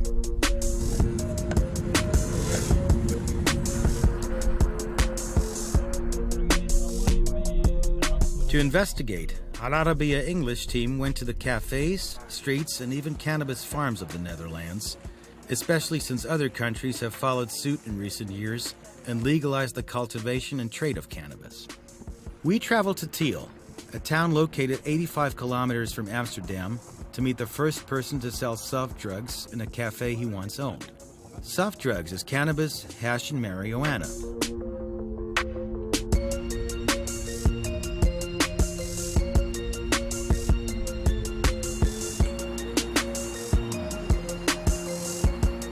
Werner Bruning, who opened Malo Yalo in 1973, the first coffee shop in Amsterdam to sell soft drugs. This coffee shop system partially was set up as such that one of us would pretend he was just a visitor sitting in front of the bar and selling hash and grass. And that I, as an owner, allowed this guy to do so because he gave me a lot of smoke if I wanted and so, things like that. You can suggest a kind of a fairy tale. And that made it impossible to close the shop down because they could arrest the dealer, but they couldn't arrest me. I was the owner who was saying, "Oh, I don't know, I don't care either," and that was it. And then they made it combined the two things, and said anybody in that shop who is selling hash and grass is supposed to be one of the employees of that shop. So there is a link. And they said, okay, we'll leave all the shops that are existing open. We give them sort of a permit, but only under certain rules. And if you don't obey those rules, we'll shut you down anyway. While Jari studied hotel management at one of the most famous universities in the Netherlands and follows a modern approach in managing cannabis cafes that he and his brother inherited from their family in Amsterdam, Jari also confirmed Warner's words. And it wasn't really allowed, but it was the 80s, it was the 70s, and the government was looking the other way. And since it didn't do really much harm, then came the decriminalization policy of the Netherlands. Ever since, they've never changed this policy, which is weird because the conditions are very different now than they were 40 years ago. Cannabis was first criminalized in the Netherlands in 1953, following previous laws against its import and export in 1928. In 1972, the Dutch government classified drugs into two categories: more dangerous and less dangerous, with cannabis falling into the less dangerous category. Accordingly, possession of 30 grams or less was considered a misdemeanor. This approach aims to keep cannabis trafficking out of the hands of criminals and reduce users' exposure to hard drugs.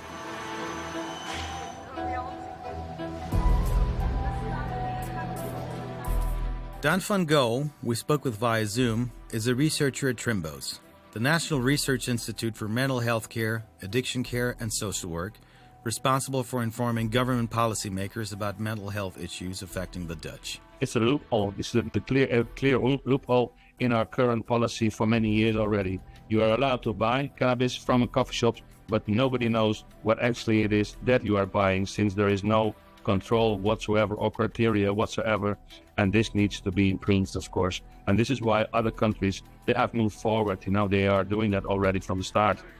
You can buy and sell small amounts of cannabis without fear of prosecution in the Netherlands, but its commercial cultivation remains illegal. This is how observers describe the state of the cannabis market and its laws in the Netherlands. We went to meet Saeed, a second-generation Moroccan in the Netherlands who has run a cafe selling soft drugs for 20 years in a suburb of Amsterdam. We asked him about the difficulties he faces in his business and how drugs are purchased and sold to customers. The thing with coffee shops, one of the things, you can only have 500 grams inside. If you have 501 grams and they come inside to check your business, they will close you for like 2 weeks. The second time, you have more than 500 again, they will close you definitely. They come and check some people's pockets and somebody has drugs, they shut you down. So it's a really delicate business. If you sell a customer more than 5, you're breaking the law. If they find out, they close you. Now, we can sell this, we can sell the weed, we can sell the hash, we can buy it, but if they see us buying it, we're trafficking, so that's against the law. We can buy it, but they cannot see us buying it.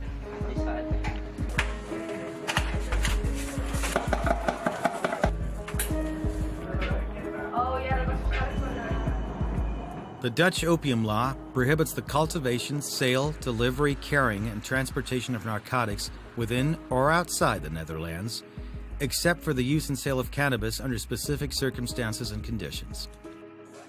These conflicting laws in the Netherlands mean that a cafe owner cannot obtain a bank loan, as can a bar owner who sells alcohol. This policy forces them to convert their white money into black money. Everything that happens in the coffee shop, completely transparent. You know, there's a stigma. People think that we launder money, but actually nowadays we make money black. Because what happens, 70% of everybody that comes in here, they pay with a debit card, with online money. But all the weed that we buy, or all the cannabis we buy, we need to do cash. So I cannot go to a grower and pay with my bank card. So what do? We go get 10 bank cards and every day go to the ATM, get the money from the ATM. So I have white money on my account. I take it out of the ATM with thousands at a time, and then it's black again, right? It's because it's disappeared. And then I can use it to pay the grower or the supplier for the cannabis.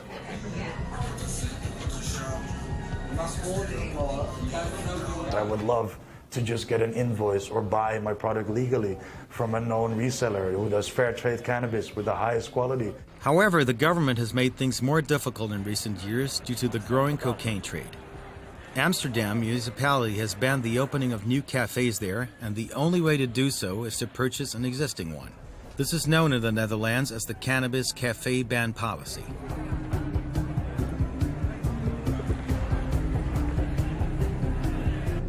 For years, they tried to extinct coffee shop. So the last big extinction, the mass extinction in Amsterdam, was I think it was around 2013, 2014. Now, instead of 600 coffee shops in Amsterdam, we only have 160 left. So of course, the coffee shops that remain, their business increases, and that also means that nuisance or problems for the neighborhood also arise. Suddenly, a coffee shop with 100 guests now has 500 guests.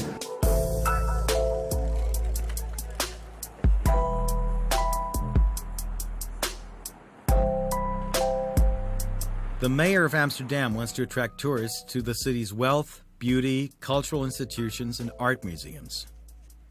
She sees a large cannabis market with many links to organized crime. An investigative journalist, famous for his investigations into hard drug smuggling in the port of Rotterdam, was assassinated. In full view of everyone, he was shot dead in the middle of Amsterdam.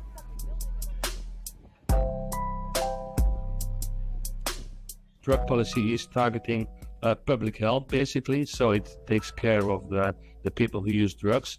Whereas the production of drugs is a different field. It's in the hands of the Ministry of Security and Justice, and they have stepped up in the last, maybe 10 years, pretty much to counteract the production of drugs. And yes, it's true. We are, it's not something to be very proud of, but the Netherlands is the #1 producer of both ecstasy and amphetamine in the world. And also methamphetamine is growing in the Netherlands. So there's a lot of production taking place in the Netherlands, not for our domestic market, but for the world, basically. And this is something that it should be attacked, but it's different. Then you are attacking the production of drugs.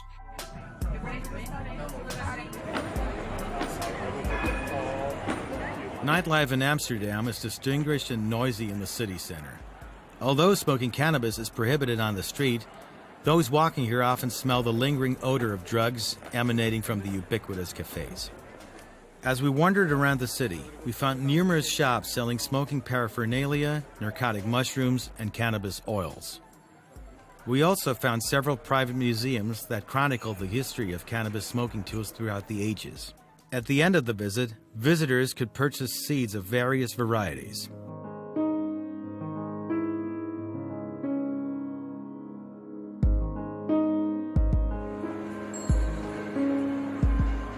Like in Holland, here you can grow 5 plants. Yeah, but there is a but. You can grow the 5 plants, but you can grow them in your garden. So you can grow the 5 plants outside. But once you grow them inside to make good weed, stronger weed, that's more effective weed, it's not allowed.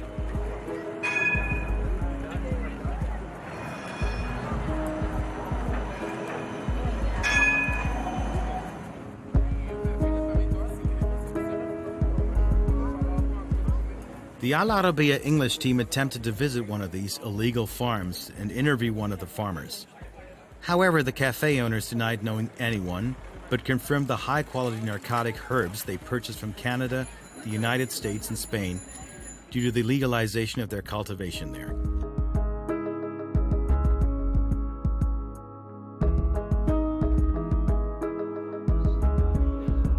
Why is it interesting to buy weed from Canada or from the United States or from Spain? Because the quality there is getting higher. If you can do it legally, the quality will automatically rise.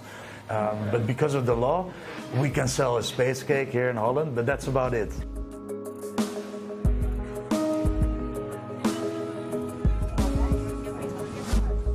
The concern confirmed by everyone we spoke with was that the Netherlands would lose its status as other countries such as Canada, the United States, Spain, Belgium, Austria, and the Czech Republic legalized drug selling and cultivation.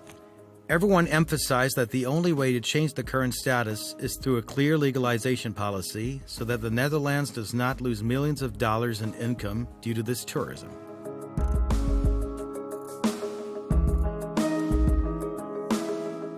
So how can a coffee shop have 30 strains on the menu with only 500 grams? It's not like people come in and bring 10 grams all the time. No, a coffee shop needs to buy kilos. So somewhere the weed is being stashed, and all of a sudden it drops out of the sky in the shop and it's legal. And all the steps that happened before that, we don't talk about in Holland. We don't want to know. But I think it's important that we do come to know and that we do check all these steps and make sure that the right steps are being taken and there's no more contamination. For a safer product, better for the client, more income for the government, and also for us as an entrepreneur. I don't want to have the risk of closing down my business by a single mistake. It's a weird law. They call it gedoogbeleid, like this, and that is the law. There's no store where you can go buy it. You just buy it from the growers. Yeah, we have to buy it from the growers. We cannot buy it from the store. And so they say, okay, buy, but don't let us see you. We didn't go far from the city center to meet a foreigner who lives in Amsterdam and enjoys going to the only bar in the suburb that allows smoking and drinking alcohol at the same time. It's close to home. I live quite close. It's good. You can smoke and have a drink here, which is relatively unique. I enjoy the fact that it's legalized here and that I can smoke when I want and whatever. That's great. That's how I believe it should be. But I think I probably prefer a system where I know the supply chain better, right? Like, where has this come from? Who's grown it? Has everyone along the supply chain been equally paid and for their labor and for how's it got here?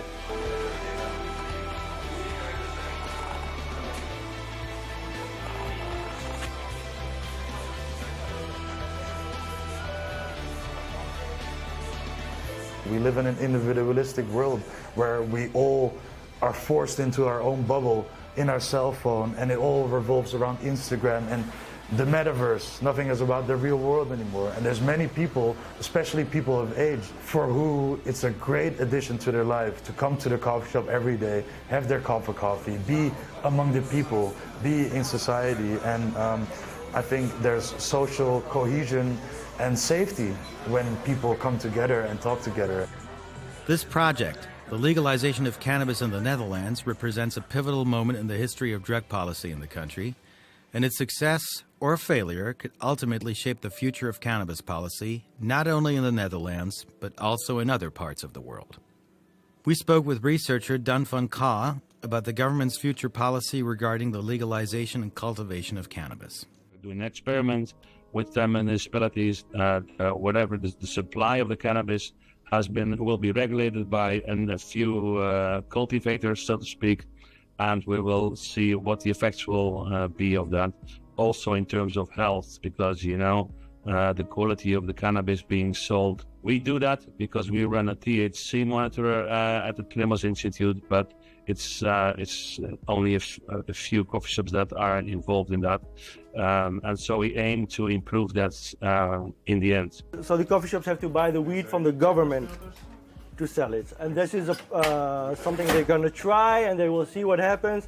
And if it works out okay, then that's what they're going to do all over. So we will see in the future what will happen with that. So if the government will start selling to us, we will be happy.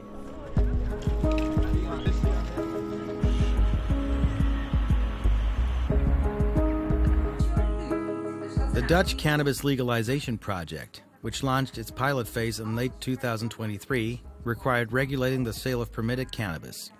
Farmers and traders demanded a law that would protect them and regulate their work in this field, but the project was full of challenges. Warner, who gave up his coffee shop business and importing herbs and bulbs for cultivation, now confines himself to treating people with cannabis oils and teaching them how to make THC oil.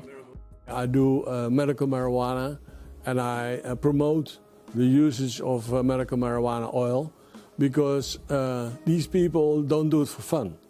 They do it because they have no other regular solution. This place is a place where we train people to make their own THC oil.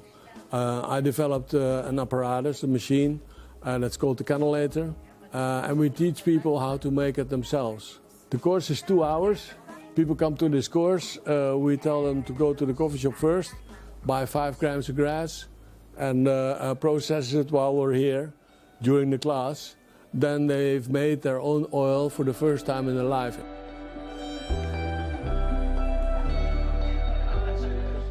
Advocates of THC argue that it is less harmful than many chemical drugs extracted from narcotic plants such as opium, but studies remain inconclusive.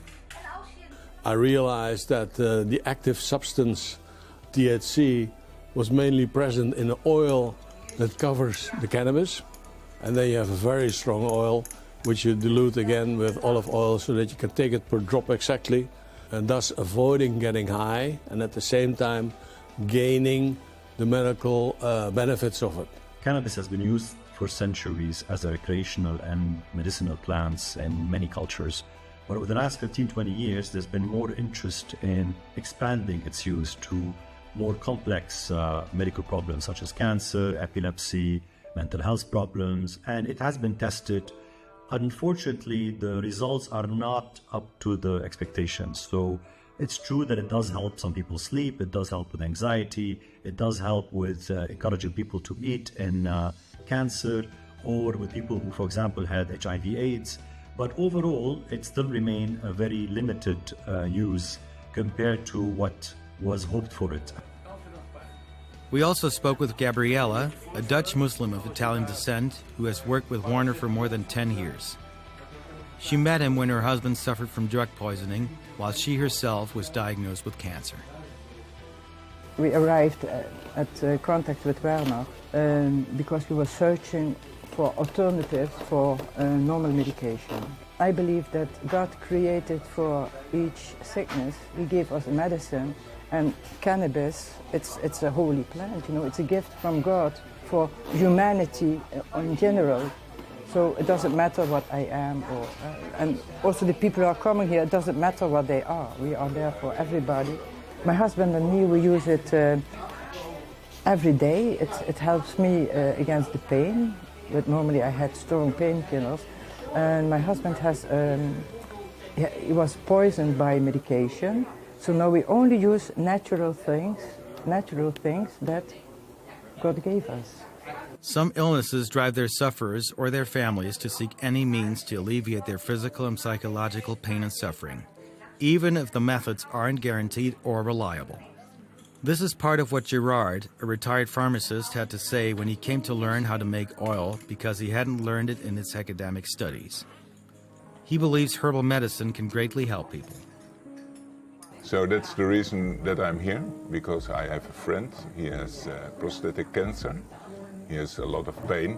For myself also, I have also pain in the back and have sleeping problems. So I learned about THC, and now I'm making the oil so that I can give it to my friend and make it for myself. I think for plant medicine in general, there should be more attention. So this is a plant medicine, and it shouldn't be handled like now, forbidden. We do consider it, as psychiatrists, a plant that is maybe less harmful than what we thought decades ago in terms of addiction. There are definitely more addictive drugs than it, but at the same time, it is actually quite a serious drug when it comes to psychosis, for example, and creating anxiety in certain people and disrupting overall functioning and motivation. So it's not a fully safe drug. It is, yes, safer than opium. And the fact that it is natural does not change its harmfulness. A lot of natural things are harmful. Let's think, for example, about poisonous mushroom. They're present in nature, but they're actually lethal. Returning to the often controversial issue of cannabis legalization in the Netherlands, although everyone hopes for legalization, Yadi expressed his concerns about the future. So when legalization comes, you bet the biggest companies in the world are coming here to take over. There are huge American companies that have so much financial power that they could take over the complete Dutch market with the two of them, you know, and they will. So I think a legalized market cuts out the possibility for the small farmer or small participant of this market to make money. And of course, I somewhat fear my own position in this future market. This is what drives Yari and his brother to try to keep up with the times by making their cafes trendy and environmentally friendly. Indeed, they have established the first facility in the Netherlands, and perhaps in the world, to educate employees about the importance, characteristics, and types of various narcotic herbs with help from the Dutch government. We made the training together with a biochemist. So she finished her master's or her doctorandus, her master degree, and afterward doctorandus, specifically in the biochemistry of cannabis. So what you do, you get a sample of the marijuana, you test it, you send it to a lab. And in the laboratory, they can see if there's contamination, or they use particular spray, or maybe they didn't cure it well, or maybe there's mold inside. You know, moldy weed is very dangerous. And some of the big trends I saw were healthy lifestyle and sustainability, also a big thing. All the governments are pushing sustainability more and more. And before the government comes with any rules for me, I want to have done all the measures. So I'm trying to become the first carbon neutral coffee shop worldwide.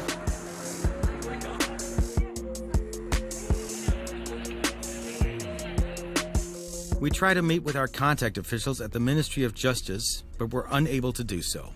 We only communicated via email and received a response from the Minister's media office several weeks later. However, we did not receive conclusive answers to all our questions. In Mr. Halshauer's response, he stated that the Netherlands has tightened penalties for hard drug offenses in recent years and emphasized that the government does not encourage such trafficking. This is why we wanted to reduce the number of people coming from abroad to our coffee shops, because we believe it's a national problem, and we cannot be the supplier of drugs for Western Europe or something like that.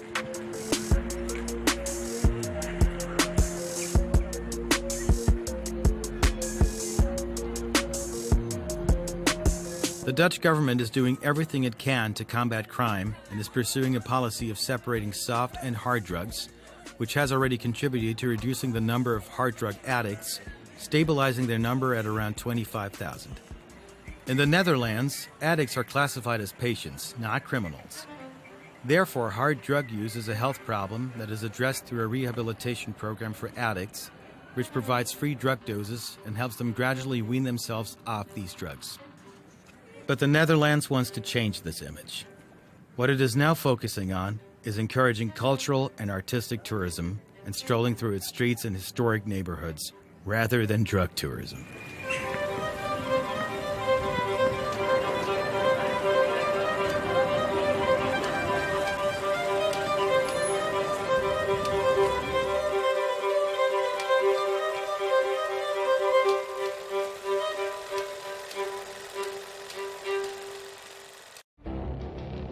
It feels like decades are passing by in a matter of weeks. Seismic shifts in the world order. Never, ever will be part of America. With so much happening and so much noise. Whether it's political upheaval, Canada has been ripping us off for years. economic shifts, or social movements, And no one wins from tariffs. I think America can be more friendly to the rest of the world. For in-depth analysis and all the latest developments across the globe. To have an inclusive policy together. The meetings with Hamas gave me some hope. We're in another nuclear arms race. The most important development straight to your screen. Welcome to the dressing room. I'm on my own. I need backup. And an insightful look at the issues shaping our world today. It was not going to happen, that war, and it happened. Join us on Arabiya News, where the world talks.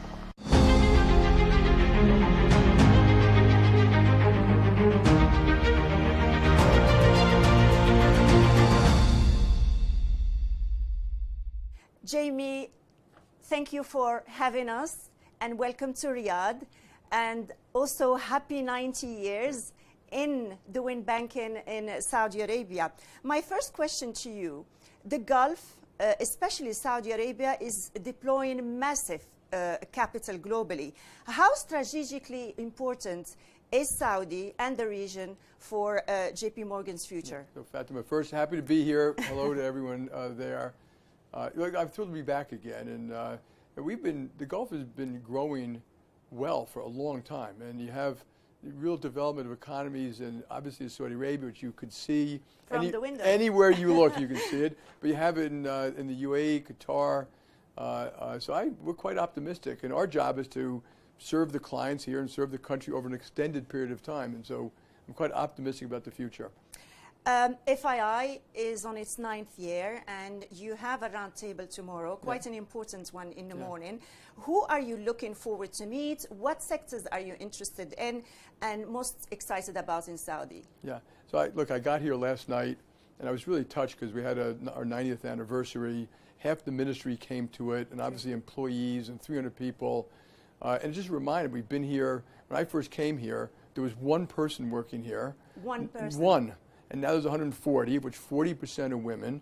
You've taken 350 companies public in the last couple of months. We helped Saudi Aramco go public here.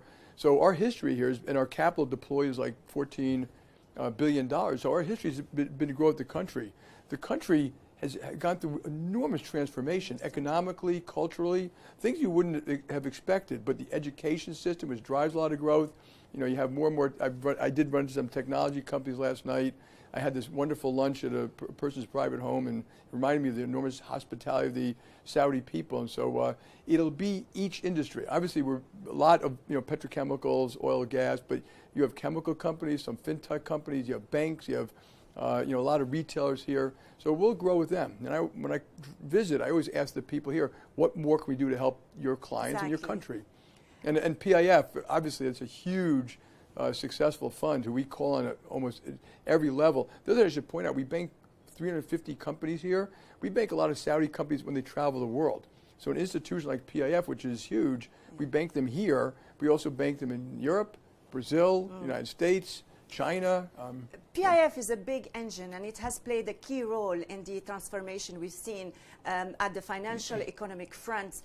Investments is the key question here. And my question to you, what's the missing puzzle to see more foreign direct investment come into Saudi Arabia?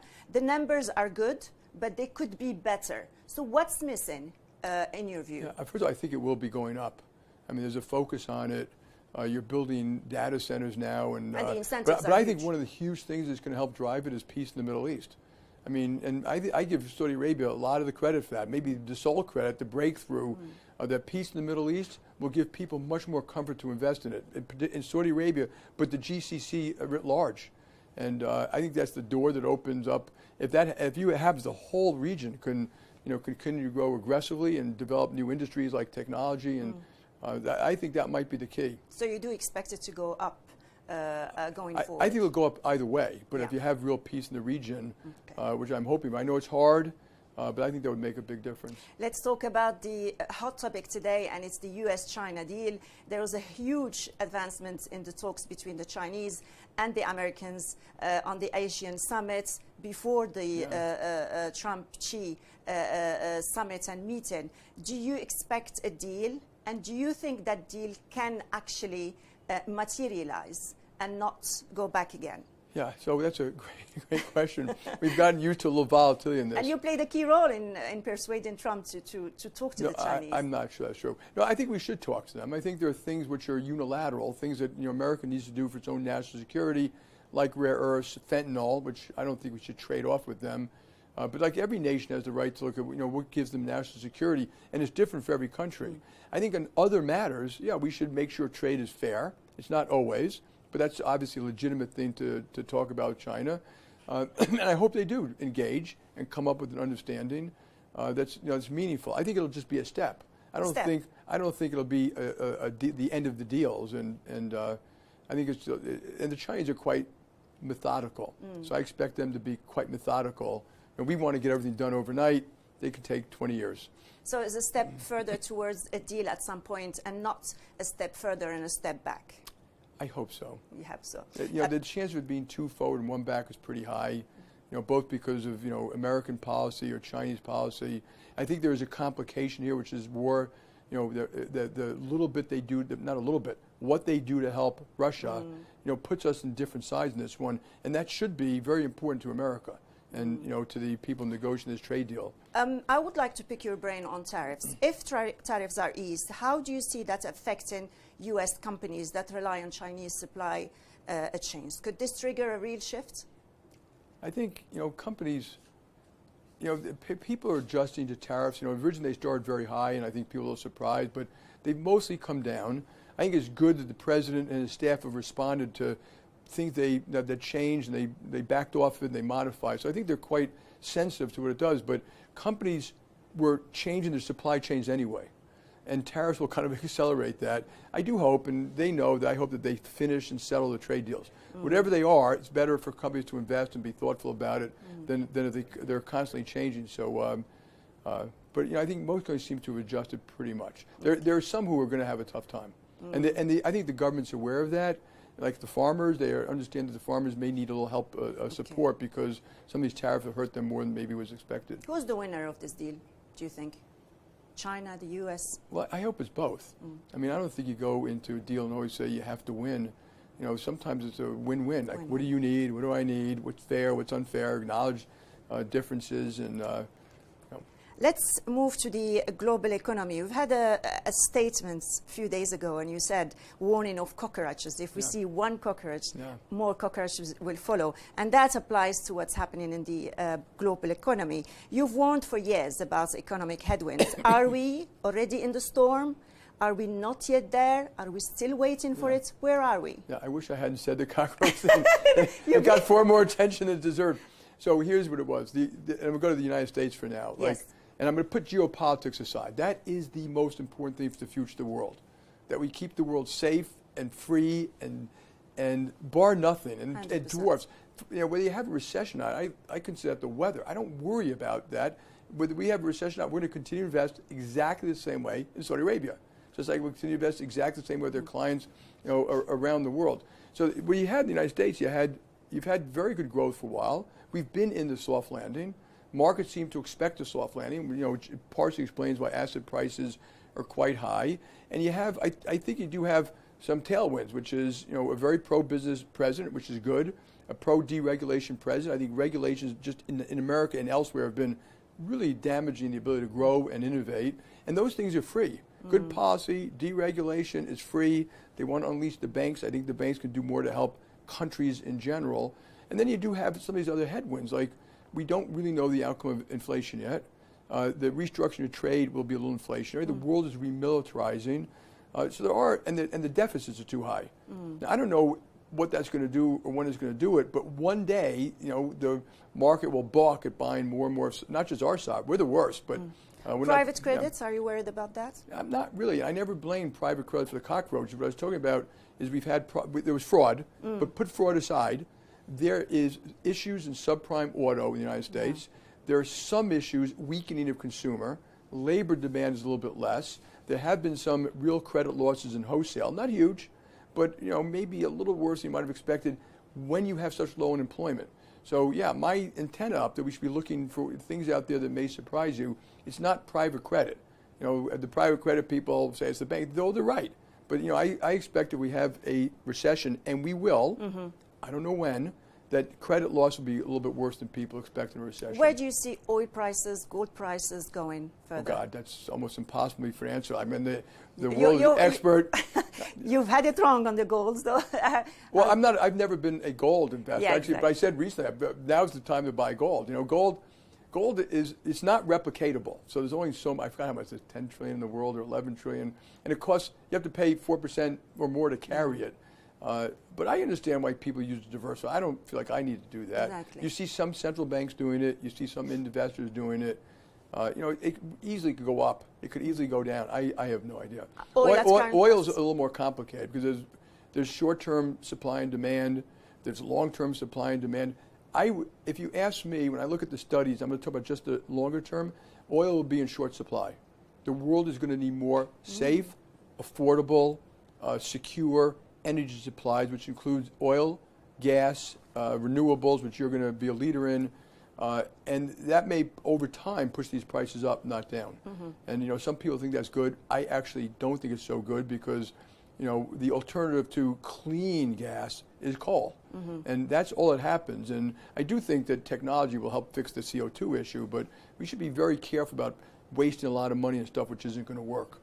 Jamie, let's go to AI, the hot topic everywhere we go. You've called AI as transformative as the steam engine. What part of banking will disappear because of it? Junior jobs, as an example? Yeah, so it is transformative. We've been doing it, by the way, for 13 years, so it's not like totally new. Gen AI is fairly new, and we have hundreds of use cases of risk, fraud, marketing. I think the difference, AI is huge. It is going to transform a lot of different things. It's much faster than the internet. I mean, it's going to be developed faster than the steam engine, then there's other things. So some of the electricity, some of those things took a long time to put the lines in to make electricity available to people in a country, and in total, it'll pay off. You know, but there will be winners and losers in all of that. I'm not particularly worried about that. It will, of course, it'll affect jobs. You know, just like every technology affected jobs, and every technology is used by bad people too. So that's why governments have to be a little thoughtful that we get the best out of AI and not the worst. It's already been used by criminals all over the place on cyber, et cetera.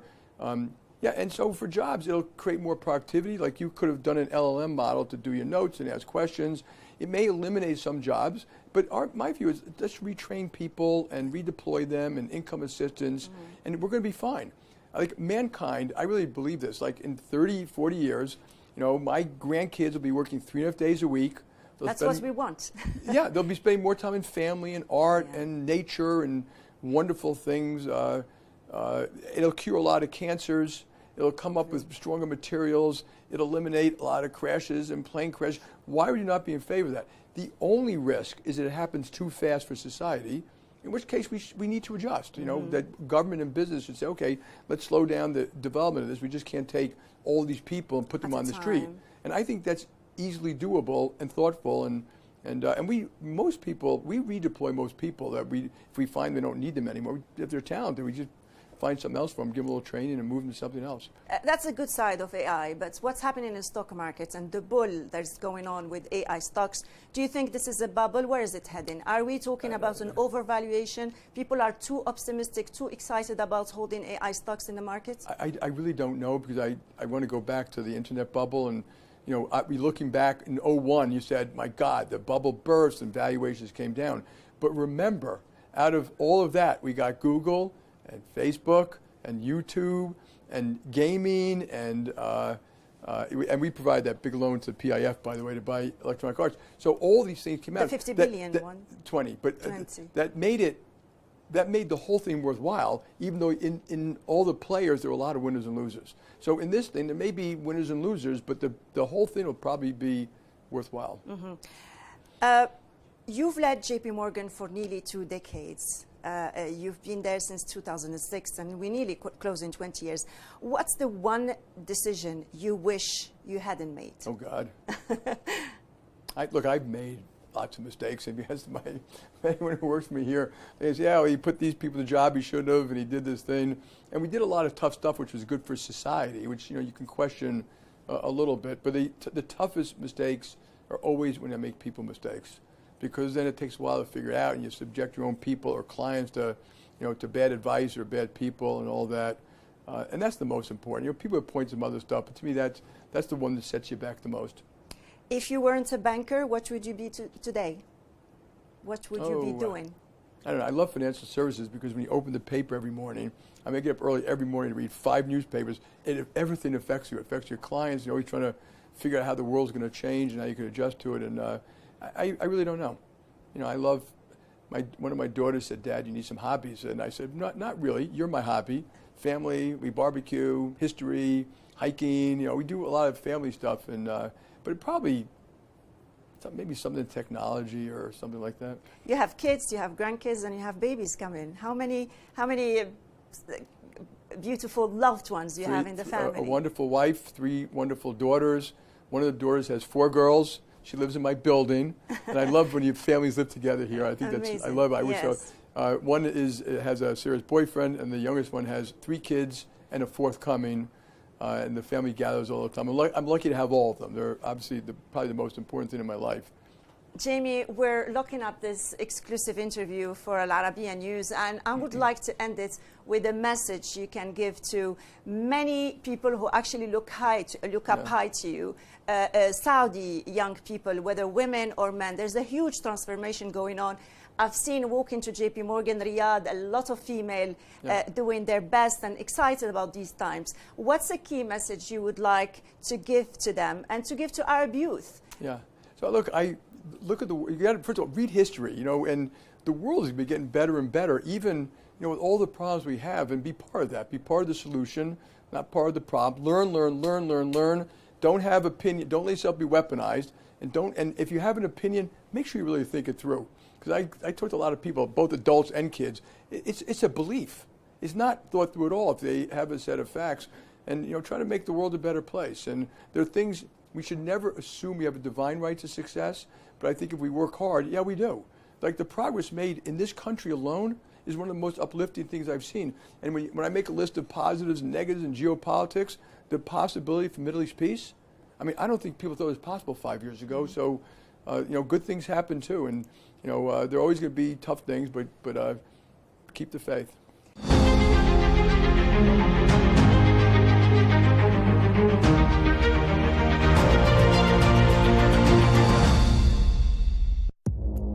Our allies, in many cases, are worse than our enemies. Stay informed and connected with the latest international headlines.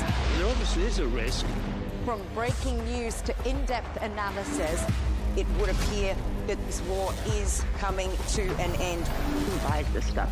Investors, pension funds. We deliver the most important developments straight to your screen. Iran always wanted to deal with militia. Join us for compelling, expert-driven conversations. A curfew order has been established.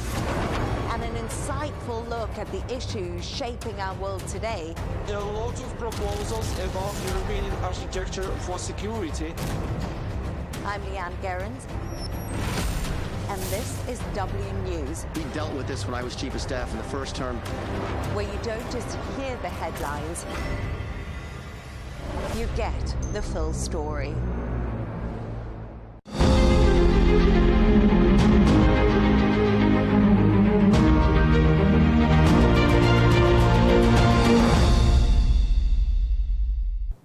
At the recent Shanghai Cooperation Organization summit in Tianjin, Russia and China advanced the Power of Siberia 2 gas pipeline, signing a key memorandum between Gazprom and CNPC.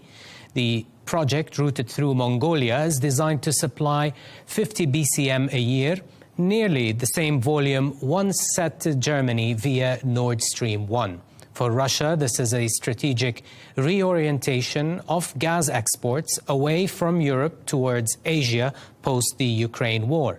For China, Power of Siberia 2 strengthens long-term energy security by diversifying pipeline imports alongside LNG. However, critical commercial details remain open. Until those are resolved, the pipeline's geopolitical significance might outweigh its immediate commercial reality. With me to discuss the strategic and market ramifications of this new pipeline is Tatiana Mitrova, Research Fellow at the Center on Global Energy Policy at Columbia University. Tatiana, thank you for coming on the show. And let's begin with this. China is one of the two biggest LNG importers in the world this decade and is forecast to lead LNG demand growth in the years to come as it switches from coal to gas. Although gas will not flow in the Power of Siberia to before 2030 at least, how can it change the game for the global LNG markets, particularly for US LNG projects waiting for final investment decisions? Thank you, Nasser, and thank you for inviting me and for great question. Indeed, a Power of Siberia 2, even without real contract signed, starts already to change the global LNG market game and all the perceptions of the market players, first of all. Just a little bit of historical perspective. We are now approaching to the third large LNG wave of new projects. The first wave was like 100 BCM. The second wave was 200 BCM. The third wave is 350. So the market is already preparing to a huge gas glut. The prices are supposed to go down to the benefit of the customers, but the competition will be really fierce. And in this very situation, when suddenly the market learns that probably post-2030 there will be additional 50 BCM of pipeline gas from Russia to China to the key growth area, this means that probably certain projects that are now approaching FID will not see the future. They will not become bankable because banks are also investigating the market realities, assessing supply-demand balance, and they will see that it will be extremely difficult to get their money back. So certain projects in the US, first of all, might be put on hold, but also the others struggling to attract financing and to proceed, like in Mozambique, for example. For them, it's really bad news, though, as you've mentioned at the very beginning, there is no real deal at the moment. It's just expectations, but you know how the expectations can affect markets. Of course, Tatiana, the memorandum, although said to be binding, lacks any details, which means further negotiations are forthcoming. What are the contract parameters that you would be looking for, and who or which party you think has the upper hand on each of those factors? Well, a short spoiler, China has. Absolutely. Obviously, everywhere. Russia desperately needs this project, first of all, for the geopolitical reasons, but also to somehow monetize gas, which became stranded after real termination of relationship with the European countries. So this memorandum, it has the volume, 50 BCM, as you've mentioned. It has the route fixed via Mongolia, and Mongolia has confirmed and is really interested in proceeding with this project.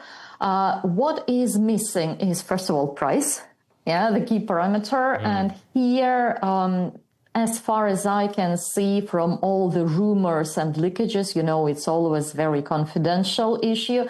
But the key bargaining is between the price, this is price similar to Power of Siberia 1. This is a request from Gazprom. It is oil-linked, but it is actually at the moment the cheapest imported gas that China has. So it is already several times cheaper than the price Gazprom had in Europe. But China is requesting even lower price for the second pipeline.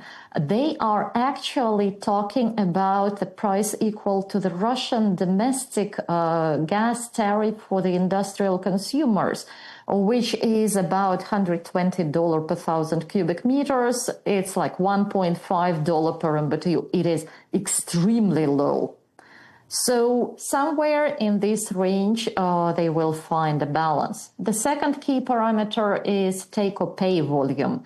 So the volume that a customer is obliged to pay for, whether takes it or not. In normal contracts, in most standard, it's about 80-85%. In this case, China is insisting on just 50% take-or-pay level, which is extremely low, and which means that China would be able to offtake just 25 BCM out of this 50 BCM capacity and keep the rest as an emergency insurance in case if it needs additional gas. But it also means that the period of payback for Russia is becoming much longer. When you cannot predict the load, it's really quite challenging. The third issue is financing. Who will pay for the pipeline construction? Obviously, China will finance the segment on its own territory, but who will pay for the Russian segment? For Power of Siberia 1 and for another pipeline to China from Russia, which is called Far Eastern Route, it is Gazprom, which is paying everything. China refused in 2014 to provide any loans or any advanced payment for this construction. For Power of Siberia, what will be the result? I do not know, but it is really important for the project economics, at least for the Russian side. And fourth, last but not least, of course, it's timing. When exactly they are planning to start? Russia was ready back in 2023. They've prepared already all the project documentation, all the permits, everything. But China, as you see, is not in a hurry. It's like postponing the project, and probably, though we are discussing early 2030s, it can go further to the right. It can be postponed for another 5 years, as it happened with Power of Siberia 1, which took 10 years for China to make a final decision and to really start the project. So these four key uncertainties, which means that there is a lot of further tough negotiations forthcoming. Surely. But how can the Power of Siberia 2, Tatiana, make China a bigger swing player in the global gas markets once that pipeline gets built and gas starts to flow? Excellent question, and it refers to this take-or-pay condition which I've mentioned. So if China will succeed to obtain 50% take-or-pay level, then it means that it will have 25 BCM of flexible capacity. That's a lot. And even without vast underground storages, China will be able to play in the market. It will have this arbitrage between pipeline gas from Russia and LNG all over the world. And if you add to that the fact that during the past few years, Chinese companies have built incredibly efficient trading capacities, both in oil and in gas, that means that they will be able actually to, well, manipulate the market. Yeah, they will have this flexibility. They will be able either to resell LNG cargoes that they do not need, as it was happening back in 2022, or when this undemanded LNG was going to Europe and actually saved Europe from a real gas collapse after Russian gas flows stopped. Or it is happening right now. Yeah, this LNG goes to Europe, the one that China doesn't need, because actually, though, at the very beginning, you've mentioned that China is the biggest and fastest growing LNG consumer in the world. The last year wasn't really good enough. So Chinese LNG imports actually went down. So there are also some concerns about future China's gas demand. And if Chinese buyers are negotiating now with any LNG producer, what they say is, we will have, let's say, $1.52 per MMBtu for Russian gas. So what can you propose us? What is your value proposition in this case?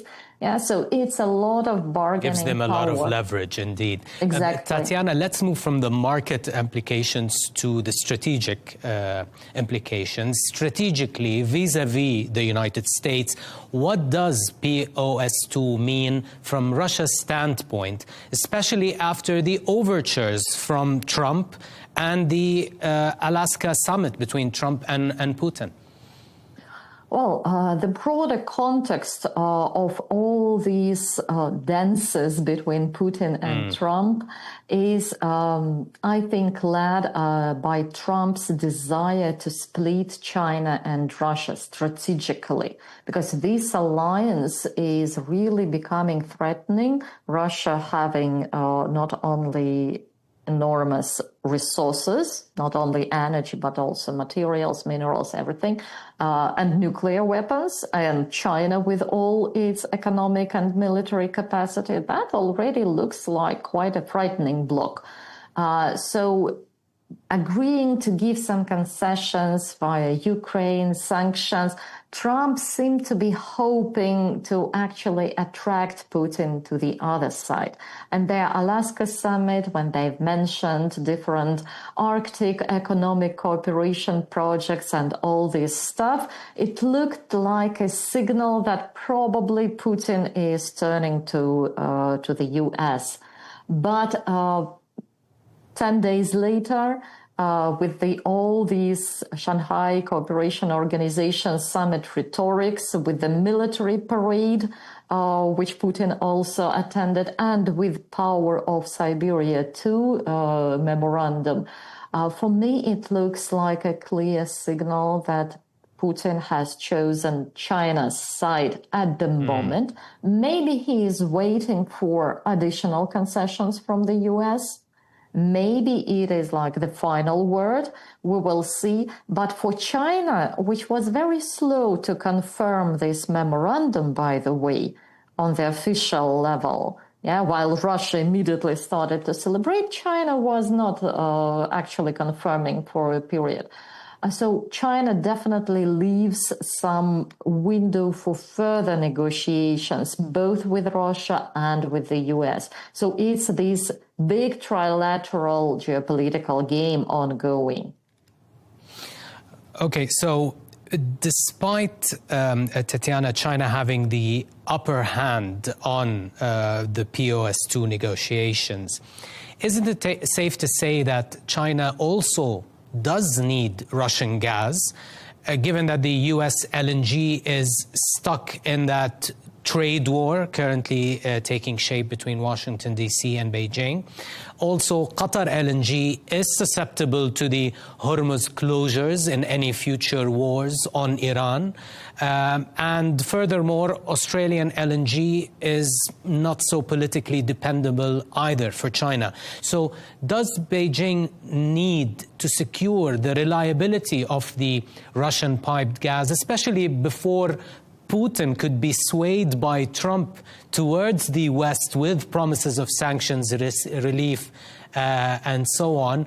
Do you think this is what finally moved the needle for China on the Power of Siberia 2 pipeline? Exactly, Nasser. That is our reading.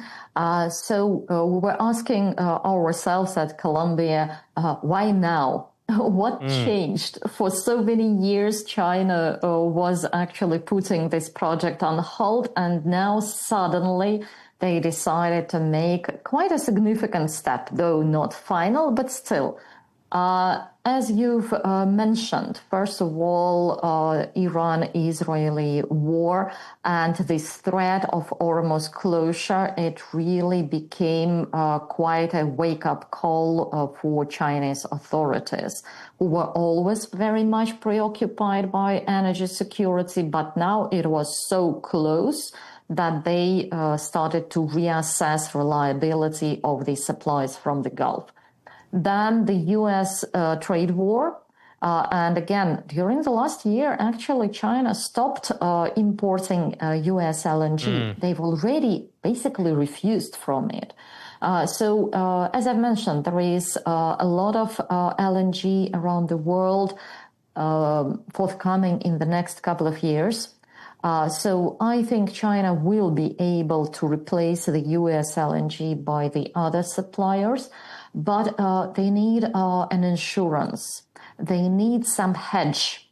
And therefore, Power of Siberia 2, though it's not absolutely the must for Chinese gas balance at the moment, it's something like nice to have, just in case, just to be sure that if there is maritime blockade, either in Hormuz or in the China Sea, if anything happens with the pipeline gas, which is going through common border and through Mongolia, you don't expect any big problems. And as the world is becoming more fragmented and confrontational, it seems to be a smart move from China's side. And also don't forget about price. It will be very cheap gas, which will support China's industrial policy and global competitiveness. So China is not losing anything, but it wins quite a lot. Mm-hmm. Tatiana, fascinating, of course, discussions with regards to the Power of Siberia 2 pipeline, what it means for the markets and strategically for both China and Russia vis-a-vis the West. Thank you so much for coming on the show and sharing your thoughts. Tatiana Mitrova, Research Fellow at the Center on Global Energy Policy at Columbia University. Thank you very much. Thank you.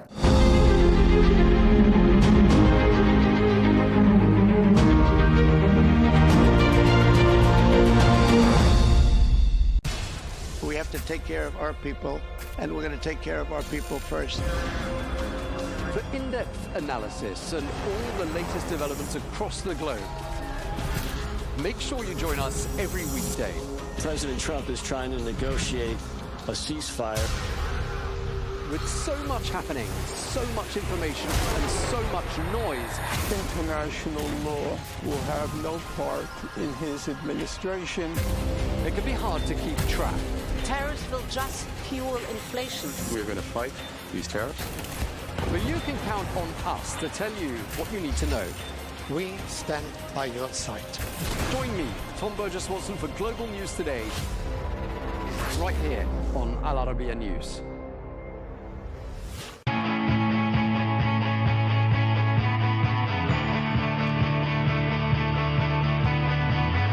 Welcome to the metropolis,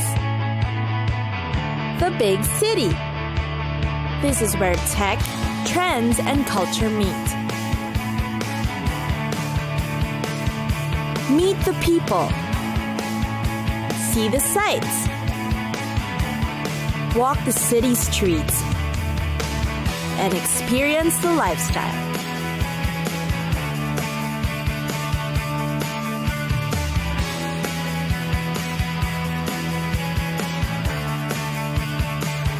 This is your first-class ticket to the cities of the world.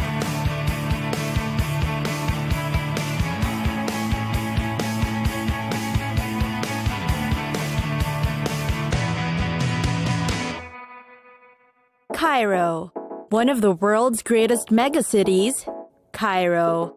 It is rich in its historic finery, while at the same time known for its extremely hot weather, traffic, and yes, noise and air pollution. While it is perhaps the city that tourists both love and hate, the experience makes it rather worth the challenges. It's got history that spans centuries, the city is full of vigor, and Cairo is a place to be when you're looking to experience the Egyptian street life. It is, in fact, where the only surviving wonder of the ancient world is. No words can describe the majestic view of the 3 5,000-year-old pyramids on the Giza Plateau. One of the most popular ones is the King's Chamber, considered one of the deepest man-made silences on Earth. Of course, you can't miss the Sphinx. It is both an enormous sight and an overwhelming experience you will never forget. It serves as the guard of the pyramids With its lion body and pharaoh face, it is certainly an iconic monument of the ancient world. You can take hours-long camel rides to get through the pyramids. Despite the heat, dust, and other hurdles while traveling, it is definitely worth it. The pyramids of Cheops, also called the Great Pyramid or the Pyramid of Khufu, is the largest pyramid of the Giza group. You can explore the mysterious interiors of its narrow passages. There's also the Solar Boat Museum behind it, where you will see the ceremonial solar barks that's amazingly been restored to its original glory. On the south, there's a Pyramid of Khafre, which is also known as the Pyramid of Khafre. It also has an internal tunnel that invites you to explore it. Finally, there's the smaller Pyramid of Mycerinus, or the Pyramid of Menkaure. When it comes to shopping, you must visit Khan el-Khalili, which is considered to have one of the world's greatest shopping experiences. Its narrow alleyways have been established since 1400 AD, and up to now is still up and about with all sorts of trade, from tiny stores to cluttered workshops. For sports and recreation, find tennis courts around the south of Jazeera or ride the stables at the sports club. The Cairo Tower, built in 1961 by President Nasser, offers you an amazing view of the sunset at its observation deck.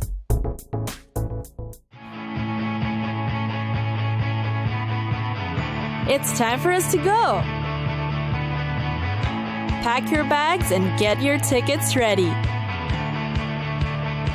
And we'll see you on the next destination.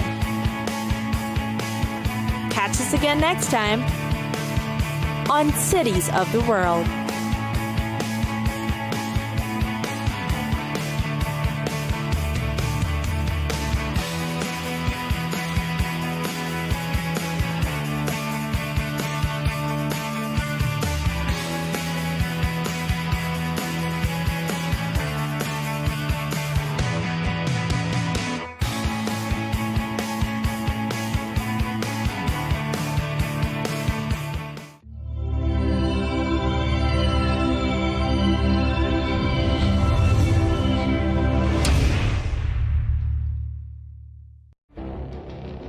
It feels like decades are passing by in a matter of weeks. Seismic shifts in the world order. Never, ever will be part of America. With so much happening and so much noise. Whether it's political upheaval, Canada has been ripping us off for years. economic shifts, or social movements, No one wins from tariffs. I think America can be more friendly to the rest of the world. For in-depth analysis and all the latest developments across the globe. To have an inclusive policy together. The meetings with Hamas gave me some hope. We're in another nuclear arms race. the most important development straight to your screen. Welcome to the dressing room. I'm on my own. I need backup. And an insightful look at the issues shaping our world today. It was not going to happen, that war, and it happened. Join us on Arabiya News, where the world talks.